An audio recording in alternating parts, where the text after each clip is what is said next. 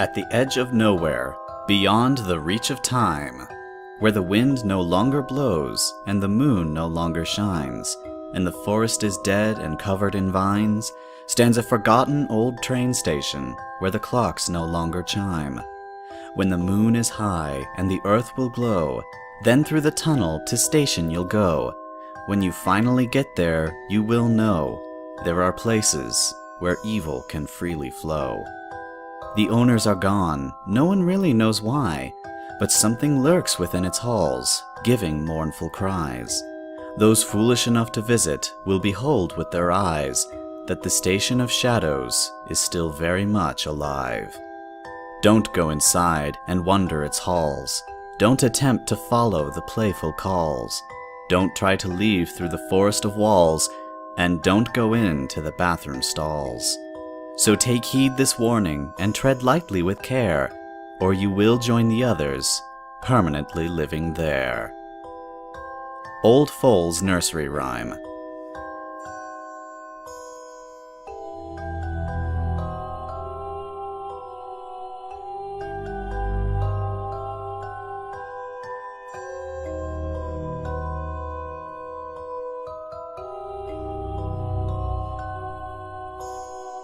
A Night at Shadow Station. Written by Mr. Nelg and read by Thornquill. Act 1, Scene 1.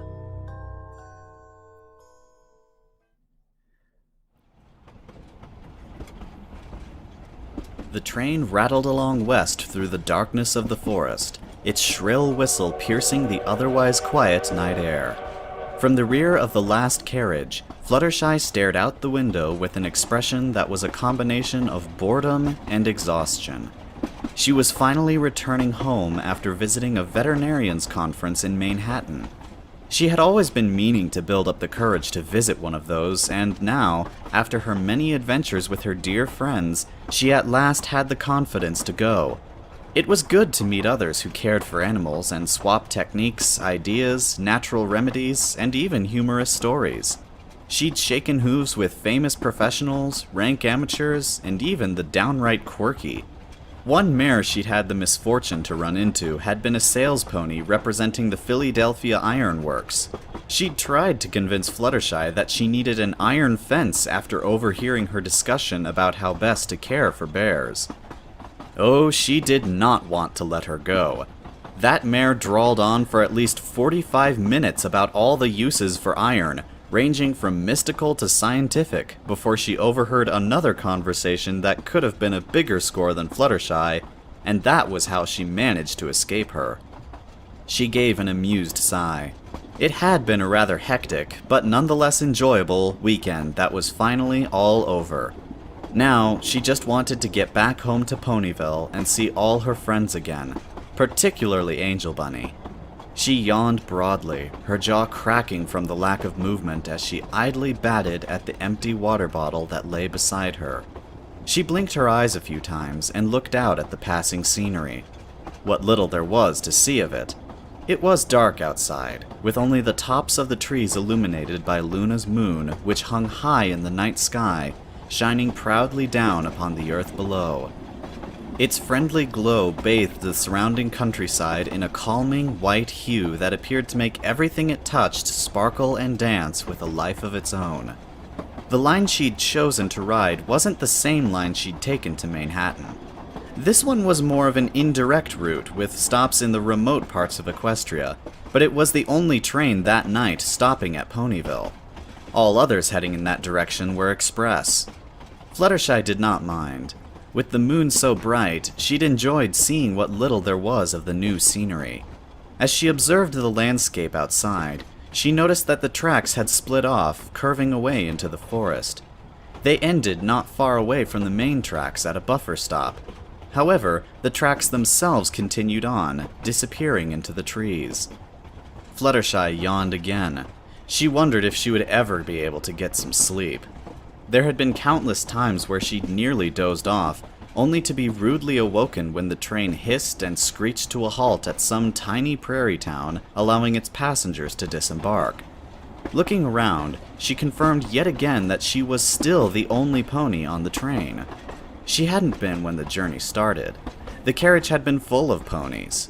As the train rattled further and further west and made stop after stop, their numbers had dwindled away until she remained the only passenger. The last stop had been a tiny little hamlet, where the station had been nothing more than a raised stone platform with a shelter, timetable board, 2 lights, and a sign that was barely visible. The last of the train's passengers, all 4 of them, had hurried onto the platform. The train didn't stop long before starting up again. At a middle-of-nowhere place like this, you were lucky if the train stopped at all. No more ponies joined her on the train. According to the map on the carriage wall, this was the last stop. It would be a clear run all the way through to Ponyville. Fluttershy knew the train wasn't going to reach the little town until sometime early in the morning. She had no idea what time it was now and wished that she'd brought a watch. At first, she had not needed it, as there were so many big clocks in Manhattan and all the train stations that it hadn't hindered her in the slightest at all. Now, the cloak of boredom was beginning to settle across her, and although being alone hadn't bothered her in the slightest, she was starting to pine for her friends again. Her eyes floated up to her overnight bag, secured up in the rope net that was the train's light baggage compartment. She had only packed the bare essentials for the trip, and had foolishly neglected to bring anything of entertainment value, like a book. For what felt like the 100th time, she wished she had not spent those extra bits, so she could have purchased that copy of Better Tree Homes and Gardens, whose cover had so tantalized her back at the Manhattan train station. She had restrained herself from spending all her money because she wanted at least a few bits so she could buy Angel Bunny a treat when she got home for being such a good boy while she was gone. Her eyes turned downwards towards the empty water bottle she had been toying with. Maybe she shouldn't have bought that bottle of spring water back at the station, but she had been very thirsty at the time, and the label had been so inviting. She glanced back out the window. Just then, the moonlit landscape outside was obscured as the train entered a dark tunnel. With nothing now to look at except the black, rocky walls outside, she turned her attention on the interior of the carriage. As her droopy eyes surveyed over the empty seats, she began to wonder if she had bought that magazine, would it be necessary now? Her mind felt sluggish from being awake all night, and she was now having trouble focusing on objects at the far end of the carriage. A third yawn escaped her mouth. Laying her head down, she curled up on the train seat. She closed her eyes yet again, and her ears began to focus on the sounds surrounding her. The train traveled over another joint in the tracks, but this time it did not jolt her eyes open. Her body started to relax as her breathing slowed down. Her mind was now solely devoted to concentrating on the noises of the train. The rhythmic clicking of the train's wheels as they regularly turned under the power of the locomotive. The soft hissing of the pistons as the wheels chugged along. The slight creaking of the light bulbs as they swung with the gentle rocking of the carriage. She sighed contentedly and never paid any attention when the lights flickered out and refused to turn back on. The darkness only made her tired body relax even more. Curled up on the train seat, she finally managed to fall into a deep, peaceful sleep.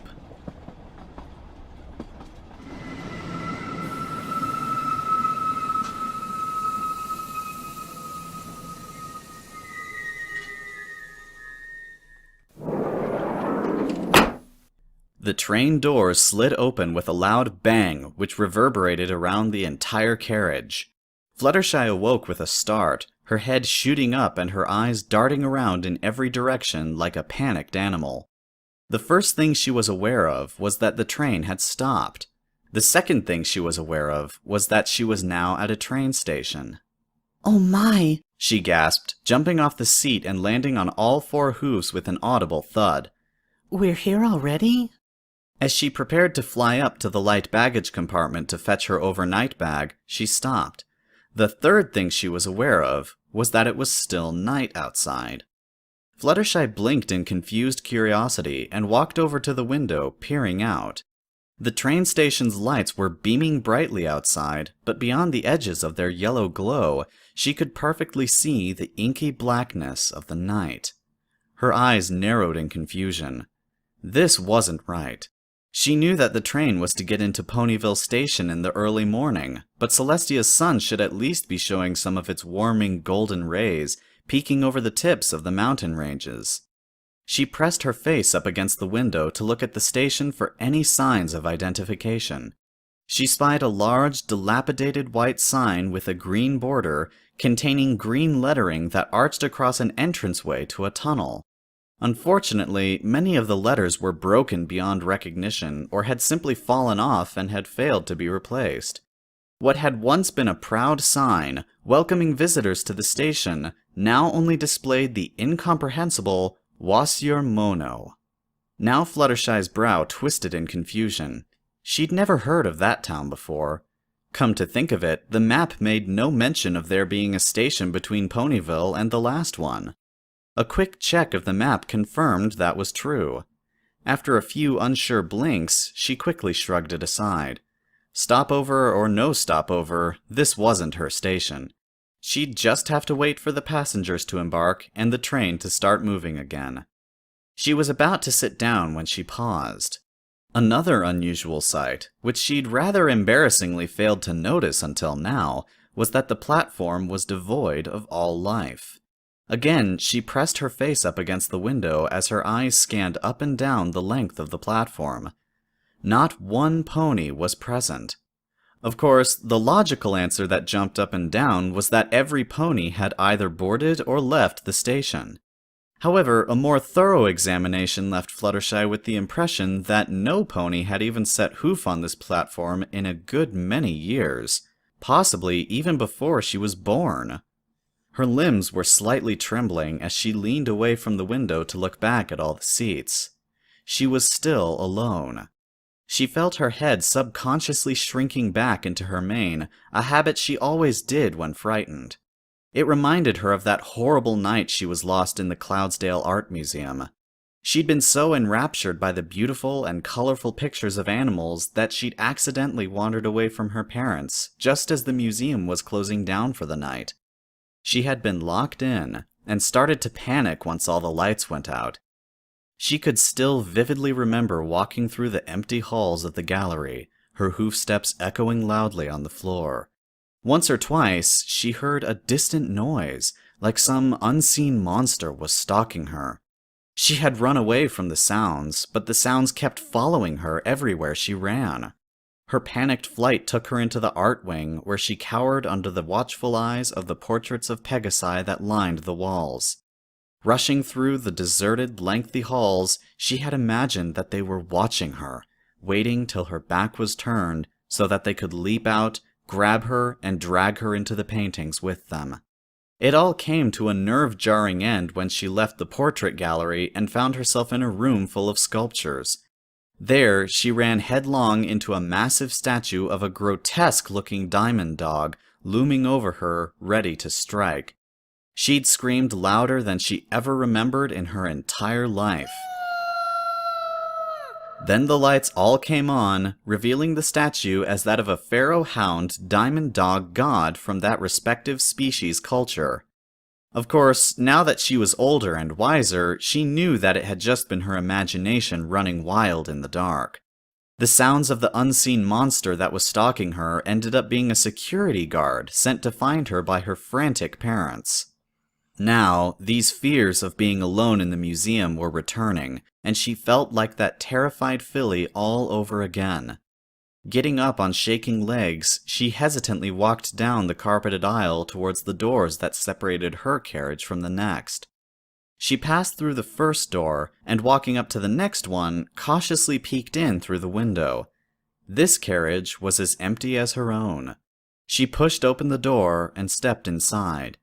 A quick survey confirmed what she'd seen from the window, that it was still empty. She walked down the aisle of the carriage towards the next one and peeked in through its window. The same empty sight greeted her. She pushed open the door and walked all the way to the end. Now she was at the very end of the train. There was nowhere left to go but either back the way she'd come or out onto the platform.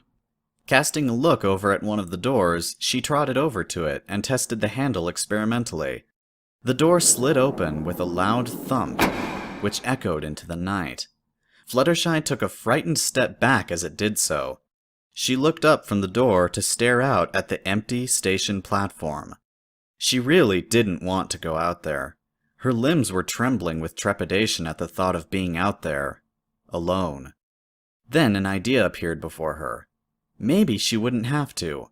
If there were some pony here, she could call out to them from the safety of the train. Swallowing the nervous lump in her throat, she slowly and cautiously stuck her head out. Just as she'd seen from the window, the platform was as deserted as the train. She tried to call out, but her jaw just worked silently. Taking a deep breath, she tried again. Hello? She nervously squeaked. Is there any pony here? Only silence responded. She looked up and down the length of the platform, spying no signs of life. She looked down at the said stone platform just before the carriage door. She wasn't going to find any pony standing here. She turned her head towards the locomotive just next to the carriage door. Surely the engineer or fireman would be able to tell her what was going on. She once more looked down at the platform. She told herself it would be all right, as the cab was just a few feet away and she wouldn't be out here very long. She took a cautious step out, testing the platform beneath her hoof. It felt solid and real. It also felt cold. Next came her other hoof, and then she was standing fully on the platform. She cast one more hopeful look down the length of the station before turning and trotting over to the cab. Excuse me, sirs? She spoke in her usual diminutive tone. I was just wondering why. Her voice trailed off just as she stuck her head into the crew compartment. It was empty. She blinked in a mixture of fear and surprise. Where was the train crew? Surely they wouldn't just abandon their train like this. They had a job to do, schedules to keep, a train to run. This just didn't make any logical sense.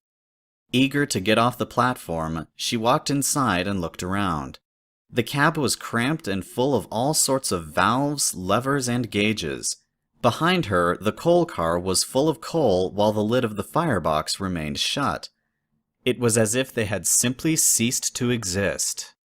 Although there were lights within, it was still too dark within the compartment for her liking. Again, Fluttershy swallowed the nervous lump in her throat, which proved a tad bit more difficult this time, and turning around, stuck her head out of the cab. This time, as she looked down the platform, she observed the train station as a whole. The actual building was two-story wooden buildings with gablet roofs joined in between by another structure with a hip roof, which served as a bridge between the back half of the two upper floors. A sloping wooden roof covered the front half. There was a chimney on the left building, and what appeared to be a water tank nestled around the side. The opposite building was identical, save for what looked like an exhaust stack protruding oddly from the building's side. A sloping wooden overhang protruded from between the first and second floor, under which hung light bulbs that now glowed a golden yellow. The whole building had once been an orange-brown color, but the paint had flecked away over the years, leaving multiple patches of the dark, black wood beneath. The tiles on the roof were old, weathered, and amazingly still in place.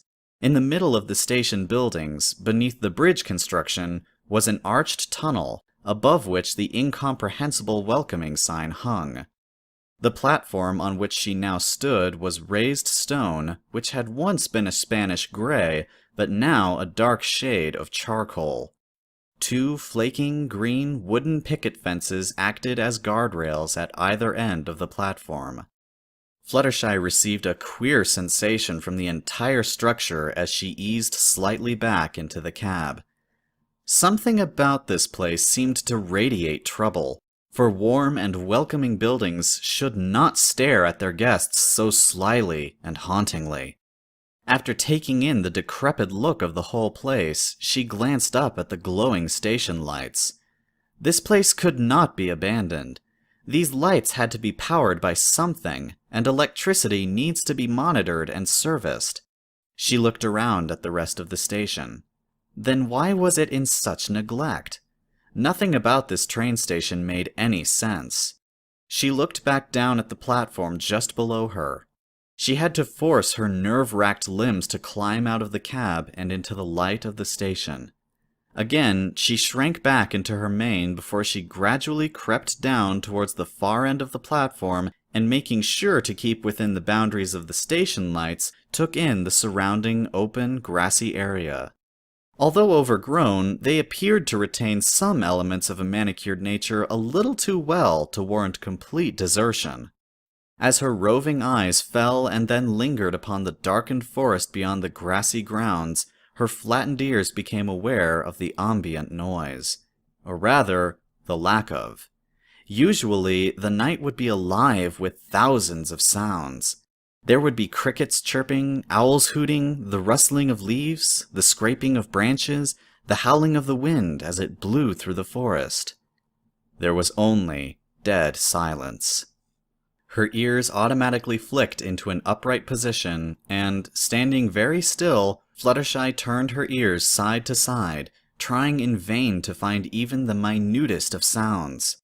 That's when her peripheral vision caught sight of another peculiar oddity, and slowly she tilted her head towards the night sky above. She could only gape in shocked disbelief at the sky above her. It was completely black. No stars, and no moon. The sky should have been alive with a swirling jumble of billions of stars in a continuous spiral of white light and crowned by the ever-present moon of Princess Luna. The sky above was just black nothingness that stretched across the heavens and beyond.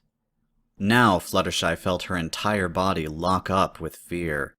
Being a Pegasus, she understood the weather as much as she understood animals. The lack of a sky above her terrified her more than that time she'd been forced to visit that dragon's cave. For what seemed like an age, she stood there, rooted to the spot and unable to budge an inch. Why was the sky gone? Where was the moon? Had the princesses abandoned Equestria?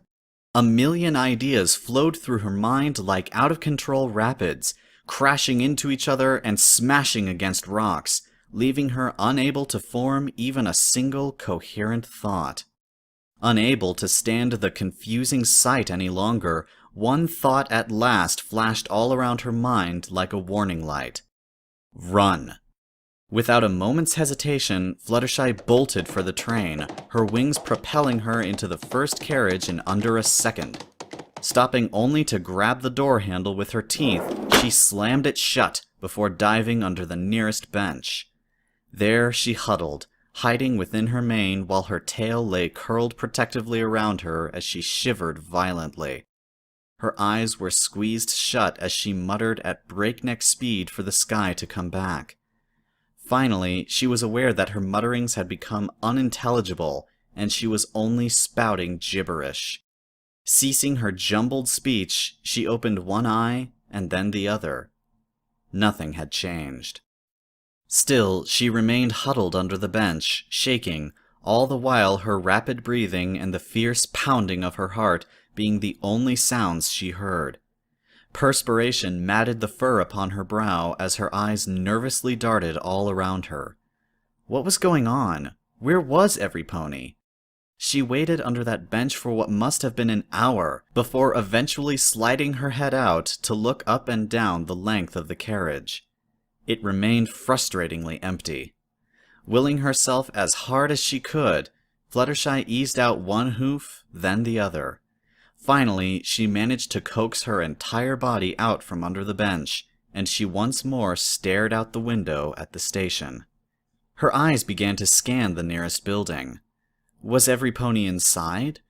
Her roving eyes fell upon the nearest window, which, although old and almost opaque with dirt, wasn't broken. The building may still be inhabited despite its general neglect. She angled her head so that she could see the night sky. Like the train carriage, it too remained devoid of life. She turned back to the window. Behind the layer of dust that coated the outside, there were no signs of light beyond, and she chewed at her lower lip in conflicted thought. Should she go out there? No, she couldn't. But what if there were ponies in that building? No, not with all the lights out. But what if they were hiding, just like she was? No, she'd have all the lights on, even if she were hiding. Dejected, Fluttershy moved away from the window and lay down on the bench, crossing her front legs and resting her head on them. I just want to go home, Fluttershy whimpered. She closed her eyes and began whispering, "Please let me go home," over and over, until it was obvious that it wasn't going to work. Once more, she rose her head to stare out the window at the train station. The darkened windows returned the stare. She angled her head to look once more at the sky. Just like the station, it remained exactly the same as before, black and empty. Why was something like this happening? She ruled out Discord, because he wouldn't be so mean as to pull a prank on her of this magnitude. Was there some new threat to Equestria?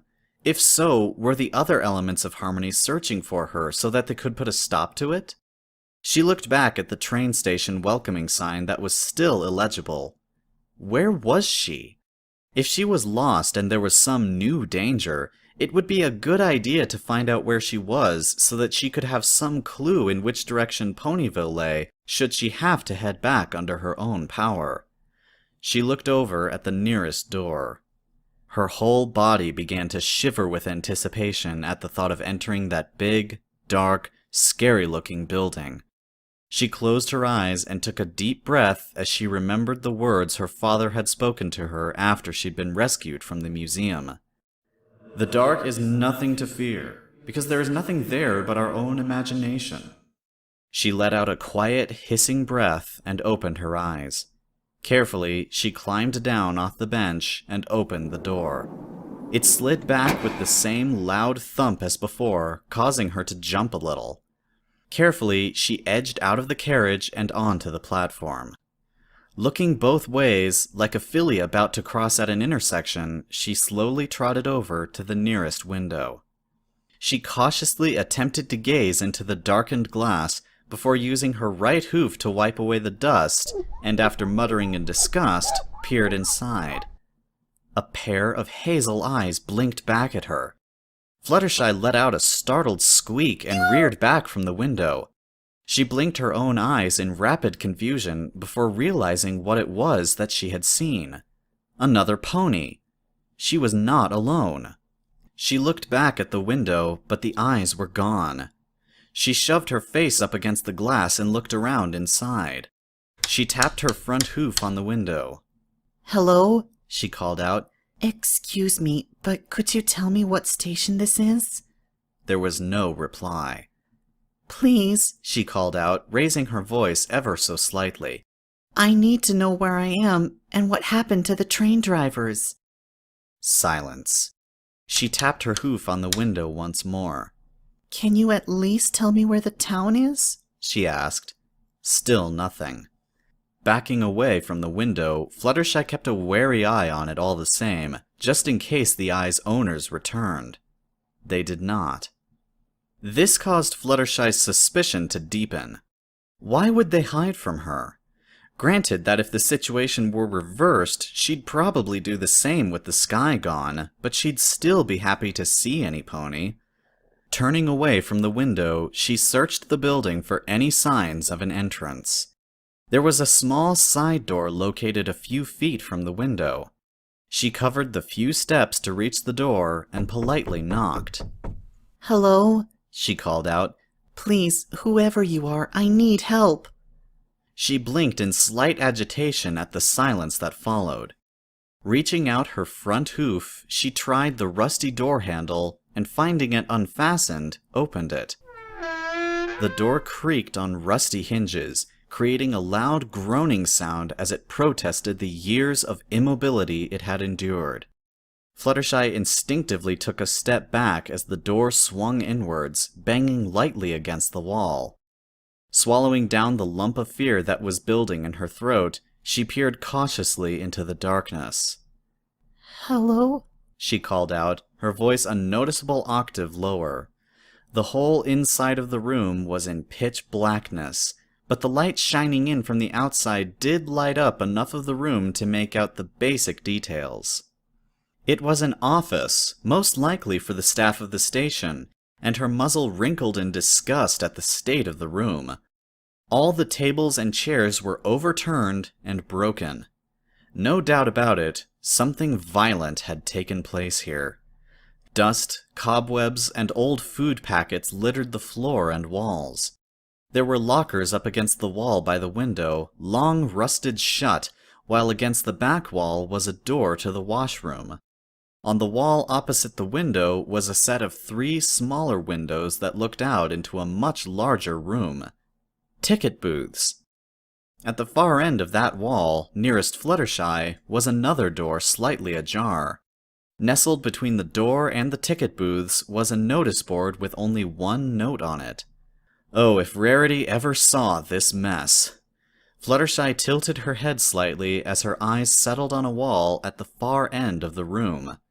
There, some pony had carved on the wall, using what could have been a knife or some other sharp object, the phrase, "Don't go in the bathroom." She cast her eyes towards the washroom right beside it. Okay. Fluttershy squeaked in reply. She turned her gaze to settle upon the door next to the warning. If the pony she'd seen through the window had been there, that is the most likely place they could have gone.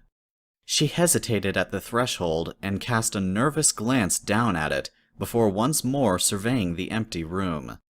In spite of the light from outside, it was uncomfortably dark, and she shivered slightly. She eyed the door at the other end of the room. If she was going to find help, she needed to go through that door. Again, she looked down at the threshold, and closing her eyes, whispered the words her father had told her about the dark, and stepped inside. The air within felt stuffy and bitter as she completely entered the room. Once again her eyes roved over the entire room, but just like the station platform, the room was empty. Building up her courage, she tried not to breathe through her nose as she carefully tread around the mess that littered the room, making her way over towards the door. Passing an old chair, which was pinned under an overturned table, Fluttershy let out a startled scream when it suddenly collapsed, allowing the table that it had been supporting to crash to the ground with a resounding bang. Her whole body jumped at least 5 feet in the air as the sound reverberated all around the room, assaulting her sensitive eardrums from every direction simultaneously. Her legs spun in the air as her wings instinctively took control and hurtled her back out the door.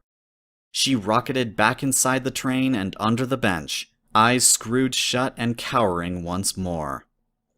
Eventually, her heart rate returned to normal, and slinking out from under the bench, peered out at the open door and the black room beyond. There's nothing but my imagination, Fluttershy squeaked as she forced herself out from under the bench and back onto the platform.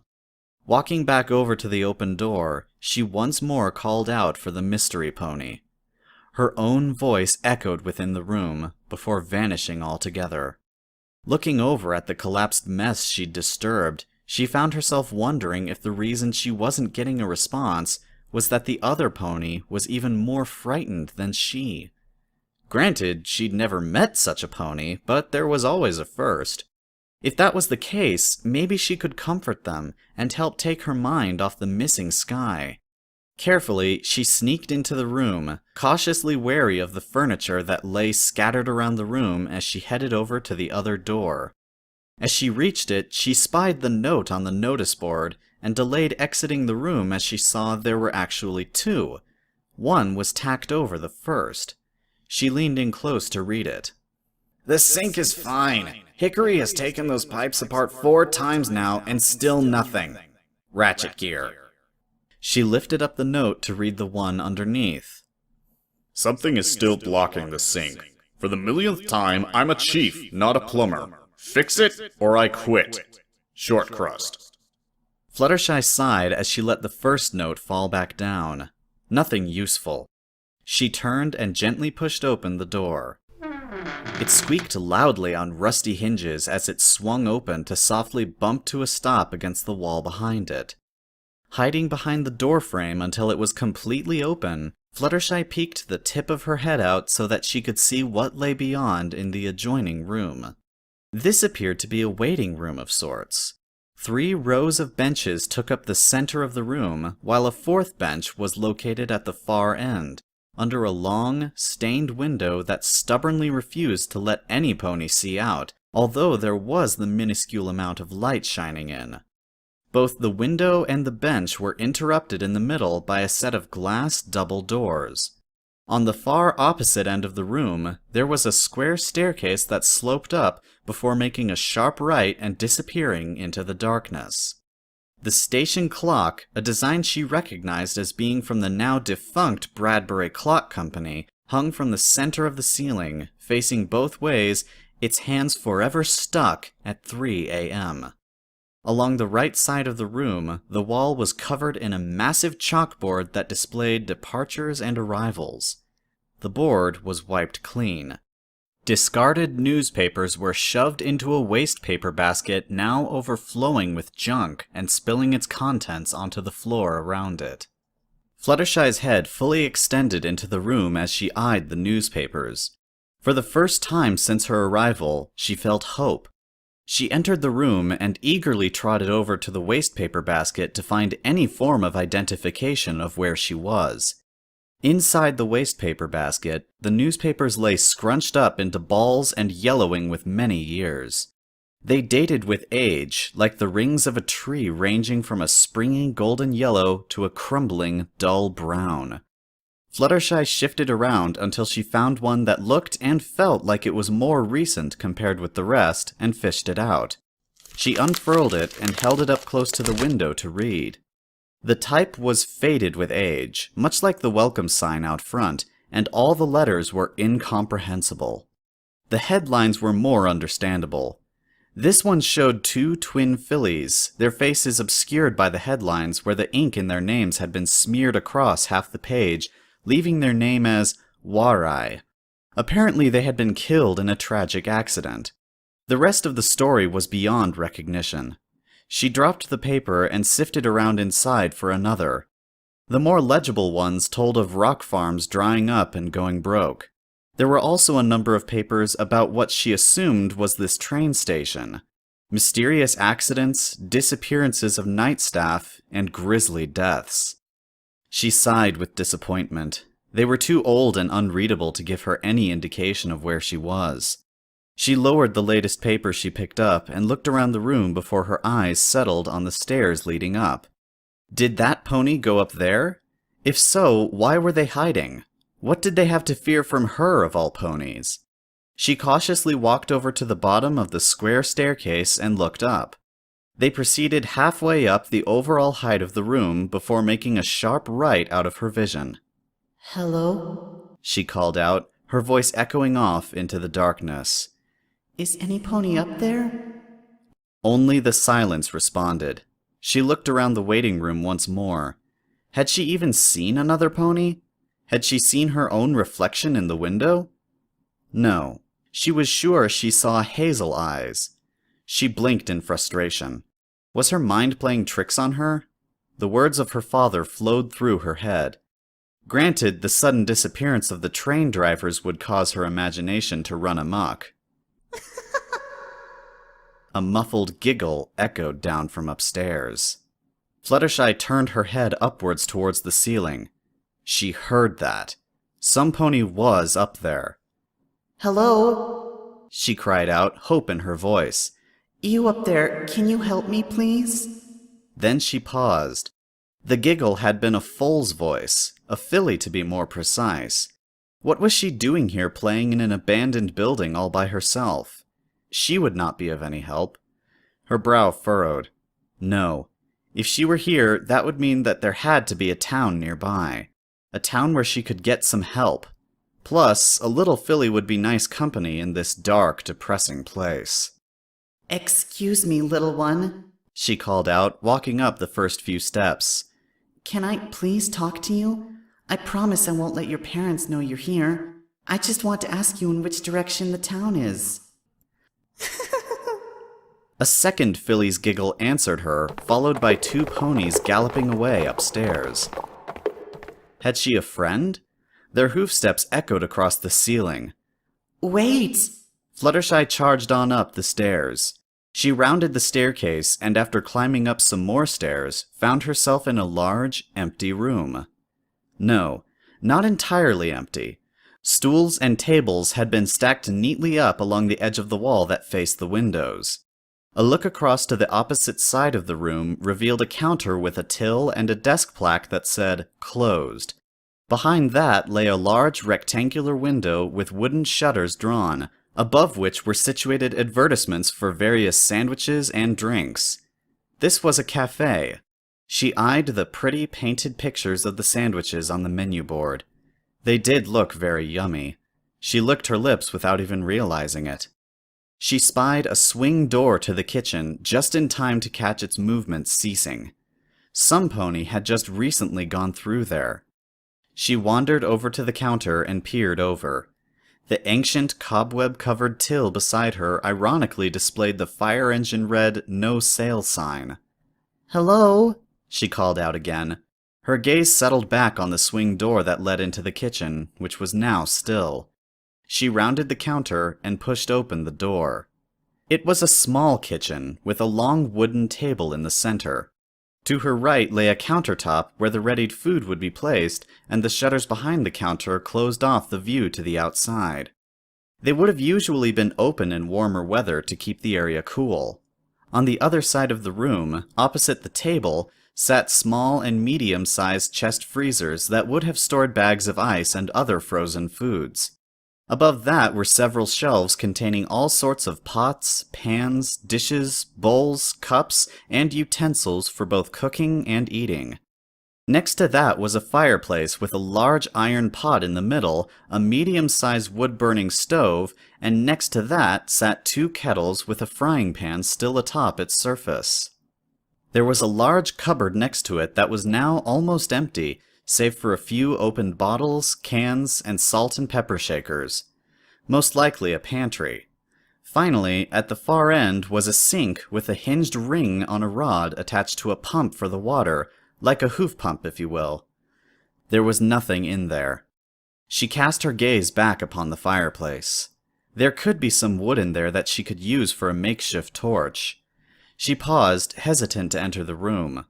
Like the rest of the building, it was dark and empty, but unlike the rest of the building, not much light made its way in here.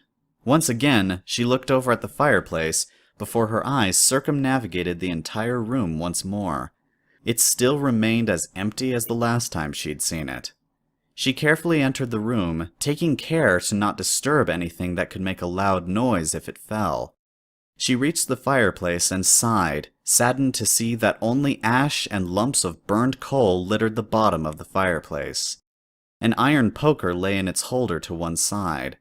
Eyeing it experimentally, she wondered if she could find some cloth, wrap it around the end, and figure out some way to light it that could suffice as a makeshift torch. Another quick survey of the room revealed no such material was available, but she would take the poker just in case she found some, and move towards the poker with her open mouth. Her head shot up at the sound that touched her ears. She looked around the empty kitchen. Nothing. She stood very still as her ears slowly swiveled from side to side. She could have sworn she heard something, like a whisper on the wind. There, her ears locked onto the sink. She fluttered over, and landing before it, peeked over the rim.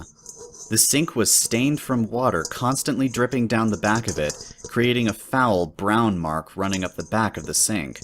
The wooden hoof pump before it provided water, and from the looks of the grime and rust around its joints, probably wouldn't even work anytime soon, let alone provide clean water.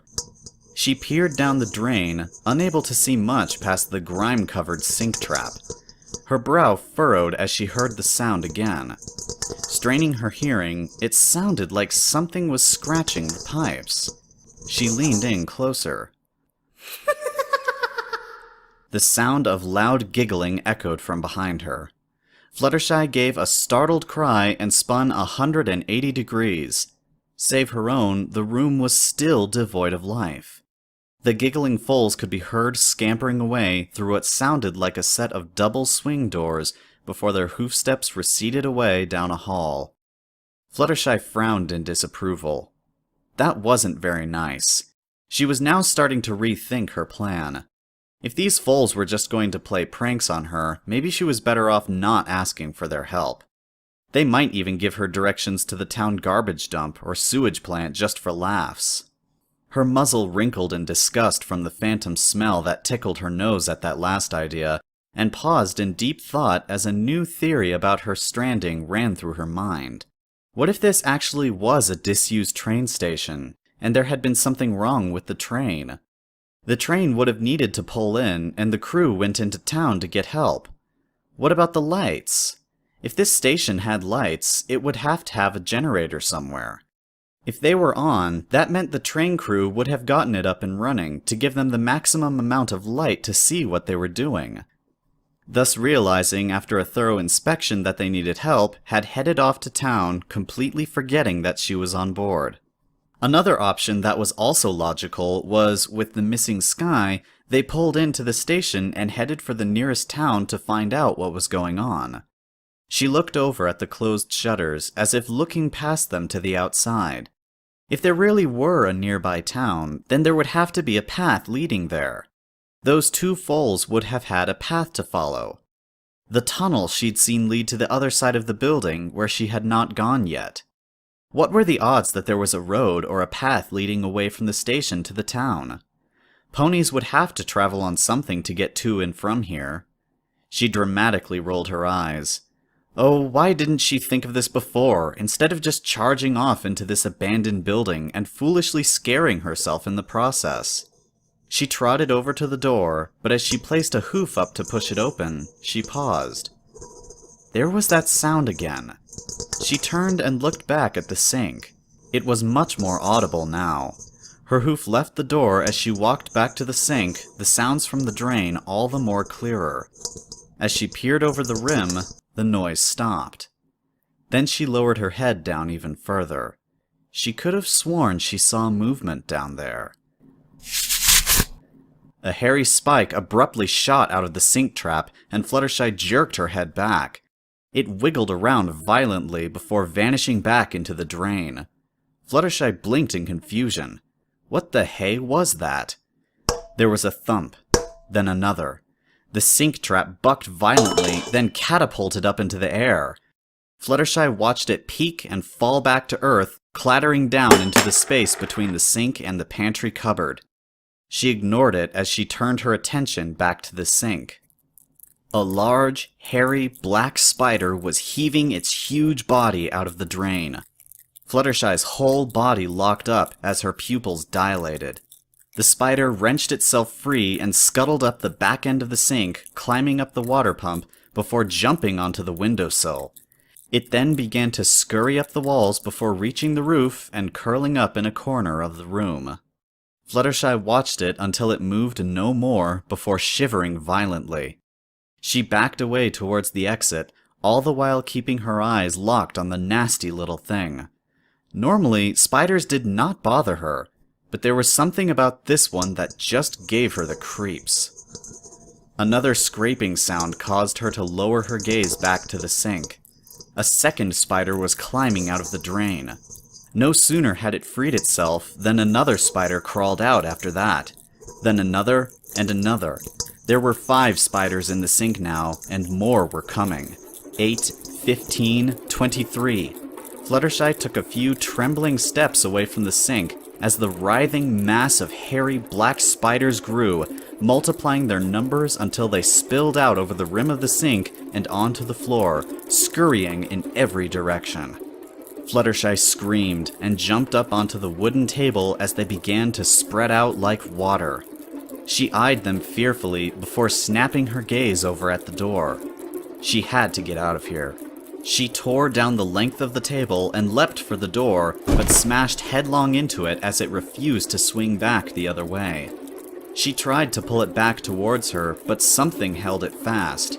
She spun around, watching as the spiders, now numbering in the hundreds, began to surge towards her as a living shadow, their little hairy legs skittering the floorboards in a chaotic rhythm.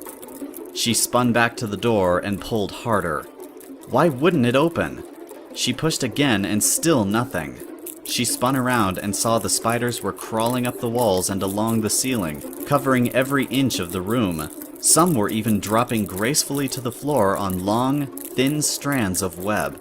Again she spun around, sweat matting her fur as she again attempted in vain to open the door. Then she paused before shooting her gaze up and across to the closed wooden shutters.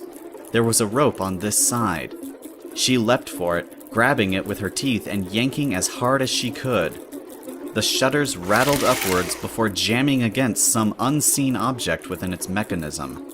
Fluttershy dropped the cord and observed. The shutters were up only halfway, but she could still squeeze her body through. 3 somethings landed in her mane and began violently struggling. Fluttershy screamed as she launched herself through the window, sliding under the shutters on her belly, out the other side and landing in a tangled heap just in front of the counter. She immediately jumped to her hooves and began batting at her mane, shrieking all the while. But there was nothing in her hair. She finally calmed down and stood still. The writhing had stopped. She collapsed to the floor, curled up in a tiny ball, and whimpering in terror. Act 1, Scene 2. She had no idea how long she lay like that for. All she remembered was being petrified and unable to move, wishing that she could get up and run back to the train. Still, no matter how much she wished, her legs wouldn't work, leaving her curled up on the floor of the cafe, shaking violently. Eventually, one eye did crack open as she peeked over at the kitchen window she'd just dived through. No spiders were coming out. In fact, no spiders could be seen. The other eye opened and she angled her head towards it. Still there were no spiders, and on top of that, no insidious sounds of hundreds of little legs were emitting from the kitchen.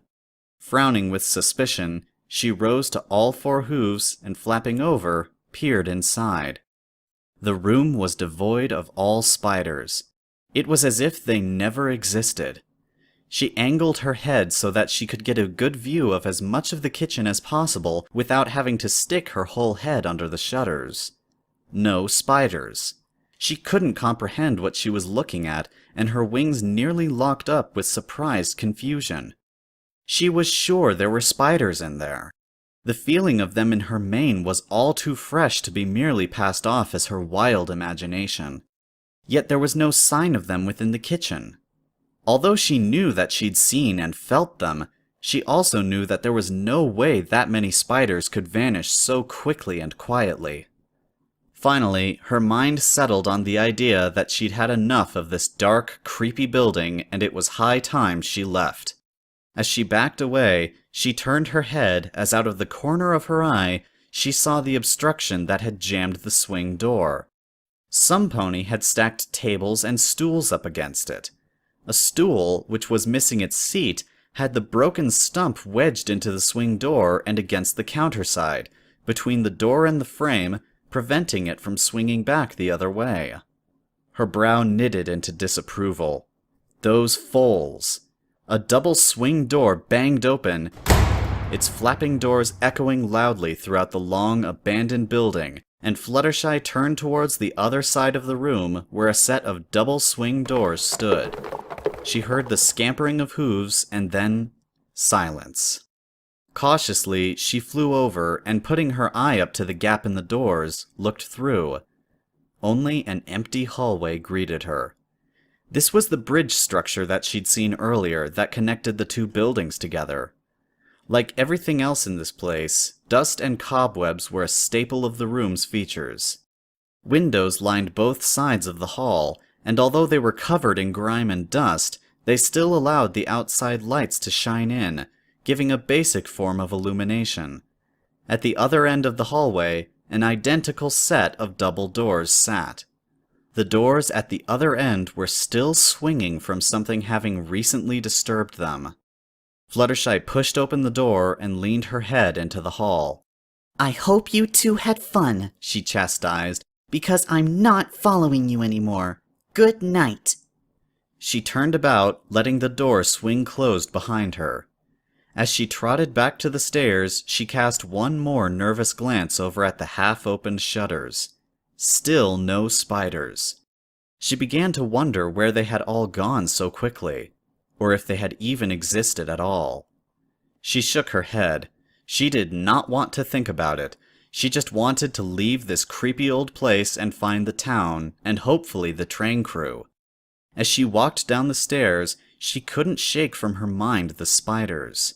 Maybe it really was her imagination, but it had just seemed so real.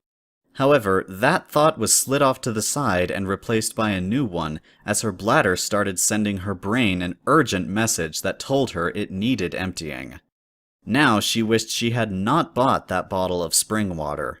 She paused halfway down the stairs as she thought about using the washroom in the staff office. As she did, the warning sign outside it floated across her mind's eye, and she shook her head. She'd just have to wait until she got to town.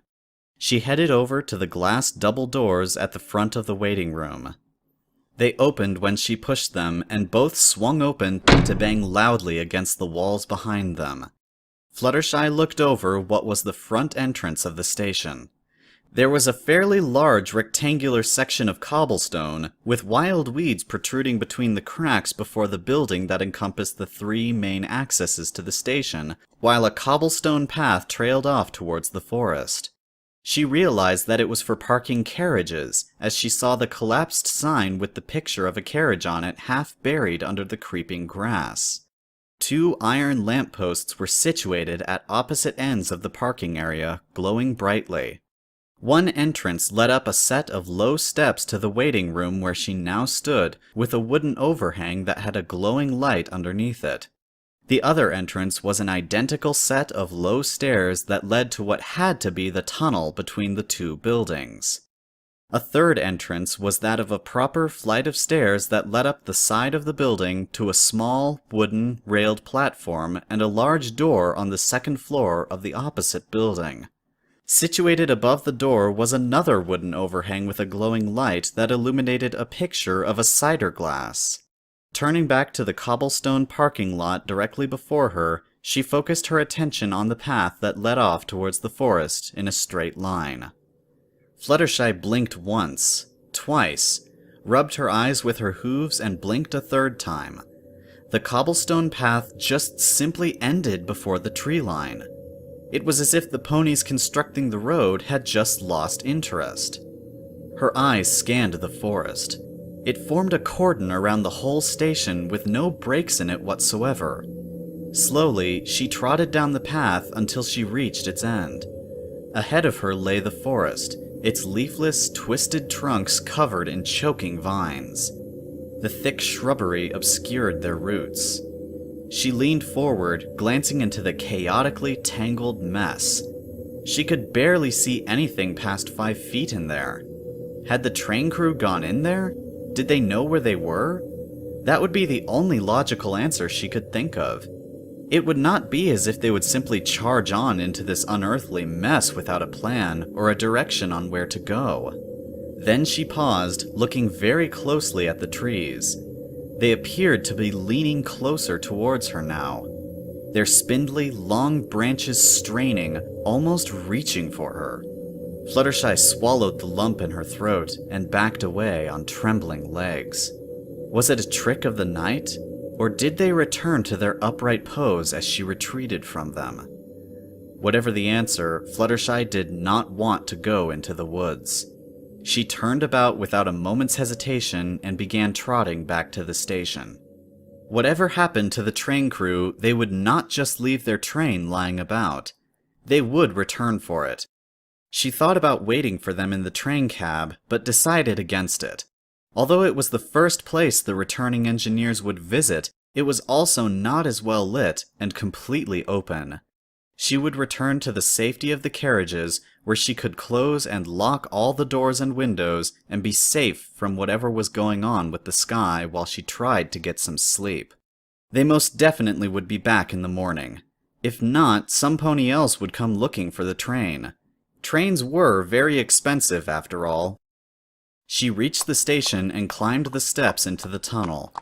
It was darker in here than anywhere else. She cringed slightly as she trotted down the empty passageway towards the platform at the other end, her hoofsteps echoing like cannon shot, blasting up and down the wooden halls. As she neared the end of the tunnel, her eyes picked up on something out of place. She stopped dead in her tracks, and then her eyes widened with fear. She gave a short gasp and galloped towards the end of the tunnel. As she exited the tunnel, she came to a screeching halt and frantically looked up and down the length of the station platform. The train was gone. Her bottom lip quivered with fear. No, this wasn't possible. When? When had the train left? She would have heard it start up. She would have heard them blow the train whistle. This just wasn't possible. Her hind legs subconsciously crossed themselves as her bladder began protesting to be relieved. Oh, not now, she whimpered in futility, her eyes still scanning the tracks, looking for some signs of what had happened to the train. What had happened? How had the train simply upped and vanished like a discarded leaf in an autumn breeze? Once again, she found her mind complaining that nothing about this station made any sense. She looked left, looked right, and still no train materialized to ease her fears. She whimpered softly as she remembered her overnight bag still aboard. It was gone, along with her gear and, worst of all, her bits. She needed those bits for Angel Bunny. Another more pressing problem began to shove its way through the queue towards the front of her mind. She needed to use the necessary. She looked over to the woods. Every time she stared into its depths, she got a deep, foreboding feeling. No way was she going in there. She looked around the building. She could just go around the corner and relieve herself, but that would be undignified of her. Her parents always told her never relieve yourself in a public place. Now she turned and cast a worried look towards the building as if staring past its walls to the washroom with its dire warning sign. She looked down the end of the station building. Well, nobody was around to see her degrade herself, except for those naughty foals. What if they surprised her with something incredibly nasty while she was doing her business? Then she stopped. A faint whisper of wind flowed up the tunnel and tickled the back of her mane. She turned, more curious than afraid. She looked back down the long, dark tunnel towards the station exit at the other end. The exit seemed somewhat more illuminated than previously. She fully turned her body to stare down its length. As she did, her eyes were drawn towards a door at the far end with a sign above it. She took a step forward. Her eyes widened with comprehension. The sign above the door was a picture of a toilet. She started down the tunnel towards the door. A place that was isolated like this would not have proper plumbing. It would have the equivalent of a pit toilet that would be cleaned regularly. She could only hope that it had been cleaned before this building was abandoned. She also made a mental note to keep all the doors propped open should some pranksters try their luck for the second time. As she approached the door to the restroom, she felt cold all of a sudden. Fluttershy ignored it as she pushed on the door with her front hoof. It was locked. Her eyes rolled in frustration. She pushed harder, and still the door refused to budge. Was this the pranksters at work? She narrowed her eyes in determination, and remembering all those times she'd watched Applejack back in the apple orchard, she turned around and, rearing up both hind legs, bucked straight out. Her back hooves connected with the wooden door, only Fluttershy had forgotten that she could not muster up much strength to break anything, and what resulted was a light tap that would barely have registered as a polite knock.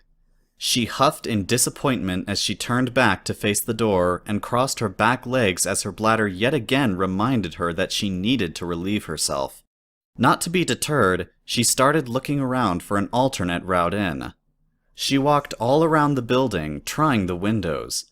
All were locked tight.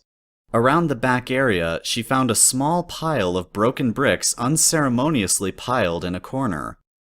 Picking up a broken half, she attempted to smash a window, but just like the door, her attempts at breaking and entering proved feeble, and the half-brick did not even touch the building before it clattered to the ground and rolled to a stop. She floated back down to earth and crossed her legs once more. Her bladder was now screaming at her. She looked off towards the tree line. Its dark silence caused her to back away with clenched teeth. She really didn't want to go and relieve herself out in those dark, spooky woods. She walked around the front again. Maybe she should just go relieve herself around the side of the building and chance being ambushed by the pranksters. When she reached the bathroom entrance, she paused in mid-step. The door was open. It was flapping on its hinges in a non-existent breeze, creaking a welcome to her. She blinked in disbelief. At first, she did not care, and she rushed for the open door. As she reached the doorframe, she came to a screeching halt. The instant she crossed the threshold, a cold sensation she'd first noticed upon approaching the door magnified itself. Her mouth opened to emit a cry of shock, but nothing came out. Instead, her lower jaw just quivered wordlessly.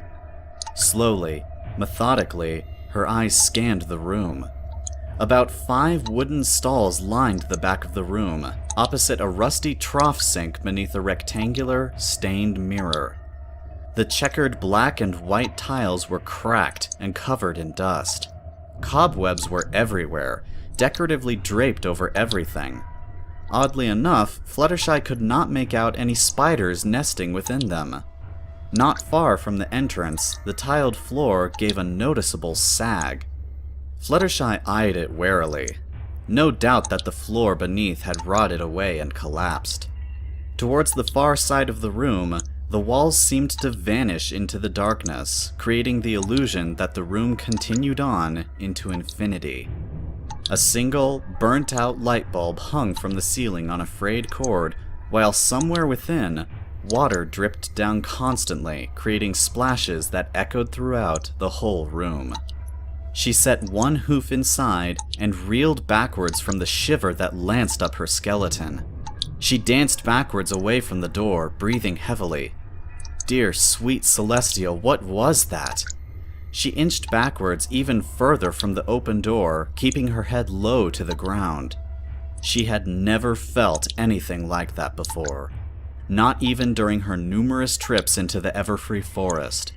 All those trips had scared her because the Everfree felt wild, chaotic, and random. This was unlike anything she had ever experienced before. This was evil, and it terrified her. She was then aware of a warm, wet feeling by her hind legs, and looking down, she gave a low whimper. She had accidentally relieved herself right there. She should have been terribly embarrassed, only the vibes from that bathroom kept her mind on track. She turned back to the open and inviting doorway. It was almost as if it were beckoning her to go inside. No, thanks, she said softly. I don't need to go anymore. Her eyes narrowed. Was that a moan? She strained her ears, not daring to move another inch closer to that open doorway. She could have sworn she heard something. Was it the wind? Her eyes darted left and right as if attempting to inspect her mane. There was no breeze. She eyed the door. It was no longer moving anymore. That was the final straw. Missing train or not, she had to leave this place. Now. Not caring the least bit about her lost overnight bag, she sprinted from the tunnel and back to the platform, her hooves beating a rapid staccato that echoed loudly up and down the seemingly cavernous hall. As she reached the exit, She dared one last shaky glance over her shoulder, just in time to witness the sinister bathroom door slowly close itself shut again. There was no doubt about it. Something had tried to lure her in. Her body went rigid with fear for a second before she turned and rushed into the station office. She was going to leave, but she had to take those 2 fillies with her. Pranksters or not, they were foals and definitely should not be left alone in an evil place like this. She was the element of kindness, after all. Ignoring her fear of the building, she galloped from the office into the waiting room and paused at the bottom of the steps. Hello? Girls! She called out up the stairs. I need you to listen to me. We have to leave this place right now. Something evil is here. Somewhere upstairs, the girls both giggled in response, their hoofsteps running across the ceiling. Fluttershy's mouth wrinkled with suppressed annoyance. Girls, listen to me, she cried out, setting one hoof on the first step. There's something evil in the bathroom of this building. It's not safe here, and you must come with me. The giggling was louder now. Fluttershy heaved a sigh of relief. They were coming. Then her brow knitted in confusion. They weren't giggling. They were laughing. She took a step backwards off the staircase as the laughing drew closer. The room was beginning to get colder now as the laughter started to ring with a sinister overtone. Fluttershy backed up towards the exit as she realized it wasn't getting closer, it was getting louder. Oh, sweet Celestia, she needed to get out of here. Her mind began turning like slow gears as the realization finally began to dawn like Celestia's sun. Unable to find the fillies, being trapped in a room with spiders, it all began falling into place. Whatever was making those sounds weren't little foals. The laughter abruptly changed into a most hideous cackle as the sound of hoofsteps stealthily coming down the stairs made themselves audible. Fluttershy arched her spine like a cat as her teeth gritted hard. They were coming for her. From around the corner in the stairs, she could make out the ever-growing shadows, slowly creeping down towards her. She spun about and fled the room, the taunting laughter ricocheting off the walls as she spilled out of the building and onto the platform, where she landed in a tangled heap. Slowly, she climbed to her feet and turned. 2 little fillies stood at the door watching her, their hazel eyes blinking with a curious expression. Both were identical twins, with a charcoal gray coat and long, straight beige manes, much like Pinkie Pie in her younger days. Both of them lacked a cutie mark, and Fluttershy just tilted her head at them in confusion. Won't you come in and play? Fluttershy realized that both of them had spoken in unison. Their voices sounded low, almost afraid, much like her own. Fluttershy squeaked. No, she said, taking a tentative step away from the 2 fillies, refusing to remove her gaze from them. Please, they pleaded. We've been alone for such a long time. Their voices were firmer this time. No, Fluttershy stated. You're trying to trick me. You're not real. At this accusation, the innocence of the 2 fillies was blown away in a sudden gust of wind that rolled down the length of the platform as a rug unfurling. Their faces grew cold and dark as their lips literally split apart to form a Glasgow grin, pulling back to show bleeding gums filled with rows of yellow, broken, and rotting teeth. Their eyes sunk back into their sockets to reveal a blackness as dark as the night sky, with only a pinprick of white iris glaring back at her. The hair from their manes grew withered and tangled, while their bodies shriveled up to skeletons with stretched skin. You're a nasty pony. Their voices echoed in a warped and impossibly deep bass tone. We don't like nasty ponies. You can play with him instead. The office door slammed shut, with a boom that made Fluttershy flatten her ears to her skull.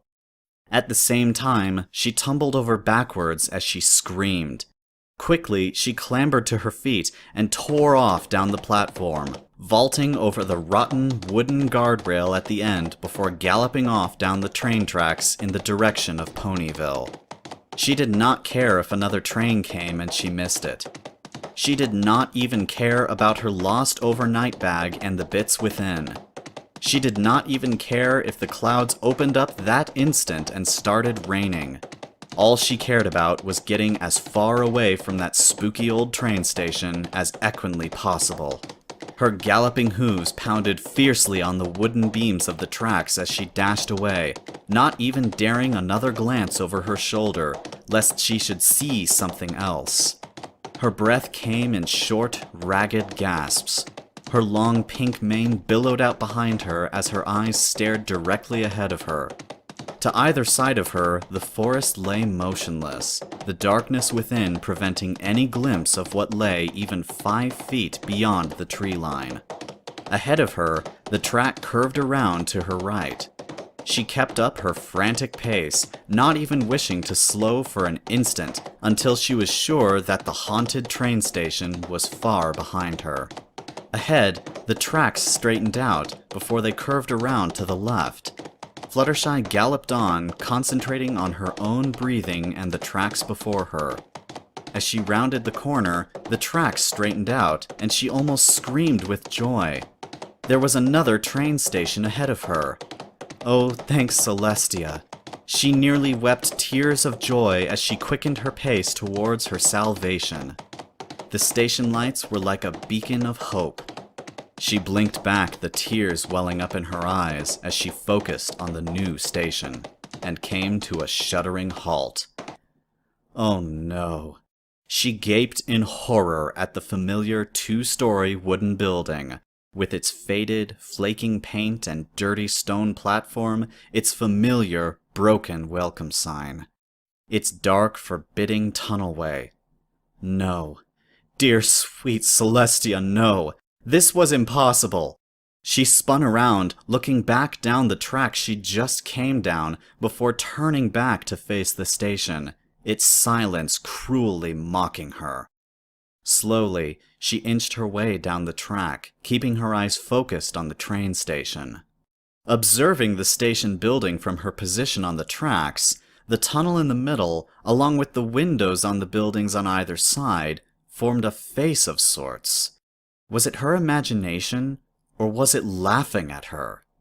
She paused in mid-step, perhaps a bit too long, as she found herself gazing into its terrifying features. At that moment, a sudden wind blew through the tunnel, howling eerily through the old structure as it gushed down the halls out onto the platform to ruffle her pink mane. She visibly shivered.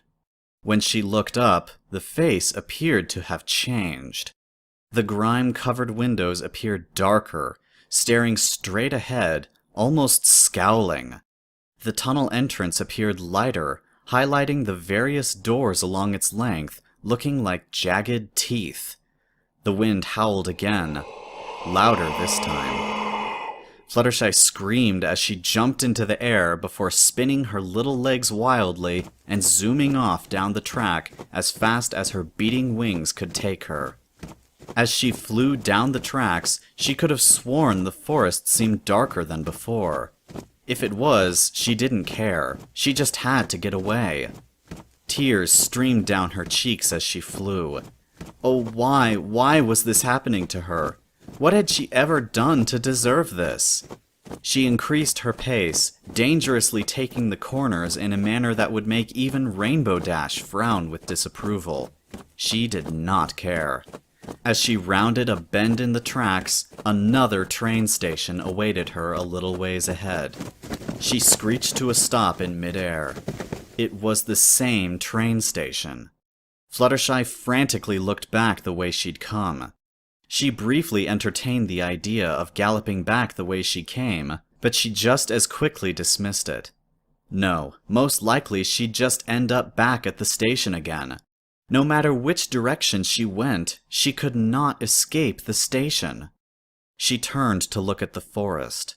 The tangled, leafless branches almost appeared to bend slightly, almost parting, as if inviting her in. She shivered so violently that her wings locked up and she landed on the tracks below. No way was she going in there. She turned back to the station before looking both ways down the tracks. No matter which direction she took, she'd end up back at the station. What could she do? She blinked in sudden realization and face-hoofed. Oh, how could she forget what she was? Crouching, she spread her wings out, gave a quick test flap, then launched herself into the air. Her wings beat just as furiously as when she'd been flying down the tracks. Up she rose, higher and higher towards the starless and moonless night sky. After she'd flown up high enough, she paused to survey the ground below. What she saw almost caused her wings to lock up again in disbelief. Below her lay the train station, surrounded by the forest. However, the tracks heading in both directions just disappeared into the blackness. So did the rest of the forest. She slowly rotated her whole body, taking in the sight below her. Like a thick fog, a wall of inky darkness ringed the forest around the train station. There would be forest and tracks, but it would abruptly end into nothingness. When she'd been running down the tracks, she'd never seen that wall of fog. She followed the wall up into the air, craning her neck even further, but there appeared to be no roof, like an invisible black bubble encasing the whole area. She blinked up at the darkness above her. How high did this extend? Only one way to find out.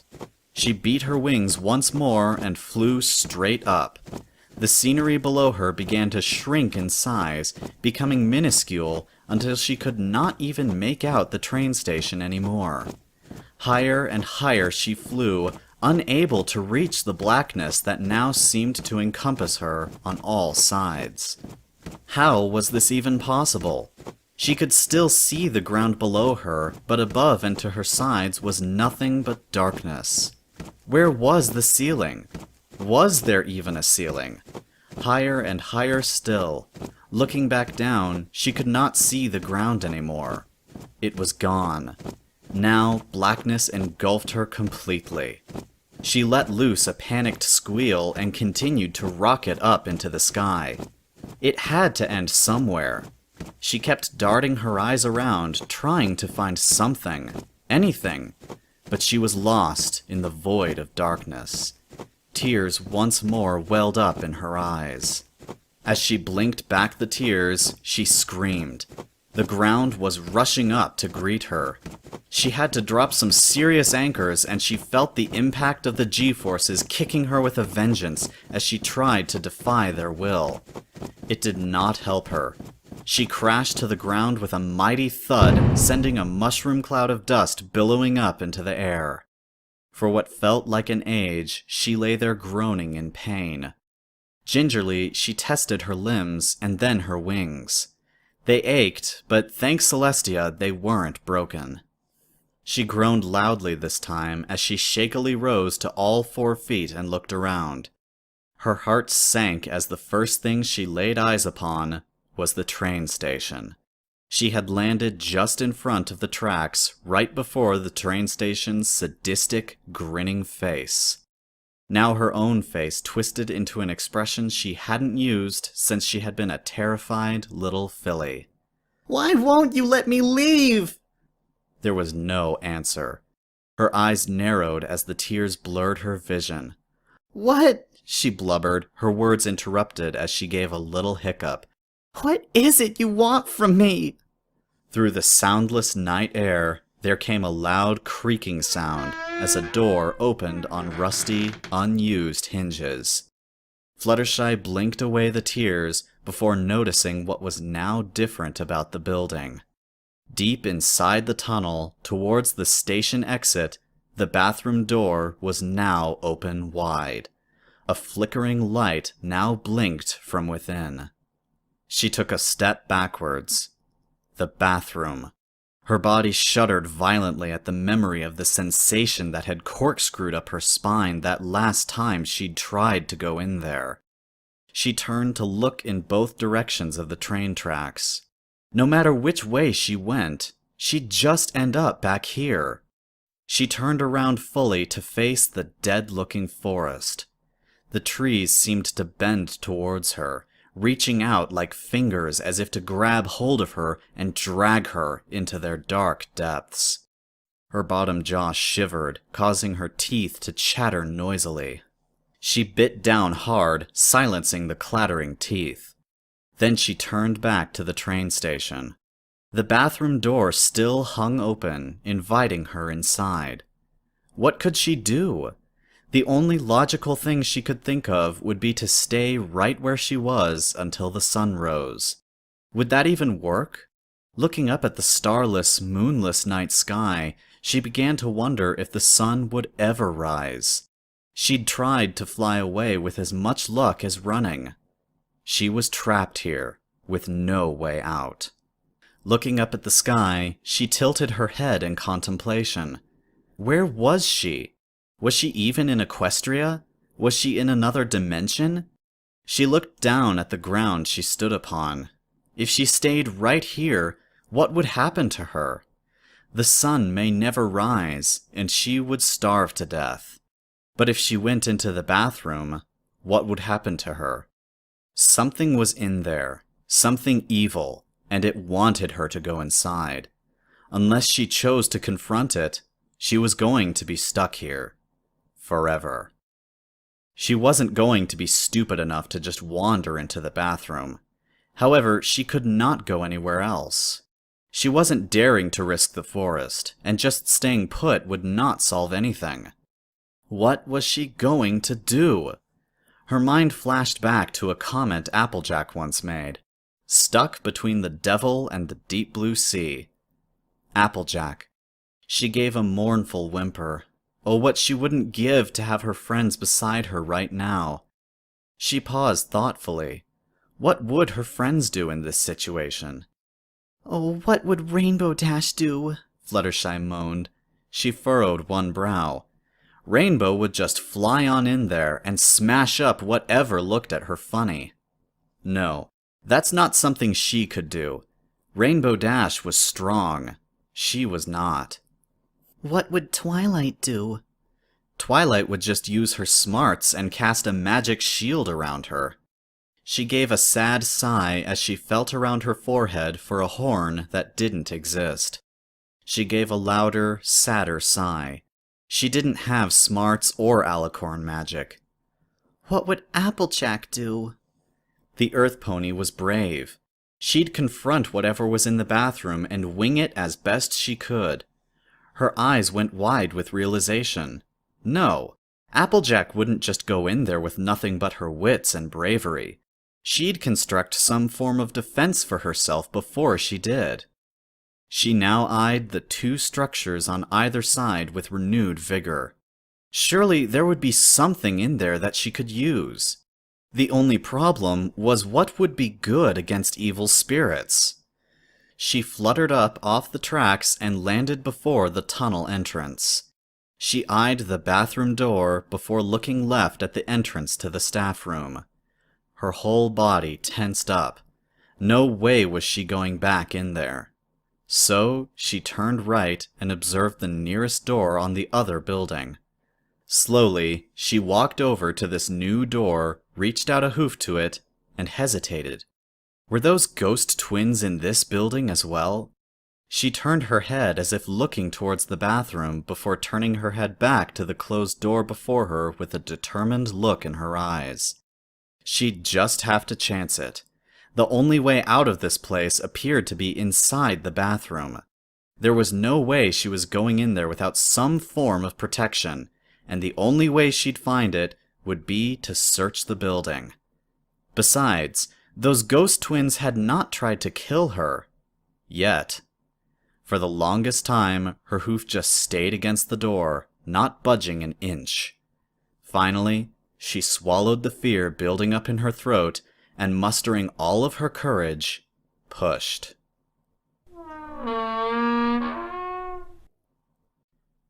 Act 2, Scene 1. The door swung open to bump against the wall inside. Fluttershy leaned forward into the darkness and looked around. The room was indeed dark, but light from the outside helped illuminate and highlight many of the room's features.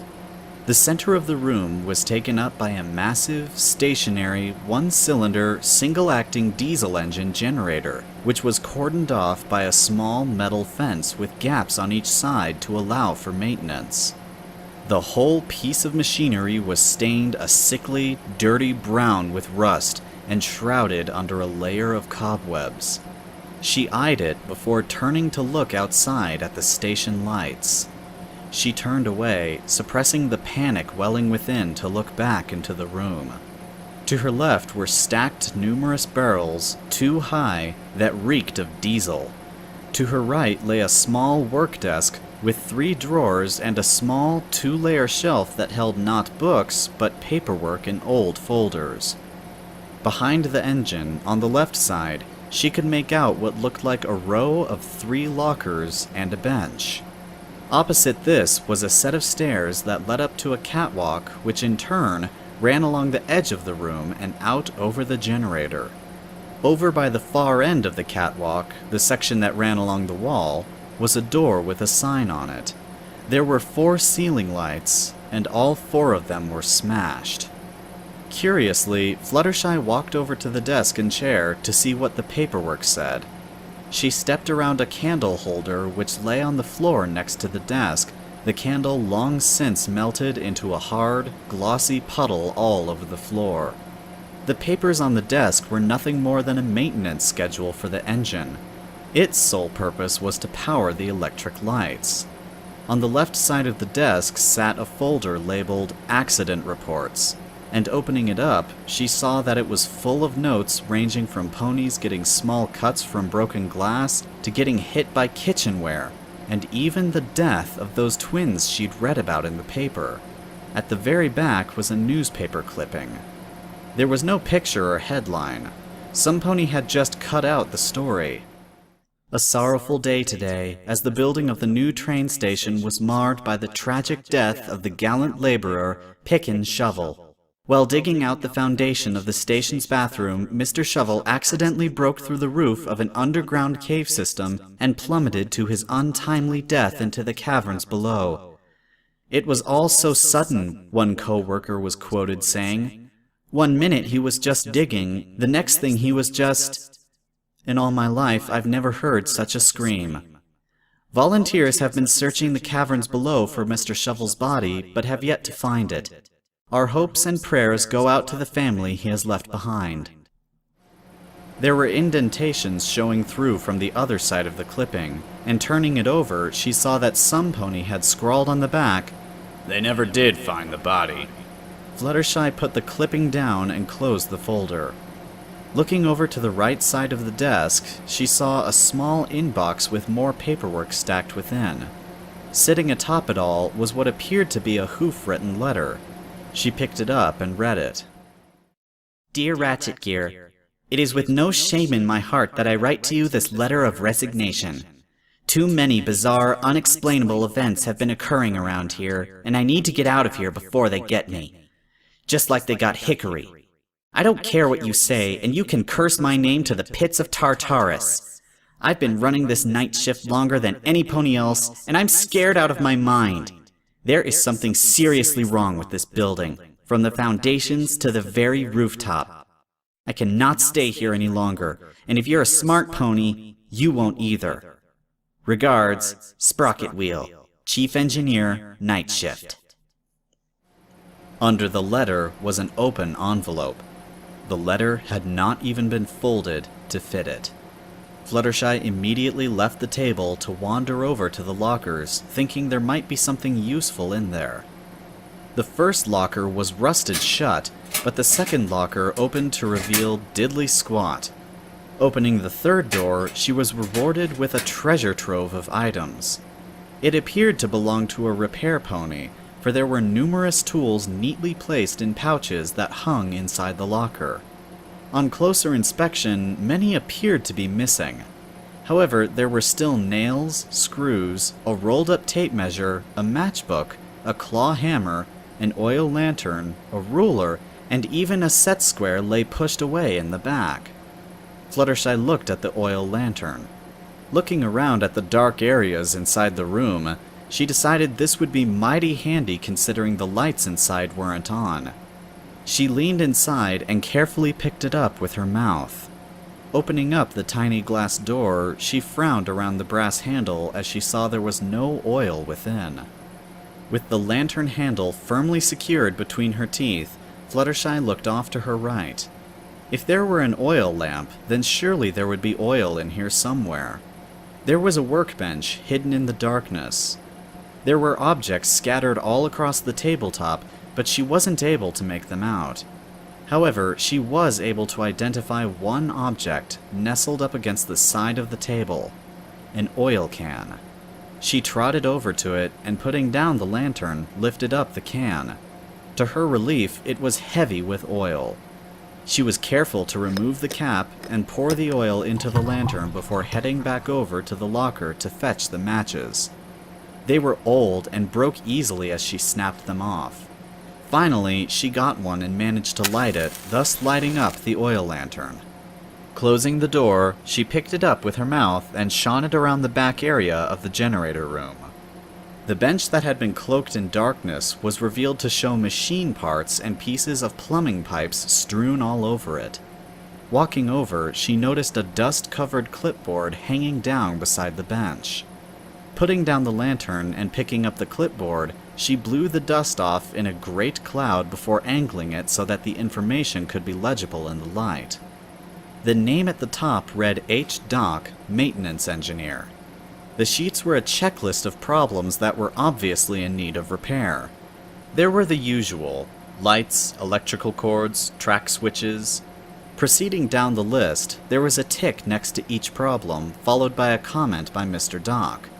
The first one was labeled Bar Room, suspected lights to be faulty. Mr. Dock had ticked it off as completed, and in the comments section wrote, "Suspect you are right." A muffled giggle escaped Fluttershy's closed lips. The rest of the comments were professional, but there was still the occasional smart aleck response as he repaired problem after problem. When she neared the bottom, the ticking and comments stopped right at the problem marked Bathroom Pipes, Possible Leakage, Constant Dripping Noise Heard. She put the checklist back on its hook and, retrieving the lantern, moved away from the bench. She was now behind the massive engine, its rusting, hulking, iron form looming over her like a mountain, engulfing her within its dark shadow. From behind, and in the dark, it looked foreboding. Fluttershy found herself staring at it a lot longer than she should have. She tilted her head slightly. There appeared to be some kind of growth attached to the back of the machine, but in the darkness she could not make out any details whatsoever. She hoisted the lantern up to bathe it in the light, but the instant she did, the growth disappeared. Fluttershy just gasped, almost dropping the lantern. Experimentally, she turned the lantern away and placed a hoof over it to block out the light. The instant she did, the growth reappeared. Only this time, it appeared to be in a different position. She quickly removed her hoof and, bringing back the light, banished the darkness once more. The growth was gone again. Cowering a little as she bent down to retrieve the lantern, she walked on, moving out into the more lit areas of the room. Darkness in this room was definitely not a place to linger long within. Ahead of her were the stairs that led up to the catwalk. Fluttershy followed it with her gaze, the lantern lighting the way. It ran along the upper back wall of the room before branching out to encompass the engine generator from above. She raised an eyebrow at the realization that it was for ponies to maintain and inspect the top section of the engine. Maybe no Pegasi worked here, or it was constructed for the Earth and Unicorn ponies. Near the top of the stairs was an exit. She climbed up the steps and walked over to the door, placing a hoof to it, and pushed. It opened with an eerie creak. Inside, the lantern revealed a narrow corridor that led down to a door that was situated on her left. On the right side of the corridor were windows showing only dust.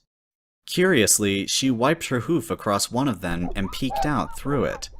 All she saw was the forest outside and the blackness beyond. She turned back and carefully walked down the hall. Reaching the door at the other end, she pushed it open. The room inside was dark, with too many shadows and unrecognizable black objects. She hoisted the lantern and shone it into the darkness. It was a bar room. She remembered seeing those stairs on the outside leading up to a sign with a cider glass on it. Looking in from the door, she was in the far upper corner of the room. To her right, which was the wall the door opened onto, was a wall with windows along it and a door at its center. To her left, at the very back, was a bar with various bottles containing Celestia only knew what on the 2 shelves. Beneath those were 4 wooden barrels with taps. The bar counter itself was of rotting, black wood, which ran across, not too far from the back wall of the room, with a break on the right side, the bar counter door in an upright position. The whole layout and construction gave Fluttershy the impression that this room had only been set up as an afterthought. As with the cafe counter, an ancient till sat on the far end of the bench, rusted with time. Numerous square stools were situated along its length, waiting patiently for a customer. The rest of the room was bare. Much like the cafe in the next building across, tables and stools were stacked up against the opposite end of the room, near the windows on either side of the door. To her immediate left stood an ancient gramophone on a small cabinet. From the ceiling above hung 4 light bulbs, now black with age, while circling the room on the walls wherever there weren't any windows, doors, or shelves, were numerous paintings. Below one of the paintings, a landscape, a tarp had puddled on the floor beside a can with no label. Directly opposite Fluttershy was a very familiar set of double swing doors. She rounded the bar counter and peered down the back section, but there was nothing back here except for what she'd seen from the door. Barrels, shelves, and bottles, all covered in dust. The underside of the counter did have sliding doors. She wandered down and peered into them. Glasses, bowls, empty bottles, and even a bucket. She looked up from the bar to survey the rest of the room. Her eyes fell upon the paintings that lined the walls. They were mostly portraits with a few landscapes. Those were also very pretty. They depicted ponies frolicking and playing in parks, the beach, and even gardens. The ponies looked like they were having a great time. Their fun was artistically captured for all eternity in the paint on the canvas. It was then that Fluttershy could feel the fur on the back of her neck standing on end. Her whole body seized up as she scanned the room. She was not alone. She observed the left side of the room. The door to the generator room still hung open. Her eyes moved to the center of the room, with the exit door directly opposite her. She looked right, towards the other wall and the swing door. Only the 2 grime-covered windows stared back at her like unwavering eyes. Slowly, her gaze slid back the other way. She could not quite put her hoof on it, but the room somehow seemed different. Her eyes came to a stop at one of the landscapes, putting the lantern down so she could get a better look at it. It was the one with the tarp and can beneath it. 4 ponies were in a park. A stallion and mare took up the lower left corner of the painting, affectionately nuzzling each other as they sat atop a red and white checkered picnic blanket. Their basket was overflowing with delicious-looking vegetables and hay. Their 2 children were in the center, playing a game involving a ball with their dog, who was poised in mid-jump. Behind them lay the rest of the park. Its neatly trimmed grass was a healthy shade of green that was interrupted by a crystal blue river that sparkled under Celestia's sun. A wooden bridge painted a light shade of red spanned the river towards the forest in the background. Fluttershy's expression grew more intense. She moved closer towards the painting. In the background, at the edge of the forest, stood a blurry figure. It was pony-shaped and stood on all fours, staring stoically off to the right at something the viewer couldn't see. Fluttershy blinked in confusion. That had not been there before. She turned to look at the other landscapes. Painting after painting revealed that they were still the same. She turned back to the new figure in the painting. It was still there. She scratched her mane in bafflement. She looked down at the tarp that had collected on the floor and the can beside it. Curiously, she lifted the lid and sniffed at it. The overpowering smell of turpentine greeted her. She whinnied as she snorted loudly, trying to rid her nostrils of the acrid stench. After a few more snorts, her nasal passages were cleared. Why would some pony leave a can of turpentine near a painting? Then realization struck her like a thunderbolt. Her eyes grew wide with panic as she eyed the tarp. It was just the right size to completely cover the painting. Her gaze shot back to the figure in the background. It was looking at her. Fluttershy went rigid. It had moved. Get out of here, The little voice in the back of her mind started whispering. She slowly bent down, never taking her eyes off the painting to retrieve her lantern. Then she rose up and started backing away. She then paused. An idea was starting to prance through her mind and smiled. It was just a painting. She moved forward, keeping her eyes locked on the figure as she once again put down the lantern and gripped the tarp with both hooves.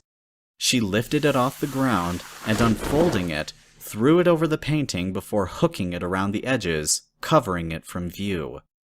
She stepped back to admire her handiwork and nearly knocked over the can of turpentine. Grunting, she moved it aside, moving it beneath the landscape painting next to her, before turning back to the other one. All she could see now was the dull, gray tarp, the outline of the painting lining its edges. Her smile turned triumphant. She may not be brave, but she was smart. She turned back to the rest of the bar room. There didn't appear to be anything in the room that she could use for defense. Well, she had the lantern, but that would only work against dark rooms, not ghosts. She turned to the swing doors. They led back to the cafe in the other building, back to those giggling fillies. Did she want to take the chance of going back there? The final image she'd seen of them briefly flickered in her mind, and she had some difficulty swallowing the lump forming in her throat. However, there could be something useful in that kitchen. Her whole body shivered violently at the memory of her last trip there, and she turned back to the bar counter. There hadn't been anything there, so she turned back to the swing door. Her gaze snapped back to the tarp-covered painting. The tarp was back on the floor, exposing the landscape to her gaze once more. Again, she found herself saddled with a lack of movement. How? That was the first thought that bellowed within her mind. She had not even heard the tarp slip off, let alone hit the ground. However, all coherent thoughts immediately derailed at seeing the painting. The figure was closer. It now stood on the opposite side of the river, right behind the two foals playing with their dog. Now that it was closer, Fluttershy could see it more clearly.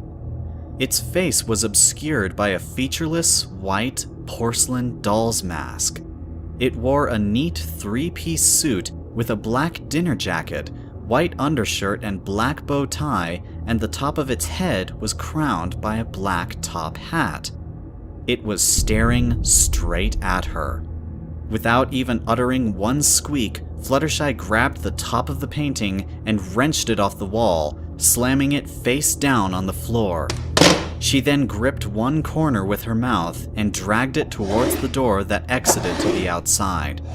This abomination was going into the forest. She placed it down and tested the handle. The door opened. She pushed it all the way and looked out at the forest. It wasn't too far a trip if she flew. Turning back, she trotted back inside. The painting was the right way up again. Now the pony was directly in the foreground, dead center between the fillies and the couple. It could have been her overactive imagination running wild, but the emotionless mask looked furious. She galloped over and, rearing up, slammed the painting face down hard. She then stomped her left hoof on it, pinning it there as she bent down and, taking her hoof off the painting, picked it up with her mouth and carried it outside. Beating her wings, she lifted herself up and gently glided over the forest.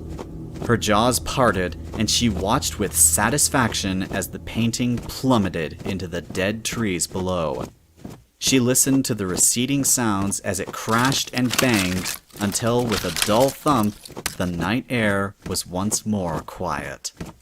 She sighed with relief as she circled around and landed at the top of the stairs. Walking inside, she closed the door behind her before turning her gaze to the rest of the paintings. None of them had changed. She walked up to the nearest landscape and scrutinized its background. No masked pony in a suit could be seen. She trotted over to the next. Again, empty. She walked over to the last and froze. Behind her, the door was open. Leaning against the doorframe was the painting, back from the forest. It even still had some vines attached to it. Fluttershy's entire body went stiff as her wings locked up. This wasn't possible. This wasn't fair. The painting kept coming back no matter what she did. What could she possibly hope to do against something like that? It was then that she saw it. Her fear melted away like butter in a hot summer's afternoon. Never taking her eyes off the painting, she slowly moved forward towards it and then stopped altogether. The masked pony was gone. She looked in the foreground, the background, even turning the painting around and flipping it back again. Nothing. She picked it up and, holding it upside down, shook it. Still nothing. Experimentally, she trotted outside and heaved it over the railing, watching as it crashed to the ground below. She stared at it, closed her eyes, and then opened them again. The painting was still there. She scratched her mane in confusion, then shrugged, turned about, and walked back inside. Then she froze halfway across the threshold. There stood something within the shadows over by the old gramophone. It stared back at her with black, empty eye holes. It stood still like a statue, not even so much as breathing. Fluttershy could not even move herself as her own breath caught in her throat. A loud vinyl scratch pierced the air like a knife all of a sudden, followed by the gentle pops and clicks of static. A pleasant sound began to fill the air. Fluttershy blinked the stupor away to realize that the gramophone was now playing. She had not even seen the needle move. Now the record spun round and round, causing the needle to bob up and down as the music played. She flicked an ear at the sounds coming from the brass tube. It was a relaxing, calming tune, like the sounds a small music box would make. The sounds were hypnotic. She felt her mind melting away into a sea of calm as her muscles relaxed. Yet she did not collapse.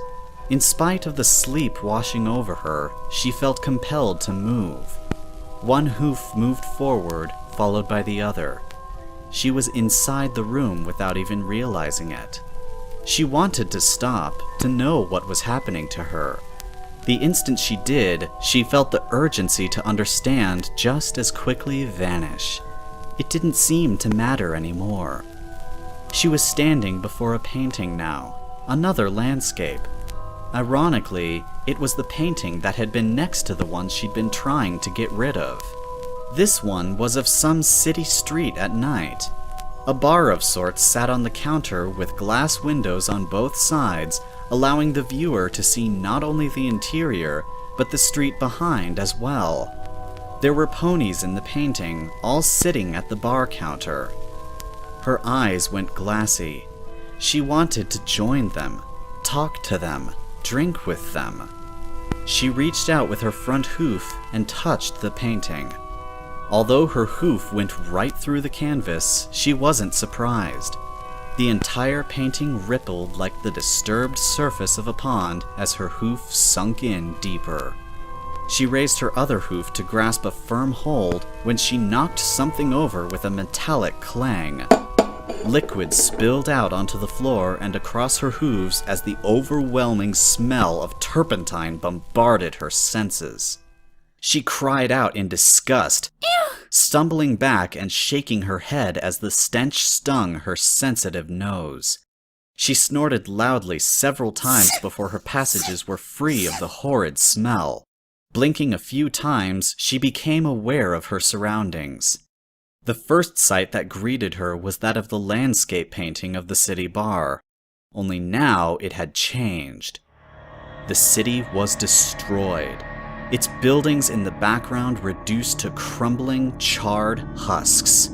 The streets were cracked and broken, with sections jutting up into the air. Tongues of flame licked out from within their depths, casting disturbing shadows of desperate hooves, reaching in vain for the surface from deep within. The bar itself was a ruin. The windows were smashed, while the ponies inside were horribly disfigured, their fur falling off, their skin rotting away to reveal muscles, eye sockets, exposed, grinning teeth, and bone beneath. Fluttershy screamed as she stumbled backwards away from the grisly sight before her.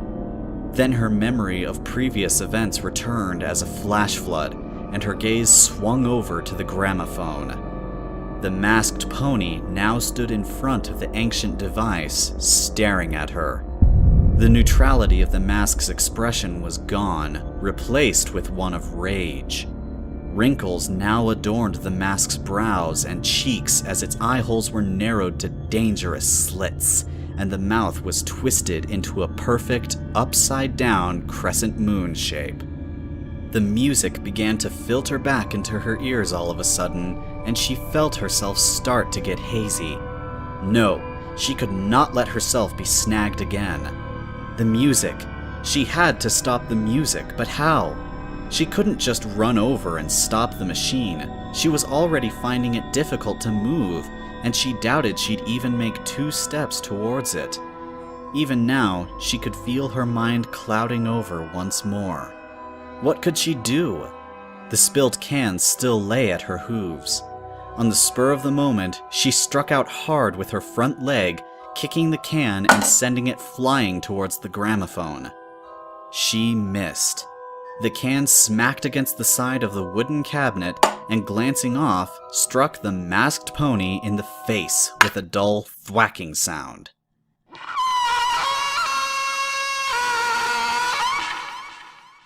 There was a loud, warped screech, like some pony harshly dragging a needle along the length of a delicate record with little regard, and Fluttershy's ears flattened back against her head. The can clattered to the floor, and she could smell the turpentine. There must have been some still left in the can, for she could see a small trail trickling out to puddle on the floor. She looked up at the masked pony and shrieked with horror. Its face was ghastly, twisted, and melted, its mouth and eyeholes drooping as the whole face sank heavily to the left. The screeching sound was now a low, agonizing groan as it seemed to stagger from some unseen weight. Before she could even twitch, the creature abruptly exploded into a tornado of swirling, jet-black paint that twisted and somersaulted through the air before corkscrewing right into the painting Fluttershy had been about to climb into. Fluttershy stumbled backwards before looking back at the painting. Nothing. The horrible funhouse mirror image she'd seen as she was about to step into it was gone. There was nothing different about it from the first time she'd seen it. The masked pony was nowhere to be found.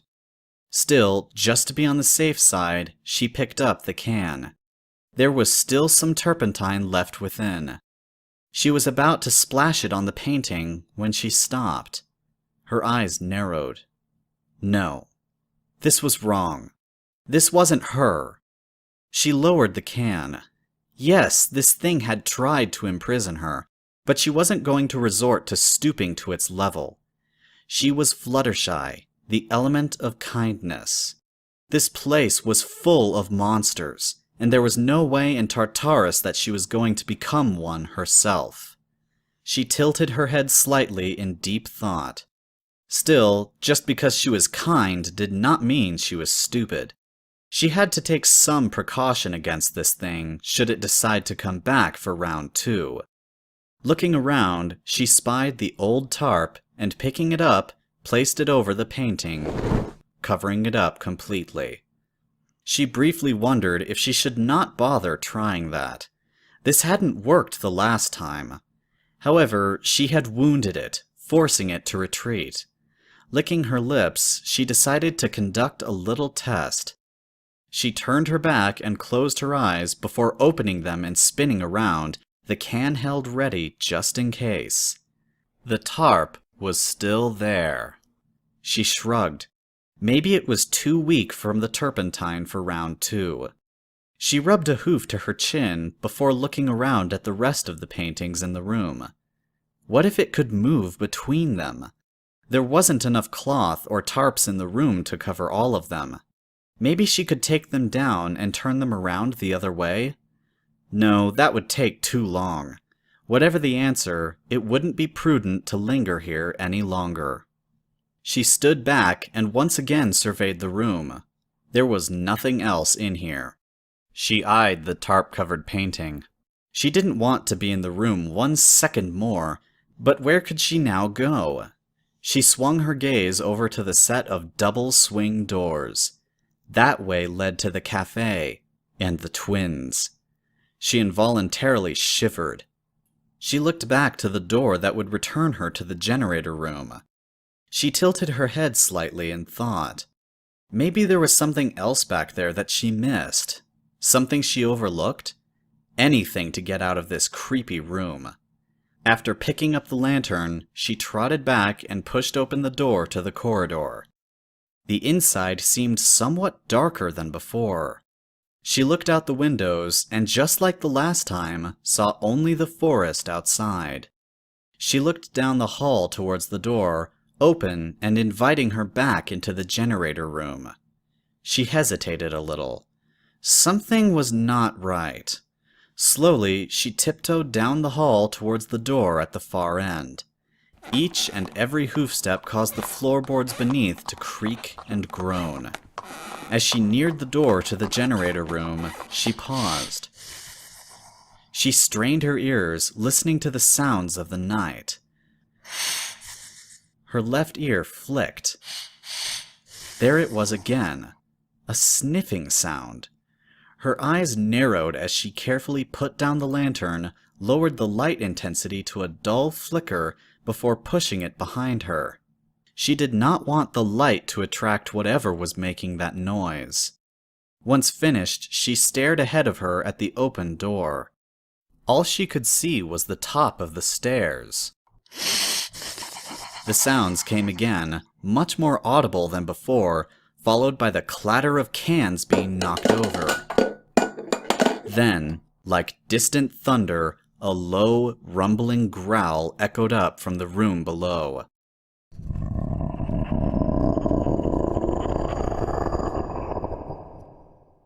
Fluttershy's bottom jaw twitched with trepidation. Something metallic crashed onto the floor, ringing loudly throughout the building. The renewed growling reverberated through the narrow corridor, almost causing it to vibrate. Fluttershy took an uneasy step backwards, almost kicking over the lantern. Through the door, she could not make out anything, as all light in the room was gone, leaving no shadows to cast. All she could make out were the various outlines of the catwalk, which shook to the sounds of something stomping, intertwined with heavy claws raking on the cement floor. Something large. The sounds grew closer as the shaking grew more intense. They paused at the bottom of the stairs, plunging the entire night into an eerie calm. Fluttershy held her breath, and her wings started twitching nervously. She tried to sink her head back into her mane, and she felt a bead of sweat trickle down the side of her face to land with a loud plop on the floor. It might well have been a cannon shot. An intense sniffing resounded from the generator room. There was a heavy footfall, followed by another and another. Ahead through the door, Fluttershy could see the catwalk beyond, trembling. Another heavy step. Another. The railings were jumping wildly from something. Something heavy was climbing up the steps. Towards her. A shrill scream shattered the night air, and it took only a few seconds to realize that it was her own. She jumped into the air, wings snapping out, and she flew down the rest of the corridor towards the open door. Reaching it, she did not wait a second longer. Grabbing the door, she slammed it shut with an almighty bang and reached down to secure the lock. Only there was none. It needed a key. Terror froze her entire body, causing her wings to lock up, and she fell back to the floor with a thud. The sounds were at the top of the stairs now. Looking up at the wooden door before her, Fluttershy did the only thing she could think of. She threw her weight against the door and dug her hind legs into the floorboards, determined to hold her ground. Then she listened. The air was silent. The noises had ceased. Carefully, she placed an ear to the door. Something scraped on the opposite side, and she jerked her head back. There was a low, insidious growl before something slammed against the door, hard. The whole frame buckled from the impact, and Fluttershy screamed again, pressing her back up against the door even harder, praying that it would hold. Again the door was struck, jarring the whole frame, bending it under the pressure. She clenched her teeth so hard she feared that they would break. A frustrated growl slid through the cracks of the door before it was hit hard all of a sudden, breaking it right at the middle. Fluttershy was sent flying backwards from the impact, her scream echoing loudly up and down the corridor. She hit the side of the walls and bounced painfully off, before landing in a tangled heap on the floor. She winced in pain as she opened her eyes to the sight of a bright, white light. The lantern. She shut her eyes again as the light stung them, but quickly pushed it to the background as she shakily rose to all four hooves and turned towards the now shattered door, ready to face her new tormentor. There was only an empty doorframe. Fluttershy's face scrunched up in confusion. She blinked a few more times, but the same empty sight was still present before her. Fluttershy stood as still as she could on her trembling legs, listening. But there was only silence. Her muzzle wrinkled with confusion. What in the name of Celestia had just happened? She strained to see the generator room beyond the doorframe, but all she could see from the light cast by the lantern was the walls of the catwalk and a few shattered ceiling lamps. She paused, her eyes floating back down to the lantern. Or rather, the dull, flickering light she reduced the flame to without having to turn it off completely. Her mind traveled back to when she'd been behind the generator, and she'd seen that obstruction in the shadows that had vanished the instant she flashed the lantern on it, only to return once she'd covered the light. Whatever that thing was, it could not exist in the light. Without taking her eyes off the doorway, She increased the brightness of the lantern before reaching to grip the handle with her teeth. Carefully, she took a step backwards. Another, then another. She was halfway down the corridor before it even registered. Quietly, she turned around and exited back into the bar room, closing the door to the corridor behind her. She muttered with frustration around the lantern handle upon finding no lock. Fluttershy quickly glanced over at the landscape painting, which, thanks Celestia, was still covered with its tarp. Another quick survey revealed no mysterious masked ponies in any other paintings. Still, she didn't stay in this room any longer. She moved the lantern so that it illuminated the swing doors which led back to the cafe. She still hadn't found anything useful in this building, and she did not want to spend another second in it. Those fillies haunted the other building. Could she risk running into them again? She cautiously walked over to the swing doors and, angling the lantern, shone it through their round windows. The hallway on the other side was empty. She could see the windows lining both sides of the hallway and the double swing doors at the other end, but that was all. Experimentally, she pushed open one of the doors and stuck her head into the hallway. Shining the lantern this way and that revealed exactly what she'd seen from the window. A loud, bellowing roar shattered the quiet. Fluttershy spun around, facing the wall at the opposite end of the room. With horror, she understood that it had come from the door that led back to the generator room. What remained of the destroyed door was shattered as a loud, rhythmic thumping began to work its way down the corridor. She could see the walls shaking from the excessive pounding as something very large crashed and banged towards the still open door that exited into the bar room. The very bar room she was inside. Panic seized her mind as she watched with wide eyes the open door, now swinging on its hinges from the vibrations that were shaking the whole room. That thing was back, and it was coming for her. Instinct took over as she swung the lantern and aimed it straight at the open door. Just as before, the crashing and banging stopped. Fluttershy smiled around the handle in her mouth. A sharp gust of wind flowed past her from behind, ruffling her whole body, causing her to shiver from the chill air as it enveloped her whole body like a breeze straight out of the icy north. Without warning, the light within the lantern suddenly flickered out, plunging the whole room into darkness. Fluttershy's whole body stiffened with fear. How had that happened? The glass door was closed. She dropped the lantern, frantically opening the door and attempting to get the light back on. The roar of triumph that followed rocked Fluttershy to her core.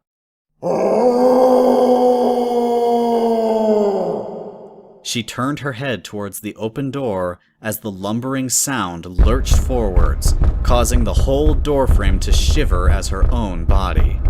Panic gripped her. She could not even move as she stood there, half crouched over the lantern, eyes locked on the ever-shaking doorframe as the growling and snarling grew louder. The hallway behind it began to grow darker, as if it were being swallowed up by the nothingness in the sky above. A low, guttural sound emitted from just beyond the doorway that caused the whole room to vibrate, rattling the lantern before heavy footfalls started forward. That seemed to wake her up from her frozen stupor. Not even uttering a sound, she spun and flung the double doors wide open before pounding down the hallway towards the identical set situated at the opposite end. Then she came to a sudden halt as she realized that she'd forgotten the lantern. However, all that was shelved in favor of another realization. The air was silent once again. There were no crashing sounds, no hideous roaring, no shaking walls. There was nothing. Standing halfway down the hallway, she listened, rewarded with no other sounds save her rapid and frightened breathing. It was as if it never existed at all. Fluttershy stopped right there as her eyes went wide with the comprehension of that last thought. Like a whisper, a faint tide of wind flowed up the hallway to ruffle the back of her mane. Behind her, she heard the swing door gently close shut, and like a switch, the soft wind was no more. For the fleetest of moments, Fluttershy could not find the means with which to breathe as she stood there in the middle of the dark corridor. Slowly, very slowly, her head turned. A shadow moved among shadows. In the dim light, Fluttershy could make out the silhouette of a small pony, a foal, now standing motionless before the door behind her. Welcome back. Echoed a filly's voice in the darkness. We have missed you. Act 2, Scene 2. Fluttershy spun back to face the door to the cafe. The other filly stood before it now. Fluttershy turned from one foal to the other, unsure of how to react. We were so hoping that you would come back. The filly before the barroom door said happily. He always takes our new friends away, The other said. Fluttershy turned from one to the other again. The filly before the cafe door was slowly trotting towards her. She turned to face the other one, who was likewise edging uncomfortably close. Who is he? Fluttershy squeaked, taking a step away from the nearest filly, trying to keep as far away from them as possible. He who has no name. The filly by the barroom said. He has been here for a long time. The other answered. A really long time. They were much closer now, their little hooves creaking on the wooden floor. He was so kind. He let us play here after our accident. It was sad. Very sad. They momentarily paused in their advance on Fluttershy. The one by the cafe door suddenly brightened. But it's okay. He taught us new games. Fun games. The other was now only a few feet away. We played with others. but he would not let us finish our games. Both fillies pouted. He can be so mean some of the times. You're the first friend we've had to play with in a long time. A very long time. The entire hallway was getting darker now. The light from outside appeared to be dimming. Fluttershy could now only discern the outlines of the two fillies, who were now only centimeters away. Fluttershy's breathing was starting to gain more and more speed. Sweat was starting to mat the fur upon her brow as her whole body was now visibly shaking with fear. What could she do? She had no weapons, no defense. Inches away from her, they paused. She turned from one to the other in rapid succession, her paced breathing now the only sound in the hallway. Their eyes became luminescent, which in turn highlighted their wicked, stretched smiles full of decaying teeth. Fluttershy was frozen in terror on the spot, caught in mid-breath and unable to move, her eyes locked on the horrifying image before her. The thing's ghastly grins grew wider still. You look unhappy. It said, the voice warped like before. You know what would make you happy? The other one's broken voice appeared right behind her left ear, tickling the fur around its base. A nice, big smile. Something kicked Fluttershy from behind, hard. She screamed as she sailed through the air, slamming into the set of swing doors to bounce and roll to a stop against the wall of the cafe. She groaned, shakily raising herself to all four hooves. Her attention was drawn to the swing doors as both of them were thrown open. The hideous laughter of the twins ricocheted all around the room. at such volumes that caused Fluttershy to cover her ears. However, the twins themselves were nowhere to be seen. Their voices appeared to be coming from every direction simultaneously, mocking her with their baleful cackling. After a foolish few hesitant seconds, she bolted for the stairs. Something grabbed her hind legs, pulling them out from under her. Fluttershy fell to the ground, banging her jaw painfully. She wasn't given any time to recover. An invisible force grabbed her front legs, pulling them out, stretching her as another pulled from behind. Then, she was lifted into the air and flung once more across the room. She hit the countertop, bounced and rolled, her wings painfully taking the brunt of the throw as she hit something wooden and stopped. Fluttershy's groan of pain resounded all around as she opened her eyes to look up at the ceiling. Her whole body stiffened as she slowly rotated her gaze around the room. She was back in the kitchen, laying on top of the wooden kitchen bench. Immediately, her eyes locked on the kitchen sink, but no spiders were visible. Something grabbed her front legs again and stretched her body flat along the bench while her hind legs were simultaneously yanked in the opposite direction. She was now pinned down upon the bench, pinned as a moth on a collection board. The insidious giggling filled the room. You need to smile. Fluttershy spun her head to her legs, where one of the grinning fillies stood, pinning them with her front hooves. She tried to yank her legs free, but the filly held them in place with supernatural strength. Like all good friends.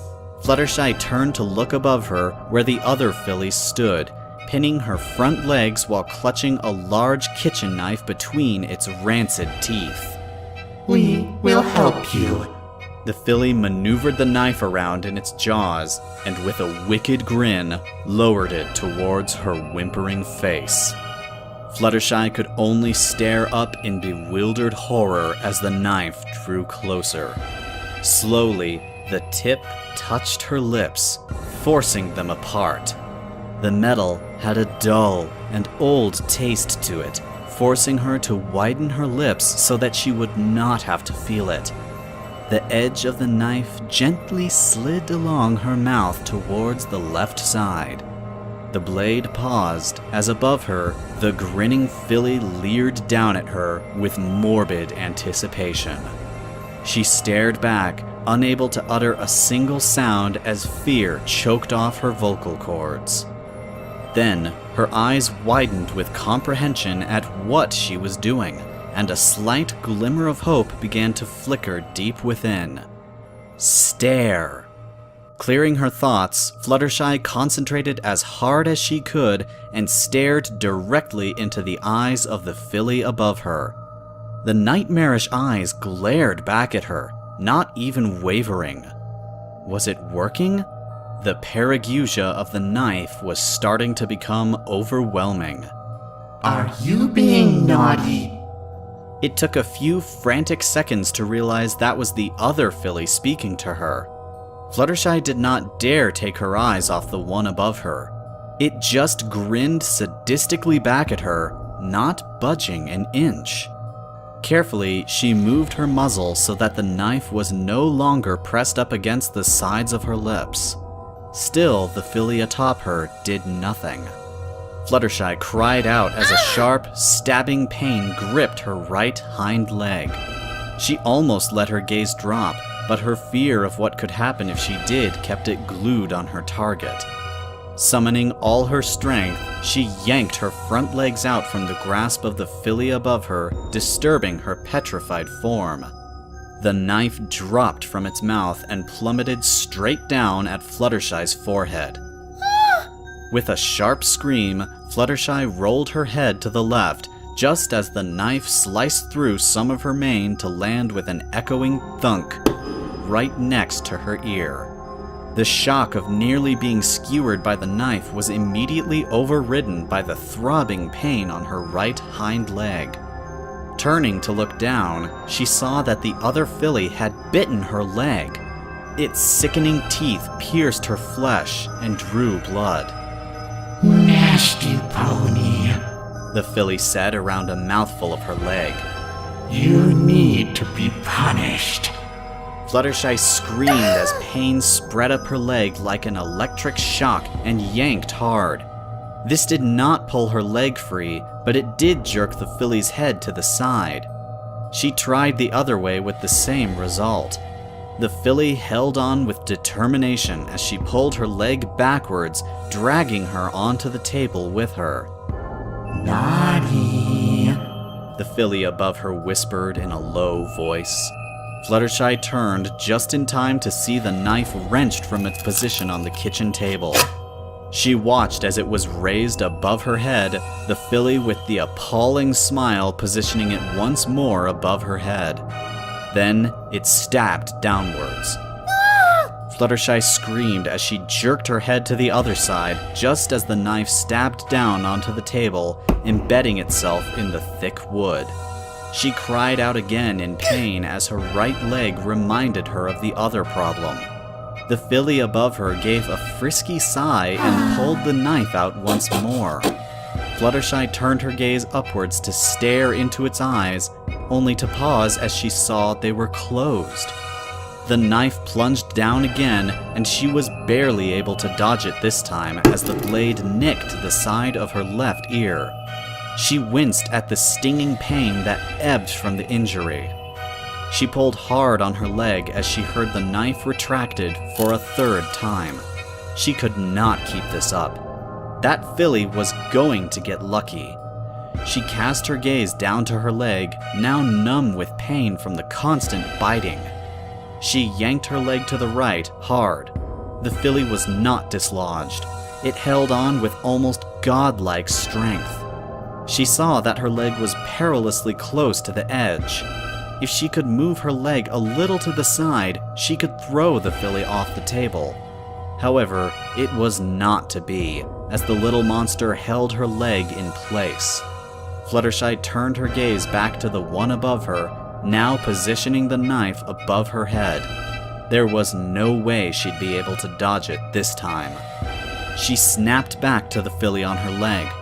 She was drooling with anticipation for the fatal strike that would come. Fluttershy's eyes widened as she realized that this filly's eyes were open. She had to be quick. She stared directly into her eyes, and without even waiting, she yanked her leg hard. The filly tumbled over the side. However, its mouth was still gripping Fluttershy's leg, so as it went over, it pulled her with it. The knife came down, once more striking wood and slicing through her mane as Fluttershy was dragged over the side of the table to land in a tangled heap on the floor. Her whole body ached. Her wings were sore. Her leg throbbed. She pulled the offended leg up to feel the wound. Tiny little red holes pockmarked her leg, matting the fur. Thankfully, it wasn't bleeding uncontrollably. Then her eyes widened as she realized that the filly had let go. She then darted her gaze around before settling on the table side directly above her. The grinning filly with the knife glared down at her. Another sound caused her to divert her gaze towards the floor in front of her. The filly who had bitten her leg was grinning maniacally at her as it began trotting forwards. She looked up at the filly with the knife. For the moment, that one was her priority, as it was armed. It was now climbing over the table edge towards her. Fluttershy squeaked loudly as she skittered backwards, just as the filly leapt from the table to land on the floor. She angled the knife around so that it was sideways in her mouth. Fluttershy edged backwards as they crept forwards, her injured leg causing her to limp slightly. You've been a bad pony, the nearest one said around the knife in its mouth. You must be punished, the other finished, leering over its twin's shoulders. Let's take away those nasty eyes of yours. Their hideous giggling vibrated all around the room, causing a few loose items to rattle. Fluttershy continued backing away. Her injured leg struck something with a metallic feel, and she turned as the iron poker clattered down behind her. She gasped as she realized that she'd taken her gaze off the two fillies. She spun back just in time to see them charging towards her, eyes closed. She tried to scream, but the sound caught in her throat. She couldn't use the stare on them. The nearest one readied the knife as its position was switched to point straight out towards her as a lance. The poker was in Fluttershy's peripheral vision.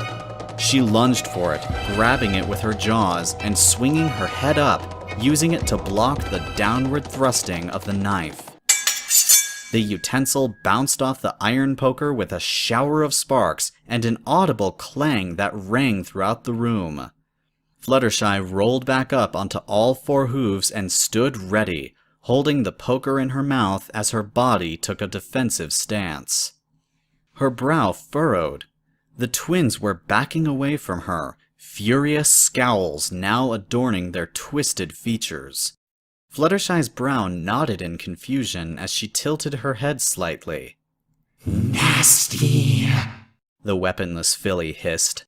Fluttershy's gaze lowered to the iron poker clenched in her mouth. She looked back up at the fillies who were keeping their distance from her. It was as if they were afraid of her. No. Her gaze returned to the poker. They were afraid of the iron poker. Iron? Her eyes went wide with immediate recognition. For the fleetest of moments, a memory wafted through her now clear mind. A memory of her trip in Manhattan and the mare from the Philadelphia Iron Works. The useless jargon she'd talked to Fluttershy about returned with a vengeance, particularly the uses of iron, both scientific and mystical. Her words replayed themselves over in her head. Did you know that iron also repels ghosts? Not just any iron, dearie. It has to be cold iron. Iron that is forged over a cold anvil can be used to ward off ghosts, witches, and other supernatural creatures. She eyed the iron poker in her mouth. Had this been forged over a cold anvil? It must have, as the twins would not come anywhere near her. Experimentally, she took a step forward. The twins took a step backwards, emitting a deep, menacing growl. I don't wish to hurt you, Fluttershy said around the poker in her mouth. but leave me alone. She lowered her voice slightly as she added, Please. The two fillies abruptly let loose a bellowing roar that shook the room, causing Fluttershy to take a frightful step backwards. She inadvertently closed her eyes, but quickly opened them, only to be greeted by an empty kitchen, the knife abandoned on the floor. Outside the kitchen, she could hear the swing doors leading back to the bar room flapping. Nasty pony. She heard. He will make you scream. Silence once more filled the air. Fluttershy blinked a few times before looking around the room. She eyed the iron poker in her mouth and smiled around its handle. She had some form of defense. Ghosts do not like iron, or rather cold iron. The shutters were still open, and it was no trouble climbing out and back into the cafe. She briefly eyed the swing doors. She would like to go back and get that lantern, however, the matches needed to light it were back in the generator room, and there was no way she was going back in there without a light. Besides, she could not exactly hold a lantern and a poker at the same time.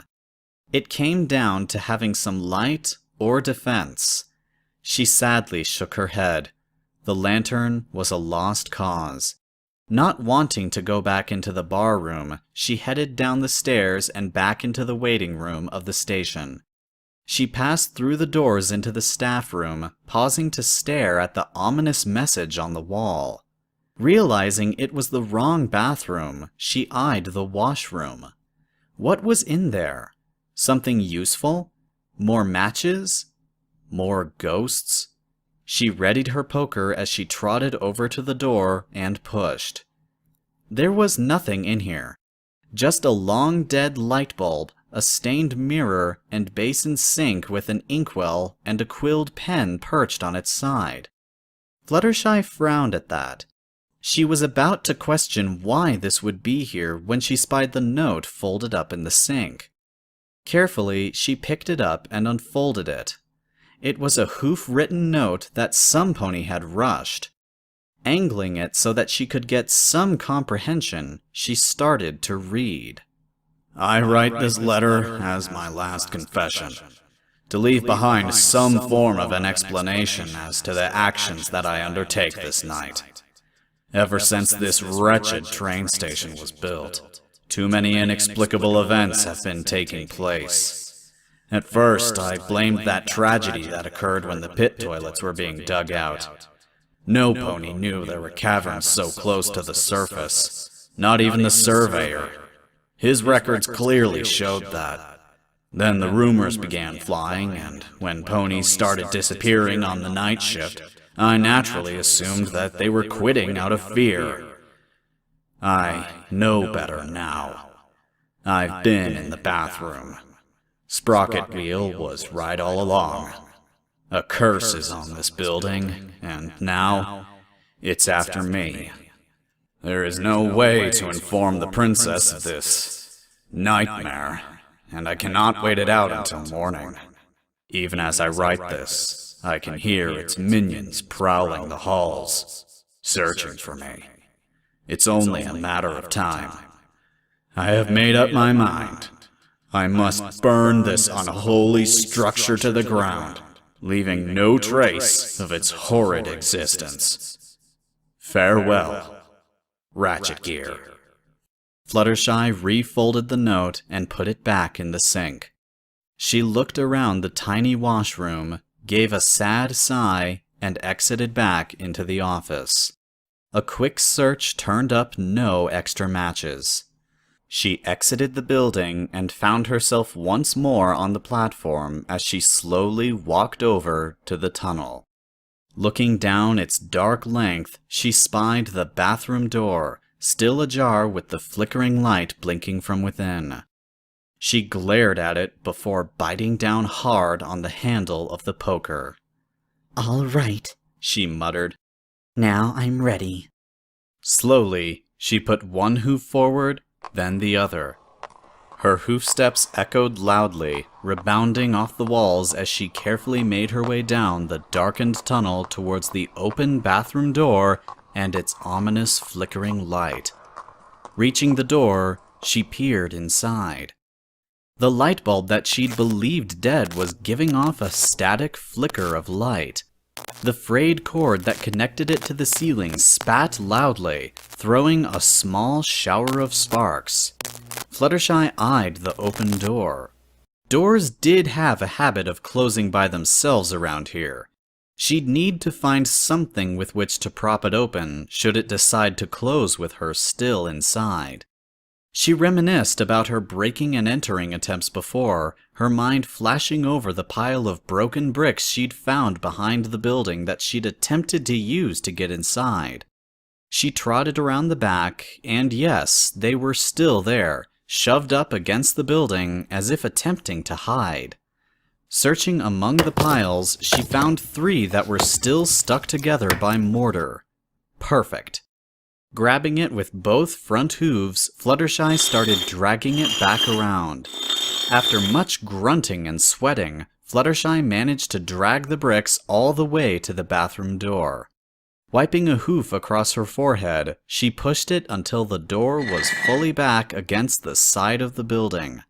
No way was this door going to close on her mysteriously. Retrieving the iron poker from her wing, Fluttershy walked into the bathroom with renewed confidence.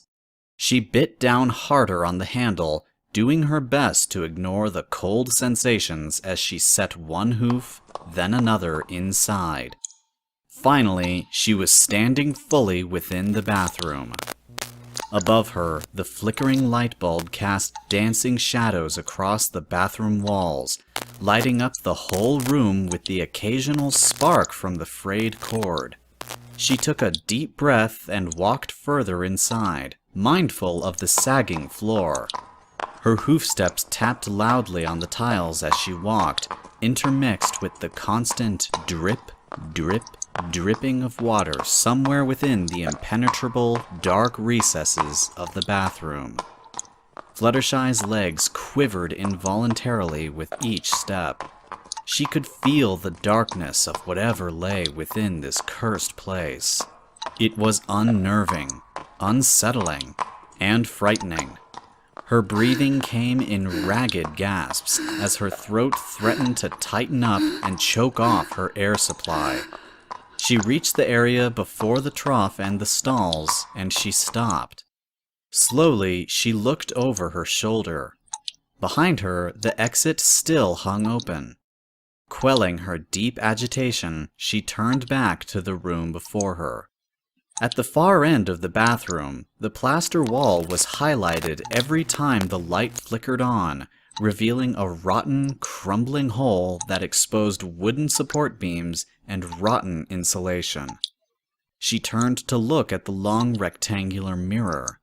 Her own scared portrait blinked back at her. She turned to look at the stalls behind her.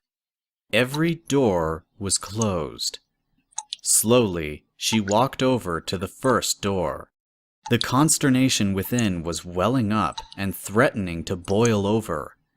Still, she did not turn or flee towards the exit, instead reaching out a hoof to place it on the door. Clearing her throat as softly as she could manage and holding the iron poker up before her, she pushed on the door. It swung open to bang softly against the side of the stall. Nothing greeted her. Well, not entirely nothing. There was an empty rack for the paper and a pit toilet. Her gaze zeroed in on the open lid and the darkness within. She could feel her teeth clenching down hard on the poker's handle. The foreboding feelings within the recesses of her terrified mind were magnifying themselves to unprecedented levels. Ever so cautiously, she tiptoed over to the rim of the toilet. As she moved forwards, it appeared to her ears that the sounds of her hoofsteps were increasing in volume. She did not want to look down into its depths. For 2 full minutes she stood there, the front end of the poker now visibly shaking. She told herself that if she ever wanted this night to end, she needed to look down into the toilet. She reminded herself that the poker would protect her. It had protected her from those 2 fillies, so there was no reason it should stop now. One hoof moved forward, followed by the other. Now she had reached the edge of the toilet. Gripping the poker with trembling jaws, she peeked down into its bottomless depths. Nothing but darkness. This gave her the courage to lower her head even further down into the toilet. The cold, evil feeling was still present, but nothing leapt out at her or emitted unsettling sounds from below. She gave a quick sniff and was rewarded with nothing but stale air. No rank smell of raw sewage or other grotesque smells. She wasn't sure how long her head hung there like that, but the chills she was feeling were overridden as she started to feel a twinge in the back of her neck from holding that position for the length of time that she did. She rose back up to her full height and turned around. The stall door was still hanging wide open. She reversed out of the stall and walked over to the second one. Again, holding the iron poker up before her, she pushed open the door. The same empty sight as before. She walked over to the toilet and peered into its depths. Still nothing. She didn't bother looking for long, and she left for the third door. She wasn't as hesitant as she had been with the last 2, pretty much opening the door straight away. The door started to swing back, but she quickly shot out a hoof and held it open. An empty stall greeted her gaze. She did not bother peering into the toilet, and instead let go of the door and moved down to the fourth stall. She anxiously put her hoof to the door, and taking a deep breath around the handle of the poker, pushed it open. The fourth rewarded her with the same empty sight. She left the stall and moved towards the fifth. This was the last one. Readying the poker once again, she reached out a hoof and shoved open the door, aiming it directly in front of her. The door banged against the side of the stall and swung back towards her, much like the third stall door had done. She caught it and pushed it back open. Empty. A slight crest of disappointment rose within her body, only to be submerged under a wave of relief. It had been exactly identical as the other four. Still nothing. She walked inside and peered down into the toilet. Only the darkness stared back at her. She sniffed more thoroughly this time. Only stale air flowed through her nose. No smell of sewage, no smell of rotting dead bodies, and no sounds of any malicious monsters from below. She backed out from the stall and looked over at the crumbling wall. It proved to be about as interesting as the stalls. The plaster had rotted away to reveal the wooden, skeletal beams behind, along with some rotten insulation that appeared to be the only thing imitating any sort of rank smell within the entire room. Slowly, she walked down the remainder of the bathroom hall towards the hole, the poker protectively guarding her. Reaching the hole, she attempted to peer into the space between the wall, but the limited light refused to show anything of interest. Eventually, the foul smell of the insulation forced her to withdraw. Still cautious, she turned around and walked back towards the exit, the echoes of her hoofsteps being the most predominant sounds in the room. She stopped halfway down the hall and looked at the door. It was reassuringly still open. She strained her ears to listen for the sounds of telltale little hoofsteps. Only the dripping of the water from some unseen leaking pipe and the static sparking of the frayed light bulb cord were the only sounds she heard. As she turned back to the stalls, she took one more look inside those that she could still see from where she stood. Empty. Every one of them was still and silent, their doors now hanging open. The third had swung back and closed. She carefully trod towards it. Putting a wary hoof to the door, she pushed it open. Nothing. She stood there and watched as it gently struck the side of the stall before closing by itself all over again. It had done that the last time she'd opened it. There must have been something wrong with the hinges. She backed away from the stall and turned to the trough, looking into its rusty basin. Nothing interesting here either. She cast a wary eye at the drain and the sink trap. It was rusted on tight. No way was that coming off. Still, she cautiously backed away, keeping a suspicious gaze on it all the same.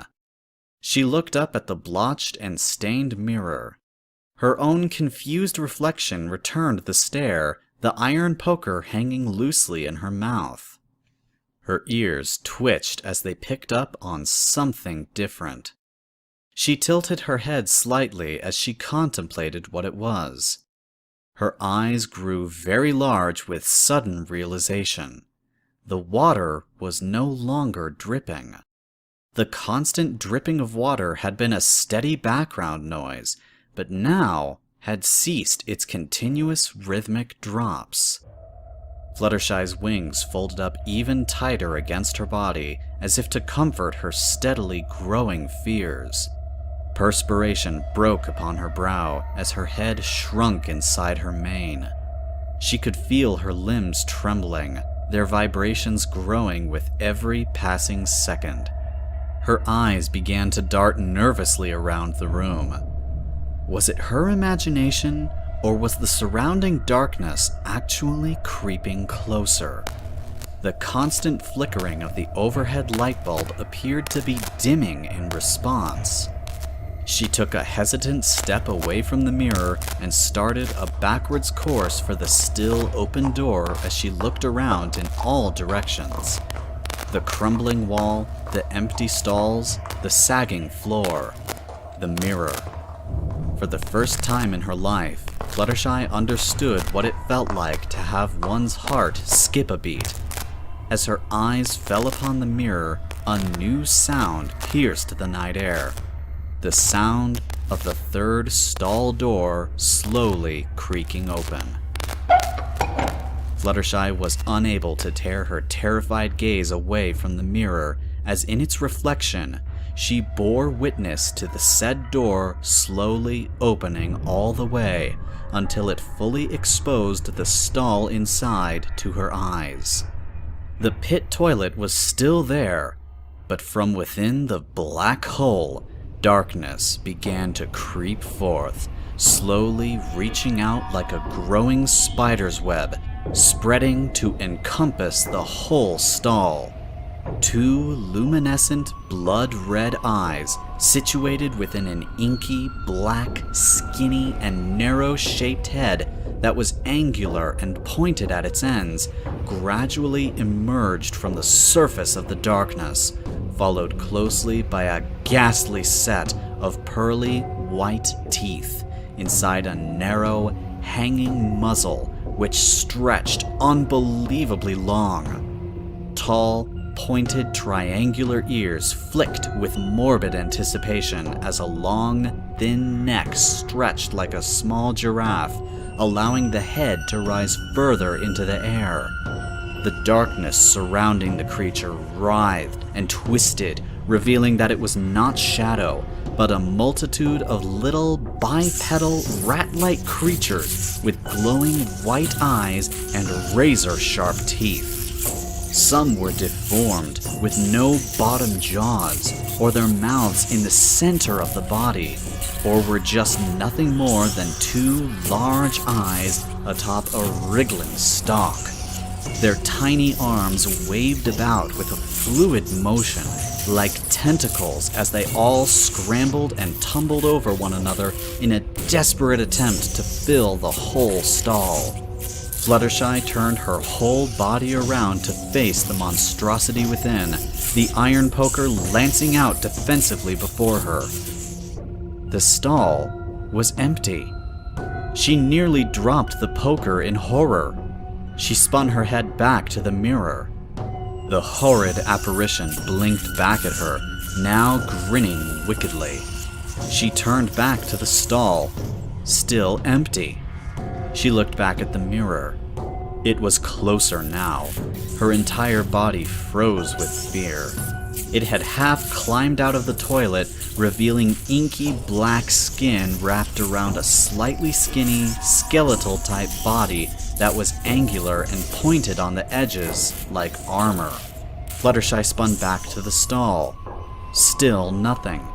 She did not linger too long as she snapped her gaze back to the mirror.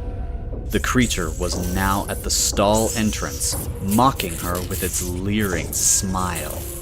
The hundreds of rat demons were jumping at the bit, snarling and gnashing their tiny teeth at her, but kept at bay by some unseen force. Slowly, with careful and deliberate steps, she backed away towards the exit. She kept her eyes glued to the mirror and the twisted figure within. She made sure to angle the iron poker, keeping its pointed end aimed directly at the creature. Her confidence was starting to ebb, and now she wasn't too sure if cold iron would do anything against something like that. But she had it, and it was her only means of defense. A sound like a gunshot exploded behind her, making Fluttershy jump with fright, again almost losing her grip on the poker. Her gaze swiveled around behind her, and her eyes widened with shock. The exit door was closed. The bricks. What happened to the bricks? Did something move them? The breath froze in her lungs, and she spun back to face the mirror. The creature was peering around the side of the stall. Long, spindly, claw-like fingers gripped the sides of the stall as its head leaned out, tilted horizontally as it continued to mock her with its malevolent smile. Behind it, the flowing wave of scurrying darkness was spilling out onto the tiled bathroom floor, scrambling, trying to break free from invisible leashes. The light blinked above her, casting flickering shadows all around the room in a kaleidoscope of warped patterns as Fluttershy continued to back away. Every time the light went out, even for a split second, the creature eased itself free from the stall towards her. She had to get that door open. Carefully, ever so carefully, one hoof step at a time, she backed away, keeping her eyes locked on the mirror and the poker held high. The light bulb blinked again, causing the frayed cord to spark, showering Fluttershy below. She gave a muffled squeal around the poker, almost dropping it, but fear held her jaw shut. The bulb stuttered in pseudo-Morse code and went out. Fluttershy's whole body stiffened as the entire room was plunged into darkness. The mirror. She could not see the mirror anymore. She screamed around the iron poker and violently swung it in every possible direction as she skittered backwards. Left, right, up, down. She swung it hard as she backpedaled as fast as she could towards the closed exit door. Her left rear hoof came down on the floor and went straight through it with a sickening crunch. She gasped in shock, and this time the poker fell from her mouth. She screamed again as her leg continued its downward momentum, taking her rear with it. Within a split second, horrid realization flooded her mind as she understood that she'd stepped on the sagging section of the tiled floor. Her wings shot out to try and lift her off the ground, but too late, as her front half followed close behind. Flapping her wings vigorously, they accidentally snagged against some unseen object with sharp edges, and she screamed again, in pain this time, as broken and splintered wood tore through flesh and feathers. Her head and front legs were pulled through, and Fluttershy fell sickeningly into darkness. She made one last attempt at flapping her wings, but pain seared her nerves when she tried to move them, and they just fluttered pathetically. She flailed her legs uselessly in the air, and the world went black, silent and slow. Act 3, Scene 1. It seemed to her that the fall was taking forever. Time slowed down, giving Fluttershy the opportunity to observe all that was happening. She saw the gaping hole which she'd fallen through, along with the rotten floorboards underneath, some of which were falling with her. She saw the hole grow more distant with every passing second as she pinwheeled down, down, down. The left side of her body connected with something extremely hard, allowing time to return to its normal pace as her fall morphed into a tumble, and she found herself rolling down the side of a rocky embankment. Head over hooves she went, tumbling like a boulder falling down a mountain, its path changing whenever it hit something. Each side of her body was slammed against the rock face and flipped like a chef would flip breakfast pancakes, until, with a final and bone-jarring crash, she stopped rolling and landed with an audible against solid ground. Fluttershy's weak and pained moans reverberated throughout the darkness as she lay there. There was continuous thudding, smashing sounds as debris from above followed, landing all around her as the dust settled. She took her time getting up, making sure nothing was broken or dislocated. Steadily, she rose to her hooves as she flexed her abused limbs, and they responded with twinges of pain where the various cuts, scrapes, and bruises had manifested. Only her left wing refused to cooperate. Her right could just extend out halfway before pain would shoot through the wing, causing her to pull it back in quickly. Wincing one last time, she folded it back before looking up at the hole she'd fallen through. It was easy to see against the rest of the ceiling, as the large black hole contrasted against the dark gray granite from above. It was obvious to her that the hole she was now looking at had once been the floor of the pit toilet. Rotted away from above, or destroyed by something from below. Blinking, she lowered her gaze and looked around. Fluttershy's eyes were starting to adjust to the darkness, and she was able to make out the basic details of her surroundings. Her bloodshot eyes widened all of a sudden as her memory from earlier returned with a vengeance. Her gaze darted around the room she now resided within, barely lingering on any precise detail for more than a second. That creature. Where was it? What was it? Was it down here with her? Was it still up there in the bathroom? Although she saw no sign of the monstrous apparition, she was able to decipher her surroundings. She was in an enormous underground cavern of sorts. Stalactites protruded down from a vaulted ceiling like melting candles. At some points, they touched the stalagmites growing from below and dissolved into the ground. The ground itself curved upwards, giving the entire tunnel the illusion of a warped, gaping mouth with horribly long teeth that sloped downwards on a 15-degree angle towards inky, pitch blackness. Looking in that direction, Fluttershy felt that all too familiar, repulsive chill. She hadn't felt this cold since she visited the Crystal Empire for the first time. The ever-present, frigid sensation was bypassing her fur to dance across the skin beneath. It was noticeably worse than when she'd first tried to enter the bathroom. She had forgotten about her need to hide from the creature above as she stood there, her gaze frozen with fear she couldn't understand, looking in the direction that the tunnel traveled down. A sudden breeze wafted up from the darkness to grip at her mane.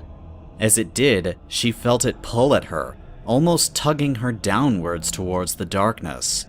It grasped her mane, her fur, her tail, and even her injured wings, both gently ruffling at them and chilling her body like a sudden winter breeze, as if some unseen force were trying to coax her onwards. And then, just as abruptly as it came, it was gone. Her whole body went stiff as a board, and she found herself unable to move. For what felt like an eternity, she stared ahead of her, down into the gaping mouth of the cavern, staring at the unseen origin of that demonic wind. Her eyes froze, locked facing forward, directly ahead into that gaping maw of darkness, unable to tear her vision away. She wanted to run in the opposite direction, but the terror that gripped her was slowly gaining control over her body. Her limbs refused to obey her commands as they rooted themselves to the spot. All attempts to achieve locomotion were met with violent shaking as they were locked in position. The wind picked up again, and was it her imagination, or was it more forceful this time? There was now no doubt in her terrified mind that whatever evil haunted the train station lay down there, somewhere within the blackness of the cavern. Staring in vain into the darkness, Fluttershy's thoughts ticked over the inevitable questions. How long was that tunnel? Where did it lead? And most importantly, what lay at its end? An echoing silence had prevailed in answer to her questions as the darkness before her refused to give up its secrets. A silence almost identical to the one that resonated throughout the underground cavern. It wanted her to venture forward. There was no doubt about it. It had been trying to coerce her into visiting since she first arrived. Her attempts at escape had proven rather horrifying and almost fatal. The wind picked up again, groaning as it flowed past her. The sounds it made as it streamed around her caused Fluttershy to collapse to the ground in fear, covering her eyes with her hooves. She was unaware of how long she lay there, whimpering. Now and then the wind would pick up, blowing at her, almost pulling at her. It wanted her to move. The wind shot through the tunnel like a passing train, almost roaring.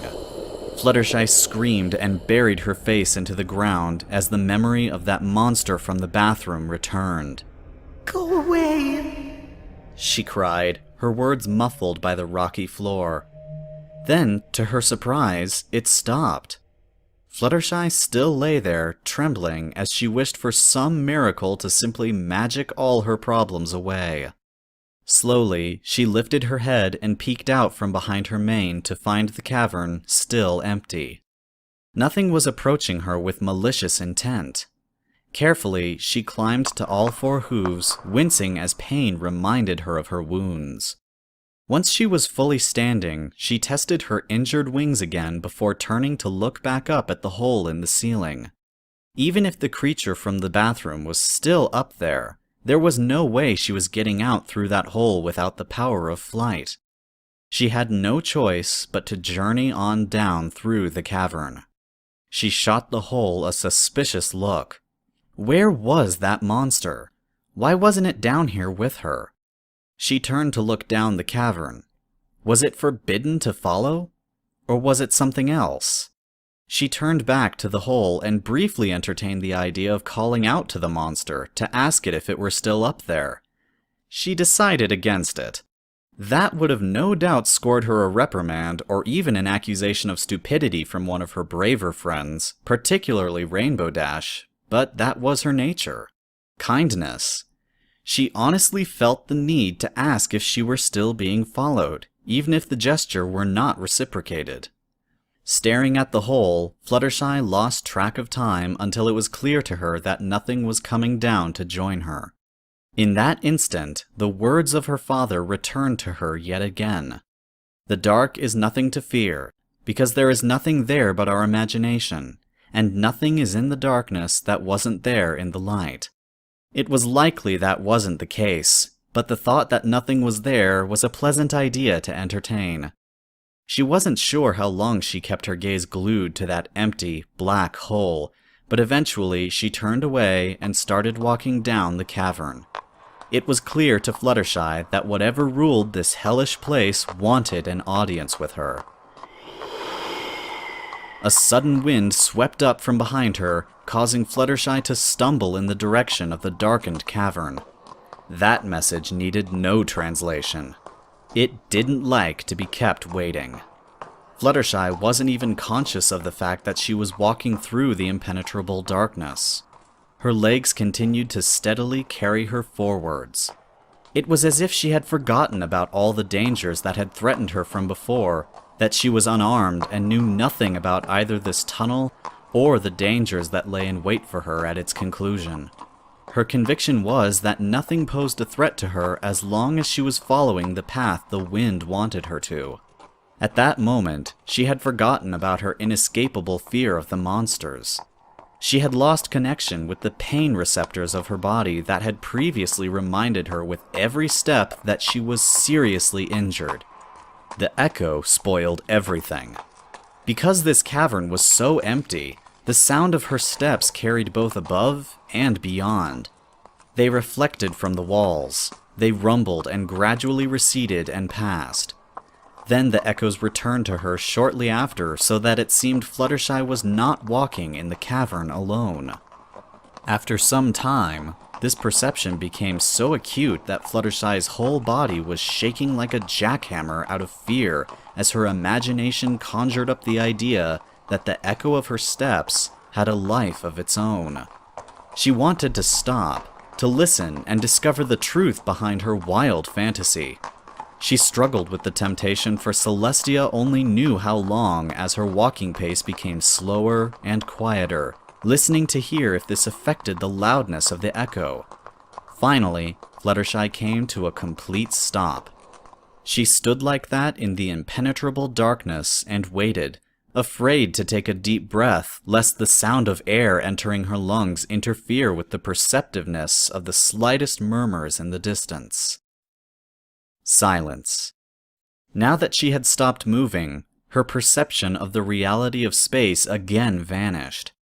While she was walking, it was as if she was grasping reality by the bottom of her hooves.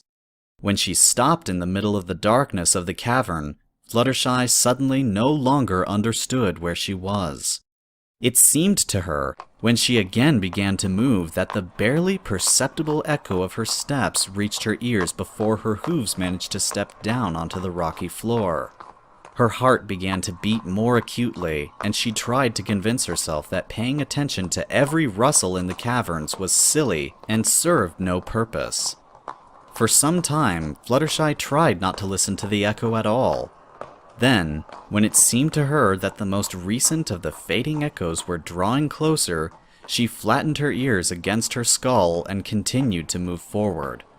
But even this didn't work for long. All 4 limbs were now trembling with trepidation as she walked.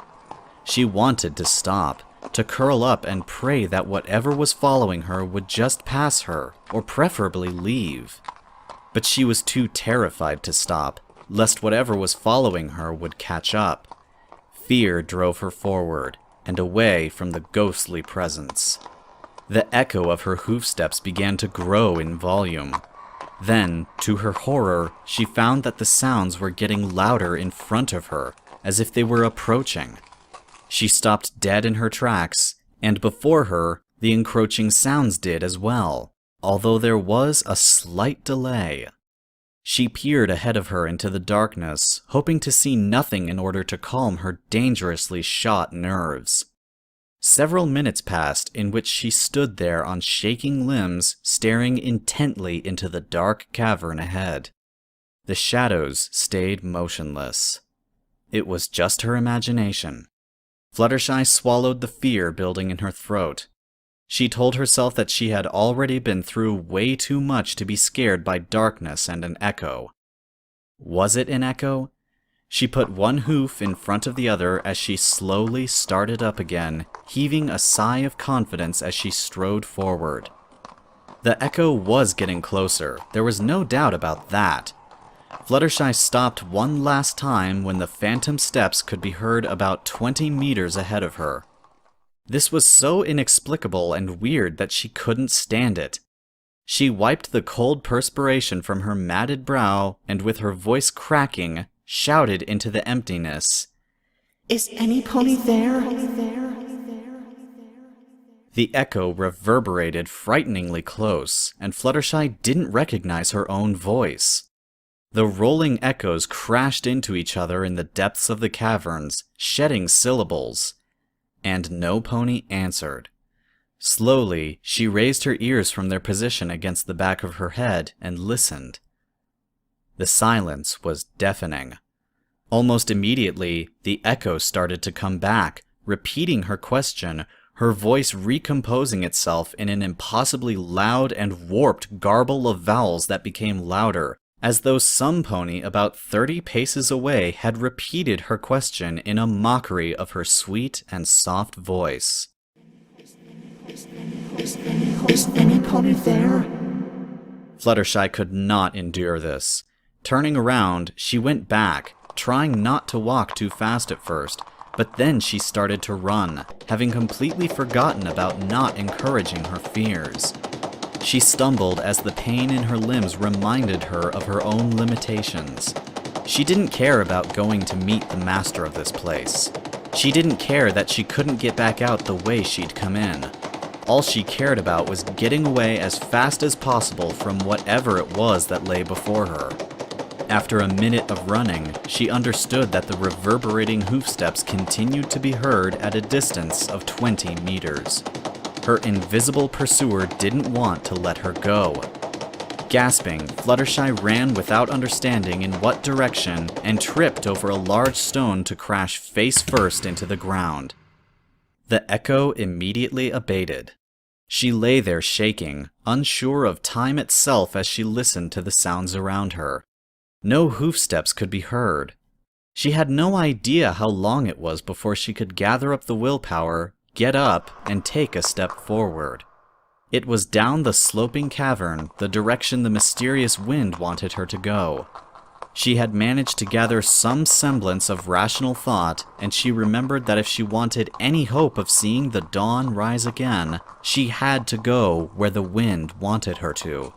With each passing meter, the sound of steps shuffling against the rocky floor became closer, moving towards her. Only the blood pounding in her ears slightly suppressed the ominous rustling. Every time Fluttershy stopped, her pursuer stopped in the darkness as well. Now she was sure it was no echo. This continued until the steps sounded as close as one's outstretched foreleg. Yelling, she blindly swung around to face where she reckoned the source of the steps had to be. Her eyes saw only the empty blackness of the cavern. Nothing stood before her scrutinizing gaze. She turned back the other way and was rewarded with exactly the same vision as behind her. Time lost all meaning as she stood there in the cavern, turning back and forth, trying to penetrate the darkness with her eyes, hoping to catch a glimpse of what it was that was following her. As soon as she caught her breath and made one more step towards her intended destination, she heard a heavy shuffling sound right in front of her.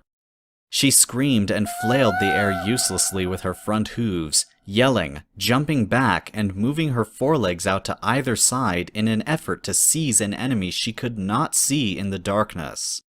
All she found was emptiness. There simply was nothing there.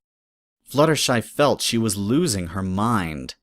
Straining her eyes until they hurt, she tried in vain to see something, anything at all, and her ears tried to catch the nearby breathing of some other creature. But there simply wasn't anything there. Having stood immobile for several long seconds, she reflected that maybe what she was experiencing wasn't some ghastly apparition of the night, but that the explanation for this strange phenomenon might be something else entirely.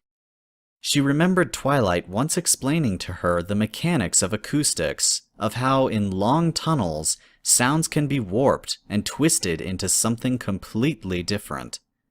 Looking off into the darkness in both directions, Fluttershy sighed with relief. No doubt about it, she had been running not from some unseen monster, but her own shadow. A smile crossed her lips, and a low giggle escaped them. She suddenly felt embarrassed, and she could feel her skin reddening beneath her fur. Nothing but my imagination, she muttered. As she brought her front hoof up to take another step towards her destination, some pony quietly whispered directly in her ear, Remember what you are. Who's that? Who's here? Yelled Fluttershy, breathing heavily. But no pony answered. She was again surrounded by a deep emptiness.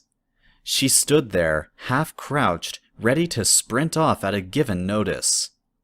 Nothing. Slowly, rising back to a standing position, wiping the sweat from her matted brow with the back of her hoof, she hurried off in the direction that she was being asked to go as fast as her bruised limbs allowed her. The phantom steps of her pursuer matched her pace as she moved in the opposite direction, gradually fading in the distance until they fell silent, and only then did Fluttershy stop. She did not, and could not know what it had been. Twilight had never told her of any phenomenon like that before, but whoever it was who whispered into her ear had told her to remember what she was. What did that mean? She was a Pegasus. She couldn't fly out of here. Her wings were too badly injured from the fall. She turned back in the direction she came, no longer fearing her mysterious stalker. Curiosity now replaced her terror. Did she have a friend down here? An ally she could count on? For an unknown length of time, she stared off into the darkness before finally turning away and heading off down into the cavern. From that point on, she simply walked forward, trying not to think of anything, stumbling at times over loose stones lying on the floor, but nothing more terrible happened to her. Eventually, off in the darkness, she saw a faint glow. Fluttershy hurried her pace a little as the glow intensified. It was light. Something was lit up down here. She was spurred on in spite of the protests coming from her sore limbs. Light was safe, Fluttershy told herself. She felt a slight trepidation at the thought of what might lie up ahead, but she didn't care. She wanted out of these dark caverns. The light eventually grew so bright that she had to shield her eyes. She squinted as she passed through the doorway and into an open room. It took some time for her eyes to adjust to the brightness after being in darkness for so long, but she was able to blink the room into focus. Then she blinked her eyes in disbelief, before rubbing them with both hooves and blinking again. Fear was replaced by disbelief as the scene she beheld was utter madness. What she was looking at was clearly intended to be an ancient temple of sorts, but the architecture was wrong. No, it was impossible. It appeared as if gravity in the room just simply ceased to exist. Well, ceased to be would be an exaggeration. It was rather broken up into 3 different sources, each being orthogonal to the other 2. Stairs not only led up and down, but sideways. Level platforms held the illusion of imitating walls and ceilings, while grotesque statues and other arcane ornaments were upside down and horizontal, holding their position in defiance of the laws of physics. Fluttershy's gaze slowly arced across the whole room, trying in vain to grasp any logic to this nonsensical place. Here and there, granting her a better picture, sprouted flaming torches like toadstools in a forest, their flickering light casting wavering shadows all around her that held the illusion of disembodied ponies engaged in some macabre and never-ending dance. Her eyes searched high and low, left and right, but the room remained the same. Slowly, with trembling hooves, she moved forwards and into the bizarre room. The path she traveled abruptly ended at a protruding platform not too far from the entrance. With ever-shaking limbs, she stepped up to the lip and cautiously peered over the edge. The room continued downwards in an ever-confusing spiral, disappearing into a jumble of walkways and doors. Tilting her head up revealed the same uncanny pattern stretching above and beyond. To both the right and left, the room corkscrewed off into an even more perplexing mess. She struggled to quell the fear within her as she observed the flaming torches burning perfectly in an upside-down position. The explanation behind everything lay somewhere within this maze, and as much as she hated the idea, she once again reminded herself that it was going to be the only way she'd ever get out of this wretched place. She sounded like a broken record, constantly reminding herself of this, but it was the only motivator to keep her going. She tried to move her wings, but they still afflicted her body with sharp pains if she so much as budged them an inch. She sneaked a peek over the edge of the platform once more. How in Celestia's name was she supposed to get anywhere in this place without her wings? She wasn't even aware of her legs slowly moving her backwards towards the entrance to this crazy temple until the view below the platform was gone. Her ears focused on the sounds of her hooves on the stone floor as they moved her away from the unbelievable sight of the temple and back into the cave tunnel. As she approached the threshold, a new sound reached her ears. A low rumbling began to fill the air before it became a shuddering roar, rooting Fluttershy to the spot. Frozen with fear, she was unable to move until she realized that the sounds weren't coming from the temple, but from behind her. Her head spun just in time to see a large stone door sliding closed, blocking her only exit from the cursed place. She raced for the door, reaching it as it shuddered to a stop, completely sealing her within. No! Fluttershy screamed. No, please, open. Open up. Let me out. Let me out. She pounded her hoof uselessly on the door until she had to cease due to the pain that crippled it. Nursing it gingerly, she slowly retreated back to all fours, wincing at the pain as she planted her hoof back on the ground before slowly turning back to face the temple. The horrible conclusion which had been gradually intruding itself upon Fluttershy's confused and reluctant mind was now an awful certainty. She was completely trapped, completely, hopelessly trapped in the vast labyrinth of this mammoth temple. Back in the caverns, there had been the hole that led back up into the bathroom, and no matter how difficult or impossible it would have been to use that exit, it had still been an exit of sorts. Now there really was no avenue of retreat. The air was still and quiet as the yellow Pegasus turned back to the confusing vision before her. She understood that whatever resided within these illogical walls had done that as a display. It wanted her to understand there was no escape. But where else was she supposed to go? Turn as she might, in no direction could her straining vision seize on any object capable of serving as a guidepost to set her on the right path. Nervously, she tiptoed back to the edge of the platform and beheld the maze of confusing and twisting passageways and stairs that gave the illusion of leading everywhere and yet nowhere at the same time. All at once, the wind picked up. It was queer in its operation, as it seemed to come from somewhere up ahead while pulling at her mane and fur from behind. To her left, it grasped at her with invisible claws, dragging her. Fluttershy squeaked in fear as she felt her body being dragged towards the edge of the platform. The grasp wasn't nearly strong enough to take hold of her, but it did force her towards the edge and empty air. Her pitiful squeaks became a terrified whinnying as her front hooves began scrabbling at the lip of the platform, dislodging crumbling stone to plummet straight down.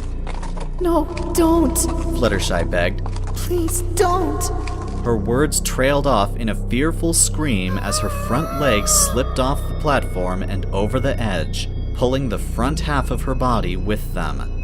Everything shot past in a blur as her vision caught a whirlwind glimpse of the entire temple as she fell over the edge. Her jaw banged painfully against stone, cutting off her scream and transforming it into a painful yelp. Slowly, her eyelids cracked open, only to spring open completely at the vision she now beheld. She was on level ground. She blinked with skepticism before raising her head up. The world, along with herself, was upside down, but her tail and mane acted as though they were the right way up. In a slightly comforting way, it reminded her of her youth in Cloudsdale, the way other Pegasi would hover upside down in the air. Many of the unicorn and earth pony tribes found the sight unsettling, and most Pegasi chose not to do this in front of their earthbound cousins. She hadn't given much thought to this effect until now, because her Pegasus mind hadn't thought it unnatural behavior. Only the realization that this temple was made of stone and not clouds brought it to the forefront of her mind. Cautiously, she rose to all four hooves and looked around. She now stood at the bottom of a flight of stone steps proceeding upwards.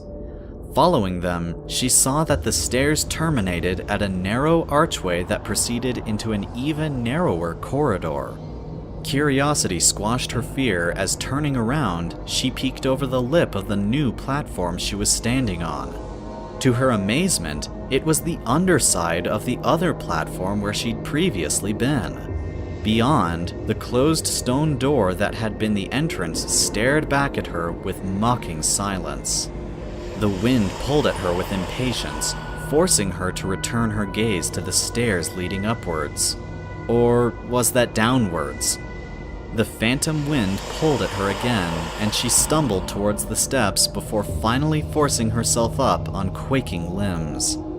Upon reaching the top of the stairs, she peered through the archway into the narrow corridor. It traveled forward a few feet before ending at what appeared to be a wall. Carefully placing one hoof in front of the other, Fluttershy crept down the corridor towards the end. As she reached it, she realized that it wasn't a wall, but rather that it was another platform to yet another set of stairs leading downwards towards a ledge-like catwalk that had an opening to another corridor. Staring at it made her stomach churn as from her angle, the corridor and the wall it was situated in looked like a hole in the floor. She hesitated at the first step, but the demonic wind pushed at her, more forcefully this time, giving her no other option but to proceed. Reaching the wall, Fluttershy cried out in a mixture of surprise and fear as her whole body reacted to the switching of angles. Much like when she'd first gone over the edge of the starting platform, her whole body tilted as her hooves moved from the floor to the wall-like platform as if gravity remembered it had a job to do. Her view was one of the world from a sideways perspective, but just like before, she felt no shift in weight or gravity, and all 4 hooves remained on the stone beneath them. Suppressing wild emotions, she forced her limbs forward down the stairs towards the catwalk, and she nearly tripped as she switched angles from the stairs to the wall-like catwalk. Creeping along it towards the new corridor, and with tremendous effort, she forced her shaking head to peer around the side of the archway. A flight of stairs led down into darkness in an endless spiral pattern.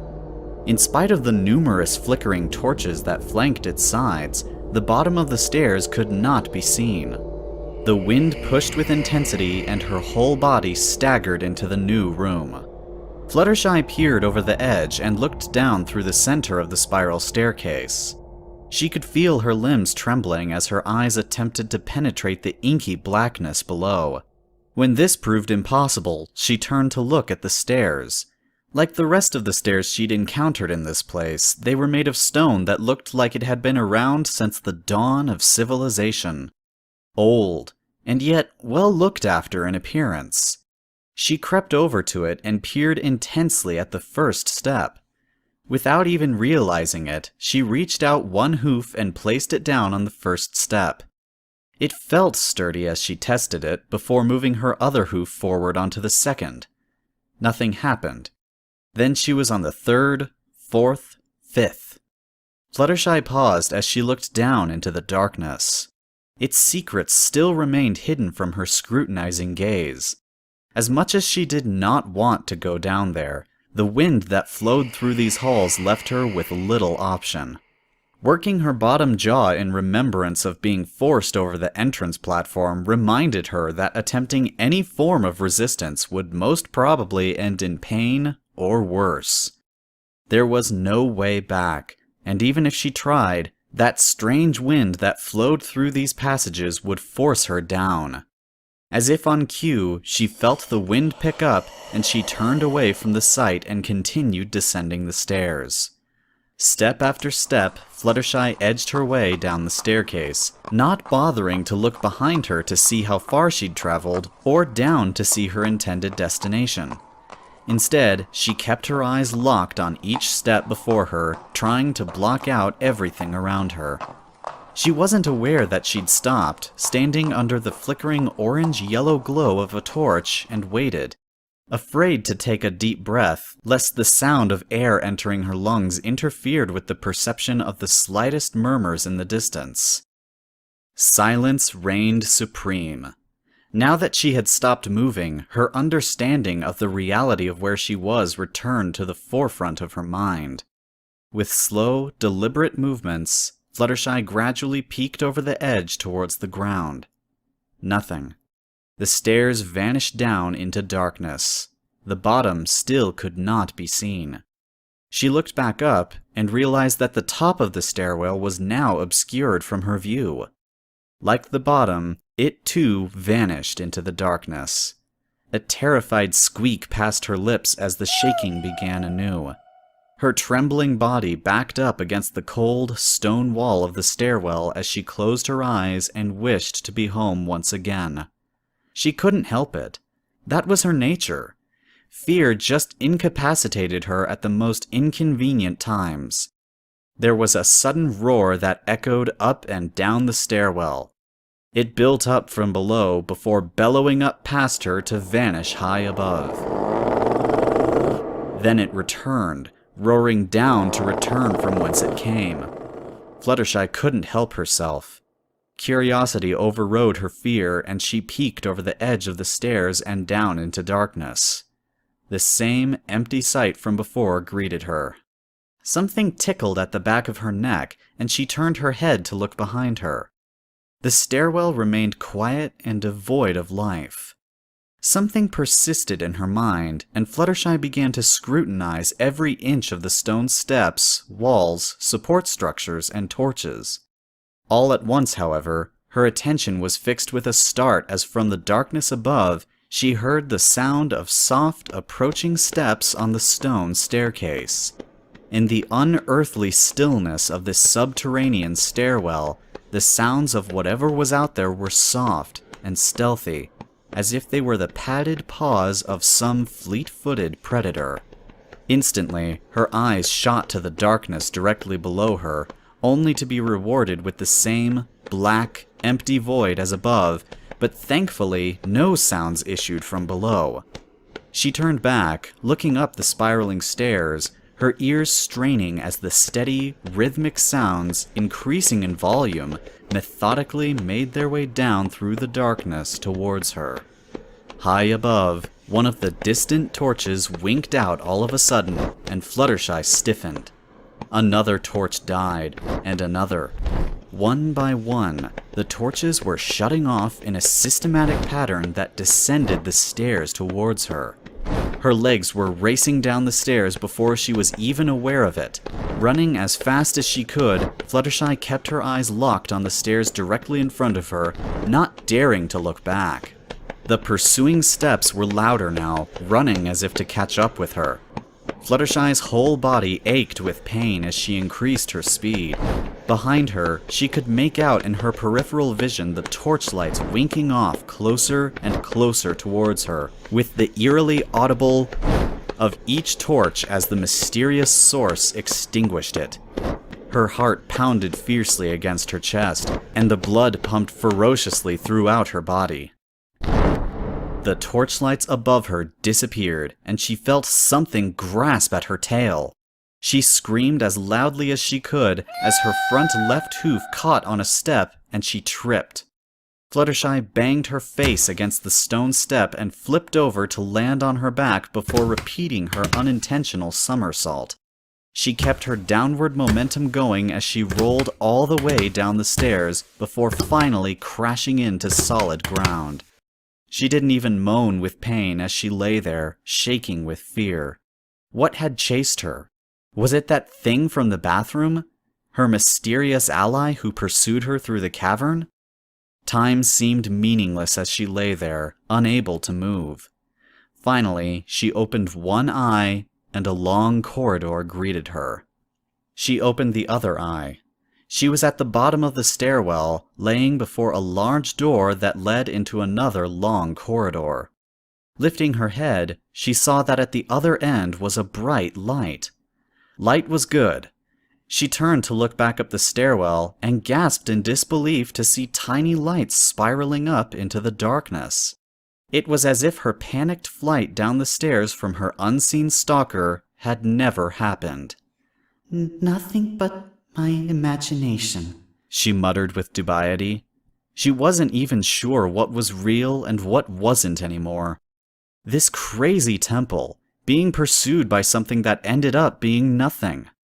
Was this the doing of the temple's owner? Everything that ended up being nothing had just seemed so real. Was she losing her mind? She shook her head as she extinguished the thought.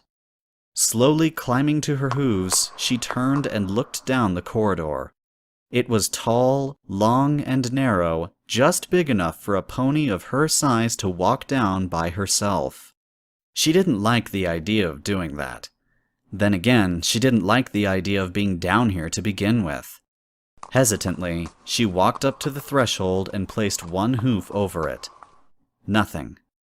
She walked fully inside. Nothing. She was walking down the corridor before she even knew it. Nothing within jumped out to scare her. The walls were as blank and empty as the rest of the temple. As Fluttershy crept along the corridor towards the bright light, she could feel her whole body trembling with a combination of both fear and anticipation. Again, she wanted to turn and flee, but there was no other alternative but to go forth.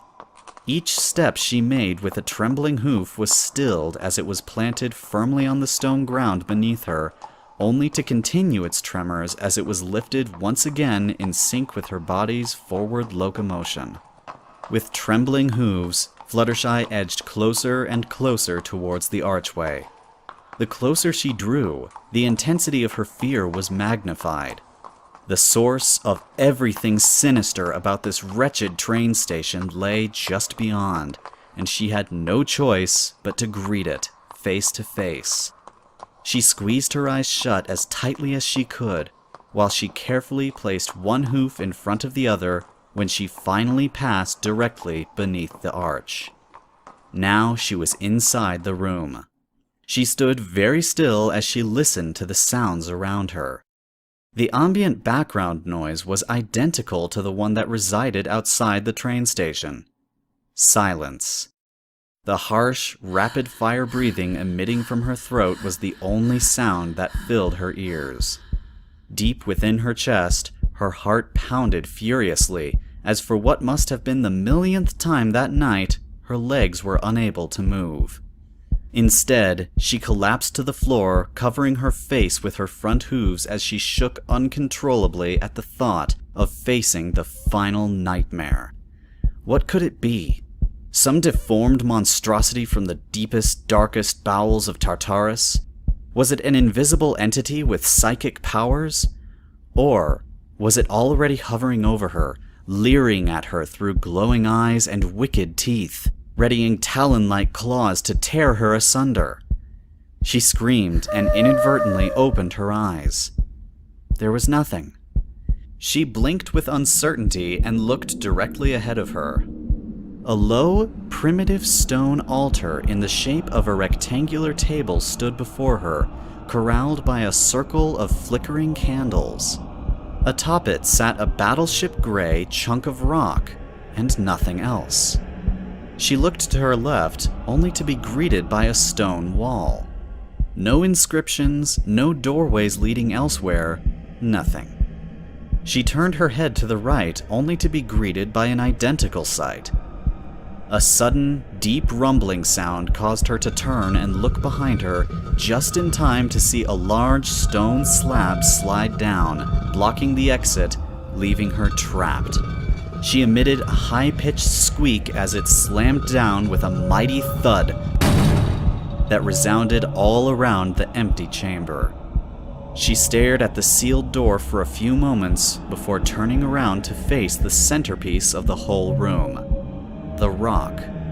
In spite of the terror coursing through her veins, she couldn't help but admit feeling a little disappointed at the result. A rock?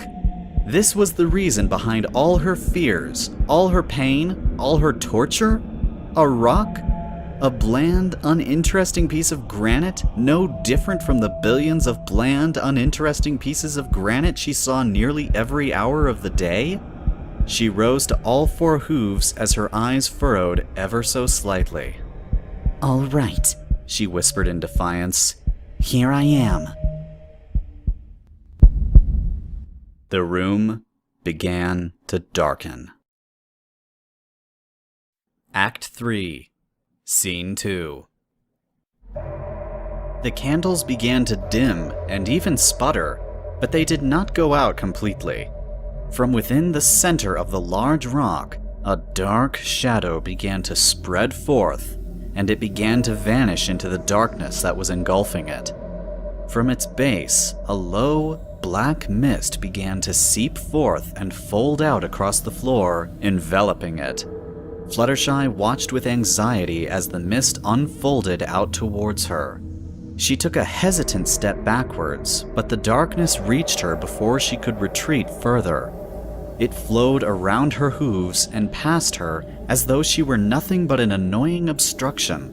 It continued its expansion, reaching the walls before surging up them to crawl across the ceiling, obscuring the whole room and leaving her trapped within an endless void of black space. All that remained was the altar, the candles, and the rock. Everything else had been concealed beneath a shroud of darkness. Fluttershy made a trembling withdrawal from the altar. From behind her, the fog that covered the floor reared up with tendril-like fingers, wrapping and curling around her hindquarters.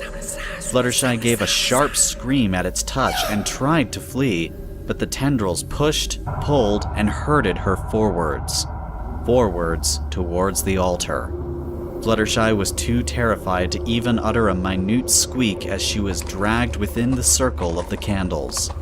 Her hooves scrabbled at the obscured floor, trying desperately to find any sort of traction that would at least slow or even stop her unwanted momentum. It didn't even slow her down the least bit. Once she was inside the circle of candles, the light that they produced began to dim. All around her, the darkness that obscured the walls and floor began to creep closer and closer. The creeping fog was deliberate in its slowness, as if to erode her nerves and grated whatever calm still resided within. She could feel the sweat upon her brow as the darkness closed in on her from every direction. Turning her head left, right, and up revealed the same unwelcoming sight of the fog gently rolling towards her. The darkness pulled at her again, and she was dragged towards the large rock before her. As it was now inches away from her, Fluttershy finally managed to squeak out a pitiful "No!" Her request was ignored. The shadows rolled past the candles, reducing the flickering lights to a dull orange glow that faded and vanished as the fog crept towards her. Now the room was encased within total darkness. Fear was now coursing through her veins. Her eyes were wide as saucers while sweat completely matted her brow. She looked left, nothing. She looked right, nothing. Above, below, and behind, nothing. All that remained was the rock that now glowed with an insidious, deep purple light that appeared to be emanating from within. The shadows swirled up, wrapped around her front right leg, and lifted it up into the air. Fluttershy opened her mouth to scream, but all that came out was air as her vocal cords refused to function. She could only watch with impending dread as her hoof reached out and touched the rock. As it connected, she screwed up her face, her eyes lids slamming down like shutters, and every muscle within her body tensed as it awaited whatever sensation would come. Nothing happened. Still, she dared not open her eyes. She scrunched her face up even tighter as her limbs started to shake in anticipation of whatever would follow. Would it be painful? Would it be quick? Would she not even feel it? Nothing happened. Slowly, very slowly, one eye cracked open. The rock was the first thing that greeted her vision. The strange violet light from beneath its granite surface pulsed like a steady heartbeat. Her own heart thumped heavily within her chest as she could feel the terror well up within her entire body, spreading like a cold sensation throughout her limbs. The other eye gradually opened, and she was now staring at the glowing rock, her hoof still connected to its surface. Carefully, she looked towards the heavens. Nothing appeared to menace or taunt her. Cold, spindly, claw-like fingers slowly worked their way up her left shoulder like spider legs. Fluttershy felt her whole body stiffen as the wind gently blew from behind her left ear. She was now trembling like a leaf in a strong breeze. Her heart was thudding against her ribcage like some demented animal who was determined to escape its cage. Her breath came in ragged gasps as she attempted to form at least one comprehensible syllable. Then, like a passing wind, a single word flowed through her mind. Remember. For the briefest of moments, the fear fled her mind as she attempted to remember what it was she was required to. Remember? Remember what? Her eyes widened as a memory dawned like Celestia's rising sun. She blinked in shock before feeling the rocky surface more thoroughly. Then, her hoof stopped feeling the surface, and the fear returned like a sudden gale. She knew. She knew what it was she had to remember. She remembered where she had seen it, and what this rock was. It was a piece of the moon. Memories passed through her jumbled mind like slideshow stills.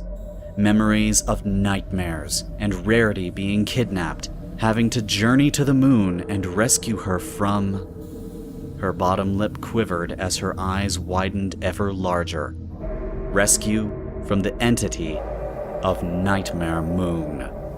Fluttershy finally found her voice and screamed as she jerked her hoof away from the rock. Her back hoof didn't move as fast as her front half, and she tumbled backwards like a bowling ball and landed in a pathetic heap not too far from the moon shard. The silence that filled the room was deafening, leaving only those she made. Laying there on the ground in a heap, Fluttershy's mind began to relive those moments up in the station. Those monstrosities she encountered. The masked creature in the bar, the invisible monster in the engine room, and that creature in the bathroom stall. All of them had been from her nightmares, the ones she had envisioned all those years ago in the Cloudsdale Museum. She understood now. It had not been a coincidence that she had brought those horrible memories up. This nightmare creature had deliberately dredged them up from the hidden recesses of her mind, looking for something with which to terrify her. That time when Rarity had been kidnapped, she had suffered the exact same thing as Fluttershy since she had been snatched off the train. She understood now. It wanted her. It was trapped down here. It wanted to escape. It needed a pony. A living pony in order to leave this place and experience all the nightmares from the inhabitants of Equestria, and she had just delivered it a means to leave. Fluttershy's entire body went rigid with fear. It was going to turn her into a monster like Nightmare Moon had done to both Luna and Rarity. However, in spite of the fear within her, she felt rage building up as well. How dare this creature torment her? What gave it the right to torture her with her own fears, to toy with her, to use her for purposes of evil? All her rage built up and erupted in the loudest shout she'd ever managed. Go away! She screamed at it. It wasn't exactly the most clever line, but it was all her mind could conjure up. She wanted it gone, to leave her alone. She wanted it to go away. Black fog began to roll forth to circle and intertwine amidst her legs. She shivered violently at their touch. It was identical to the feeling she'd experienced in the bathroom, causing her bottom jaw to quiver as she inhaled a shuddering breath. Go away! She stuttered as the black fog slowly spiraled up her legs. She wanted to vomit from the sensation. Most importantly, she wanted to run. Unfortunately, her legs refused to cooperate. She was too petrified with fear and unable to budge an inch. Her breath caught in her throat as she felt the darkness snake its way up to her torso. She could feel the darkness creep up her neck, slowly and deliberately, just like before. She squeezed her eyes shut as she felt it inch up past her muzzle. A few teardrops sneaked out from her clenched eyelids and rolled down her cheek before they were swallowed up by the creeping darkness as it completely covered her entire body. Silence ruled as she stood there, not daring to open her eyes out of fear of what she might see. Fluttershy? The voice was familiar. Her eyes shot open to see Twilight sparkle, standing not too far away with a look of concern in her eyes. The darkness was gone, and instead, Fluttershy was back in the altar room. The candles still flickered around the moon shard, but the fog was gone. Fluttershy's heart filled with joy at the sight of her best friend, and she leapt up and began limping all the way over to her. Twilight, She shouted.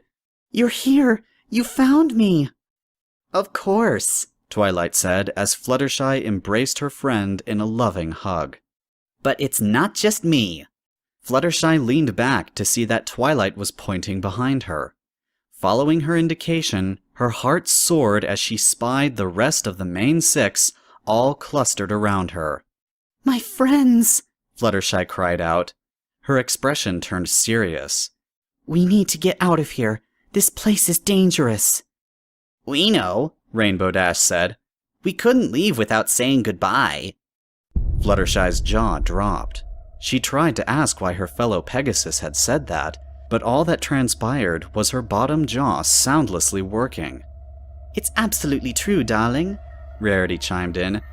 We just Felt it necessary for closure's sake. Why? Fluttershy finally managed to cry as she turned from one familiar face to the next. Why not? Pinkie Pie chimed in. You're always so timid and afraid that you end up slowing us down whenever we go on adventures. Yeah, Applejack added. You ain't what we need when the going gets tough. No, Fluttershy protested. that's not true. Twilight ignored her. So we figured that the best solution is to find a new friend. She finished off. Fluttershy turned from one pony to the other, horrified. Their expressions all mirrored each other's. Cruel and tormenting smiles glared balefully back at her. She felt the tears once more welling up within her eyes. No. It took her a few seconds to realize she had uttered that. Yes, Pinkie Pie chirped. we're going to leave you behind, you scaredy cat, so we can find us a new bestest friend in the whole widest world. One who isn't a complete and utterly useless chicken. Rainbow Dash spat. Ta-ta. Rarity chimed as she waved her hoof dismissively. No. Fluttershy screamed. She reached out to grab hold of her friends, but her strength abandoned her, and instead she ended up collapsing to the ground. A few pathetic sobs escaped her lips as some tears rolled down her already matted cheek fur. No. Her voice was a hoarse whisper. See you around, Klutzershy. Rainbow Dash jeered. Then she paused dramatically before adding, Oh, wait. No, we won't. All 5 ponies burst out laughing as though it was the funniest joke in the world. Their mocking laughter echoed and reverberated around the whole room. Fluttershy covered her ears in an attempt to block it out, but it made its way inside, tormenting her hearing no matter how hard she tried to ignore it. Who should we get to replace Fluttershy, girls? Twilight called back over her shoulder, more to taunt the yellow Pegasus than to ask the others. How about Ditzy-Doo? Rainbow Dash offered. She may be a few feathers short of a duck, but you can rely on her not to chicken out when the going gets tough. No. It was just like the last time. These weren't her friends. That statement wasn't true when Applejack had said it, and it wasn't true when Rainbow said it. Fluttershy rose to all 4 hooves. No. She said defiantly. Excuse me? Rainbow Dash said. All 5 of them had stopped. I said no. Fluttershy snapped. You 5 are not my friends. I know my friends. My friends know that they can count on me when the going gets tough, because, in spite of my faults, I would never abandon them, and my friends wouldn't just abandon me in such a horrid place like this. She pointed a hoof at them. You are not them. You aren't even real. She cried. Her voice echoed up and down the entire room. As her echo faded off into the distance, the 5 ponies before her began to smile. Not a warm, welcoming smile given from one friend to another, but one of cruel, malicious intent. Oh, we're real. Twilight said as the 5 of them started casually trotting back towards her. Just not in the sense you're used to. Fluttershy felt her courage begin to drain away from her. She lowered her hoof and tried to back away from them, but after taking one step, she found that once more her legs were immobilized. As the 5 drew near, they spread out to surround her. Fluttershy turned with trepidation from one familiar face to the next. What are you? Fluttershy finally squeaked. We're those who came before, Twilight answered. Before we were sealed up by that idiot. Huh? Fluttershy turned to face Twilight. What did she mean by that idiot? We were all trapped here. That is, until you fell into our grasp. He took you and brought you here. She grunted with irritation. Sadly, he couldn't bring you all the way here. His power isn't as great as it used to be. We tried to encourage you down here, but you had to go wandering off on your own. She smiled. So we just pushed you a little. She smirked. And, well, let's just say that those 2 fillies aren't the only ones who like to play games. Fluttershy understood that. They used her nightmares against her. But what about those fillies? He likes them, Twilight said with an air of annoyance. He lets them play all by themselves. They remind him of himself, the way he likes to play.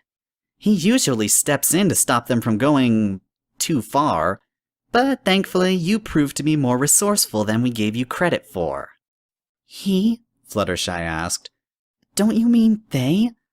I thought Nightmare Moon was a collective. All 5 ponies laughed.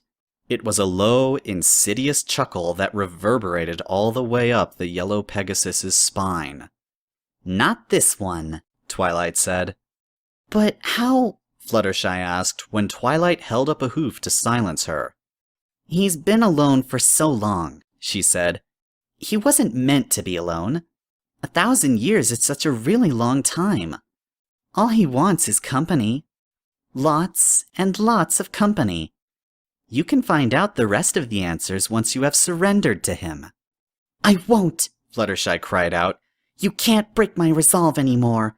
I won't give myself over to him, or whatever he is. The sinister chuckling resumed.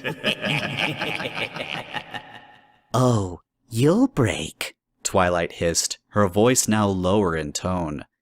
Have you forgotten what he is? There was a horrible, wet, crunching sound from behind, and Fluttershy turned to look just in time to see Applejack's body break in 2. From beneath the fur came out not quite a changeling, but a hybrid between a reptile and an insect. It shed off her former skin and, turning towards Fluttershy, hissed menacingly. She screamed as she turned from one pony to the next. Rarity appeared to be stuck in a half-melted phase, her body looking more like a warped mannequin with no eyes, and a huge, circular, sharp-toothed worm-like mouth covering her whole face. Pinky had morphed into a giant spider creature. Her 8 spindly pink legs ended in spiked daggers, her normally poofy hair sticking out in all directions and blown back, while her face was dotted with numerous eyes and her mouth warped into a hideous, vertical, toothy maw that was lined with 4 sharp pincers. Rainbow Dash was enormous. A cross between a bat and a dragon, she clung upside down to the ceiling, her muzzle full of jutting teeth, while her rat-like tail swished impatiently back and forth. Have you forgotten what his weapon of choice is? Fluttershy turned to see Twilight standing before her. Although her voice was still unrecognizable, she was still normal, unlike the rest of the group. Fear. At that word, her face split apart from her mouth in 4 different directions like a flower bud, revealing rows of razor-sharp teeth and an elongated tentacle-like tongue that was reaching towards her. And in that realm, He has no equal. And yet, they did not advance on her. Turning from one twisted apparition to the next, Fluttershy didn't understand why they weren't attacking her. They were just teasing her, standing beyond their reach. That's when she noticed it. The flames that lit the torches were now dancing wildly, twisting and turning, weaving and dodging, reaching higher and higher into the still air. Now their bright, shining lights were casting shadows that danced and flickered in sync to some silent rhythm. Then they took on the appearance of ponies, distorted and warped into cruel mockeries of their real-life counterparts. They appeared to rear up on their hind legs before falling back down to all fours. Fluttershy watched with horrified fascination, which quickly turned to dread as all their leering heads turned as one towards her. Materializing from the walls, the floor, and even the ceiling above, they stretched out from their confines, like they were pushing through an invisible silk curtain before breaking the fourth wall and raising up to stand before her like ghosts. Deep within the recesses of her mind, she knew what these things were. Those who came before. The souls of all the victims who had fallen to the nightmare creature. They then moved with no sounds, imitating no vocal noise as they stealthily crept towards her. There appeared to be no end to their demented conga line as they moved in step with each other. She took a step backwards, only for terror to once more grip her muscles with paralysis as the mockery of Applejack hissed at her. The strange shadows steadily surged towards her. A small whimper escaped her lips as she willed her body, any part of her body, to return to functional status. It did not. Struck down with uncontrollable fear, she could only shake violently in her attempt to get her legs to move. Sweat was now dripping off her cheeks as the shadows drew closer and closer. Her bottom lip began to tremble with fear. That nevermore should she behold the blessed light of day or scan the pleasant hills and forests of the beautiful world outside. Hope had departed. Her eyes widened to impossible widths as the first of the shadow creatures reached her. Fluttershy squeezed her eyes shut. She couldn't imagine what it would be like, taken away from your friends and family, never to see them again. So many ponies. So many families who will never see their loved ones again. Being forced to do the bidding of some cruel and malevolent non-entity. She looked up into the shadow faces. Did they know what they were doing? Did it fill them with sorrow that they would forever doom another pony to this life of servitude? Laying there on the ground, feeling her strength fading like the last rays of sunlight, Fluttershy felt no ill will to any of them. She felt pity. The closest of the shadow demons pulled back the merest of an inch, as if stung by some unseen menace. Fluttershy did not see this slight retreat, but she sensed it. The shadows then flung themselves upon her, increasing their fever. Fluttershy could feel their anxiety, and it only fueled her compassion for them. Anxiety changed to anger. She didn't understand why her feelings seemed to make them incensed. As the shadows swirled around her like a hurricane, she felt one of the shadows briefly break off from the pack to float past her ear. As it did so, it quietly whispered directly in her ear, "Remember what you are." Now she understood. Before, back in the caverns, she hadn't known what that meant, what she was. Now it was as clear as a sunny blue sky. This nightmare creature was, in its own right, an element of fear. Fear was its weapon. Fear was its fuel. Fear was its existence. But she was the opposite. Kindness. She was an element in her own right. Kindness was her weapon of choice.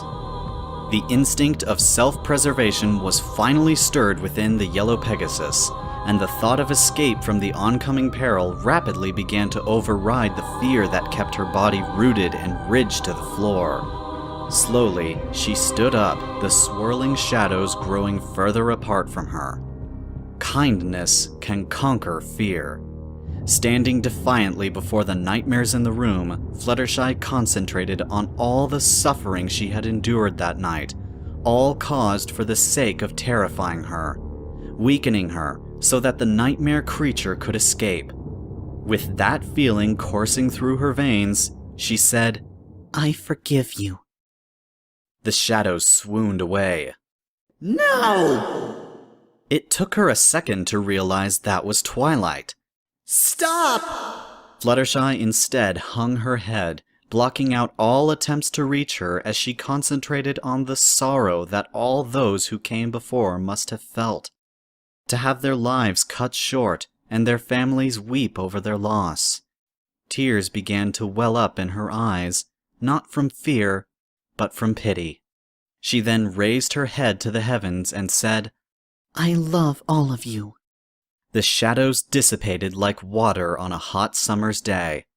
All that remained were the mockeries of her friends, now staggering under some unseen weight.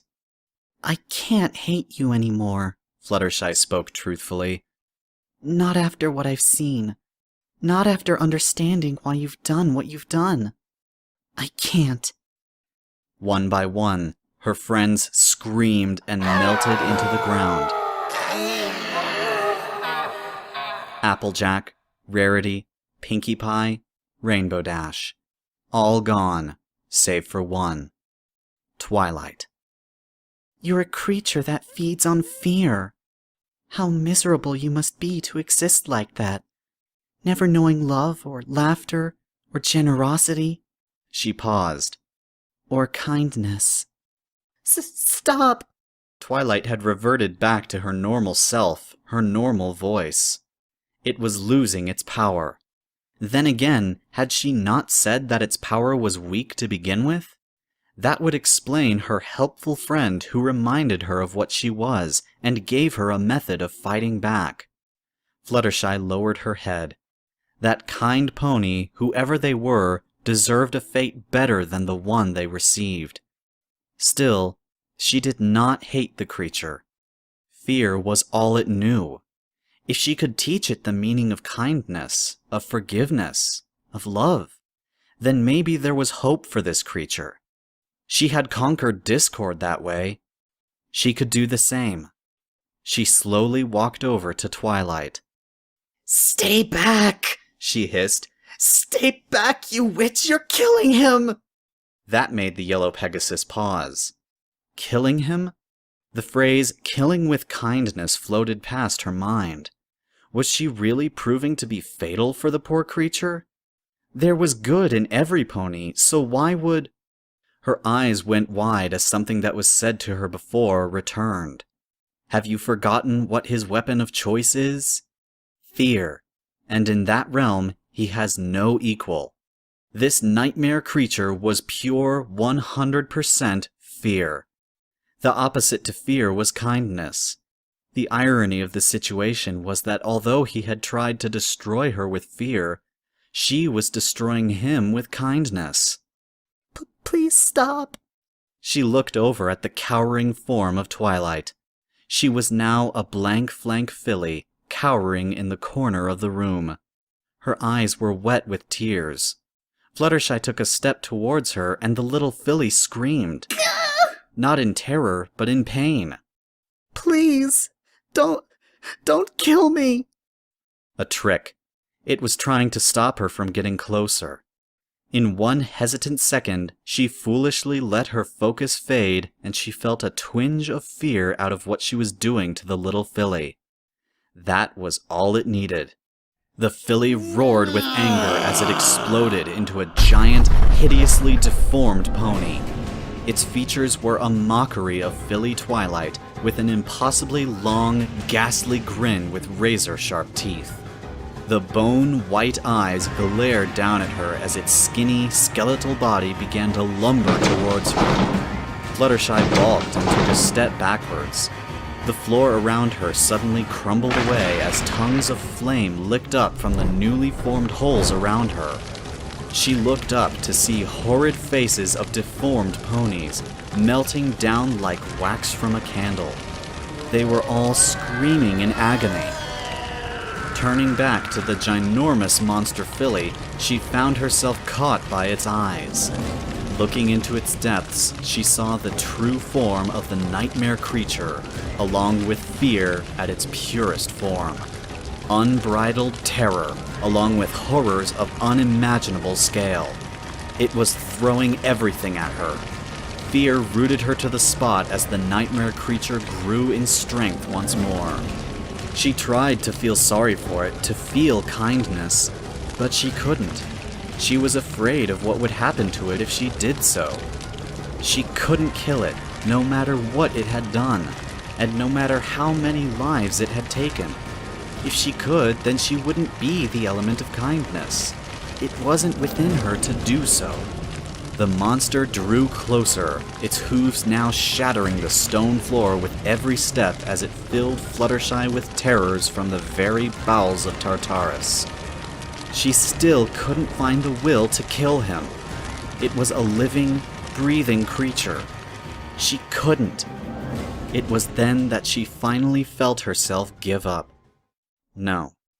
She couldn't cross the line, no matter what was at stake. The creature was right. When push came to shove, she couldn't be counted on. She wasn't going to kill this creature to save her own life. Her eyes flew open.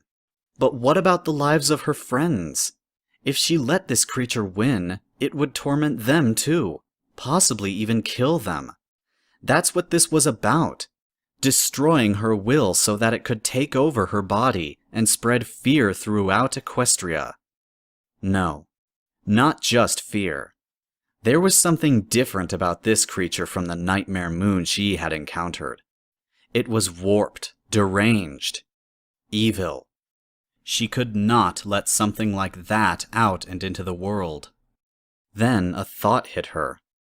Could she control this creature? If she willingly let it take control of her, she could keep it down here, away from her friends. She knew she could. After all she had witnessed this night and right now, staring into the most hellish nightmares imaginable, nothing could scare her anymore. Being the element of kindness, she could control fear. Slowly, she rose to all four hooves and stared defiantly into the nightmares before her. In a sick, twisted way, the nightmare creature was right. She would abandon her friends when the going got tough. No, she wasn't abandoning them. She was saving them by sacrificing herself. I will give you what you want, she said sternly to it. Her eyes blazed with determination as she spoke. I will let you take control of my body. To save my friends, I will become one with you. A loud, painful scream pierced the air, causing Fluttershy to cover her ears. It vibrated throughout the room like a sonic boom, knocking Fluttershy to the ground. She lay there, trying to block out the most horrid noise she ever heard, when just as suddenly as it appeared, it ceased. She lay there on the ground, breathing harshly, feeling the blood pumping throughout her body.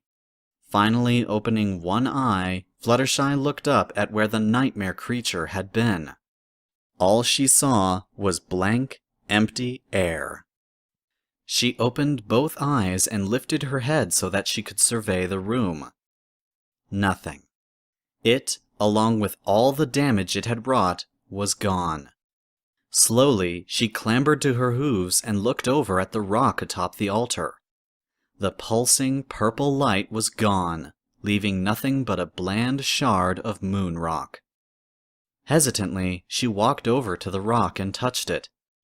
Nothing. She felt no fear. It was gone. Her eyes went wide as she realized what she'd done. She had agreed to a selfless sacrifice, the ultimate act of kindness, and in the end, that had proved fatal to the nightmare creature. It was no more. At first, she felt horror, shame at what she'd done. She had destroyed the creature. She'd killed it.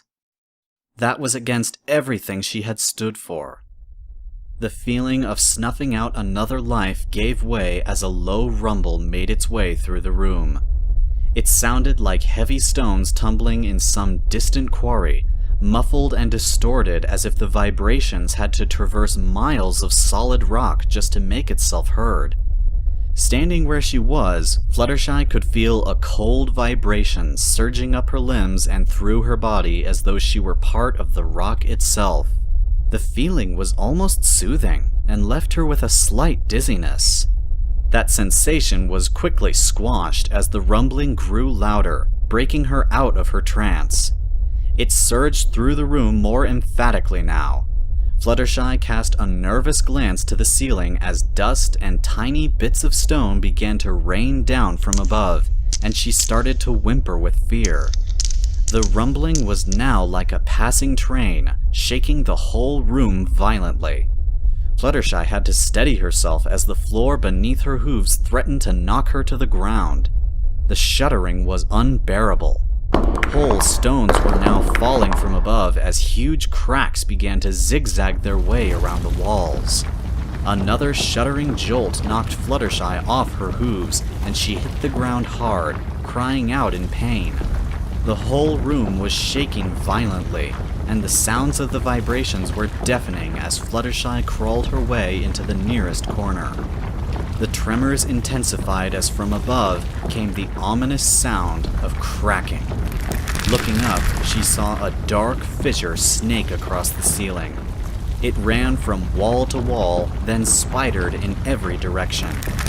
She just found the time to cover her face as the middle section of the ceiling gave way, and 1,000 tons of rock and stone came crashing down, smashing the shard of moonrock and the altar it rested upon. She understood what was happening. With its master dead, the temple was dying. From the collapsed ceiling came a sliver of light. Fluttershy locked her eyes on it, even though her vision was blurred from the tremors. Light. Natural light. That meant an exit. Fluttershy crawled along the floor towards the destroyed center of the room, where the collapsed ceiling had formed a pyramid of debris that disappeared up into the newly created hole in the ceiling. A section of the wall collapsed behind her, and the force of the impact threw Fluttershy the rest of the way across the room. She banged painfully into the debris in the room's center and rolled all the way down to the bottom of the heap of rubble. Raising her aching head, she looked up. The light was now above her and blinding. Shutting her eyes, she reached out a hoof and to her delight found solid footing. Through the rock and stone, she could feel the whole temple caving in on itself. She could feel the vibrations growing in strength as they prepared one last blow to finish off the wretched temple once and for all. Finding the strength, she reached out with her other hoof and pulled her battered and bruised body up. The light grew brighter. It was like an aphrodisiac, and she found the will to reach up even further. Her grip loosened a few stones, and they bounced and rolled down and into her face. She winced from the pain, but ignored it. She had to keep moving. Reaching out with her other hoof, she gripped and pulled. Her body climbed higher, and the light grew brighter. A smile formed across her lips as she reached out again and pulled. She could feel the loose stones and rocks sliding under her belly, stabbing her with their sharp corners as she climbed. She ignored it. She ignored the increasing sounds behind her. She ignored the aching in her limbs. She ignored the light, now stabbing past her closed eyelids and stinging her sensitive eyes. She ignored the multiple stones and rocks that bombarded her face from above. She ignored everything but the will to escape. She reached out with her hoof and pulled. Fresh air hit her nostrils and she inhaled sharply. She reached out and felt not rock or stone, but fresh dirt. She reached out with her other hoof and pulled. Now the cool earth was sliding under her belly as she climbed. The light was growing brighter and brighter, almost painful. Still, she did not relax in the slightest, even as the rumbling below her began to build in strength for one last time. With the ground she clung to shaking so badly, Fluttershy had to struggle to hold on.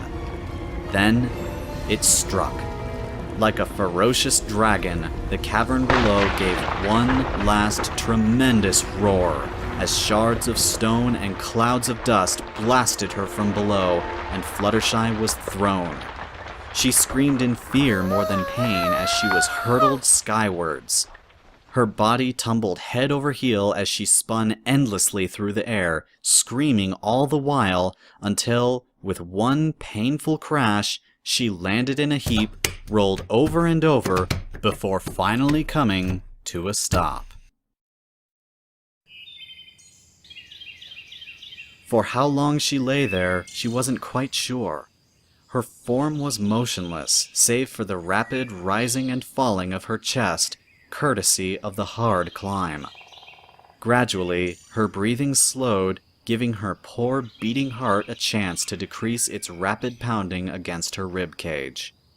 She was aware of the warm sensations flowing throughout her body, lulling her into an almost peaceful slumber. Curiously, she opened her eyes. She had to shut them again as the bright light stung her sensitive eyes. She whimpered in pain as she raised a hoof to shield her vision before opening her lids yet again. Sunlight. Her mouth opened in a soundless gasp as she slightly sat upright. It was Celestia's sun, beaming down from just over the tops of the trees. Judging by its position, it must have been early morning.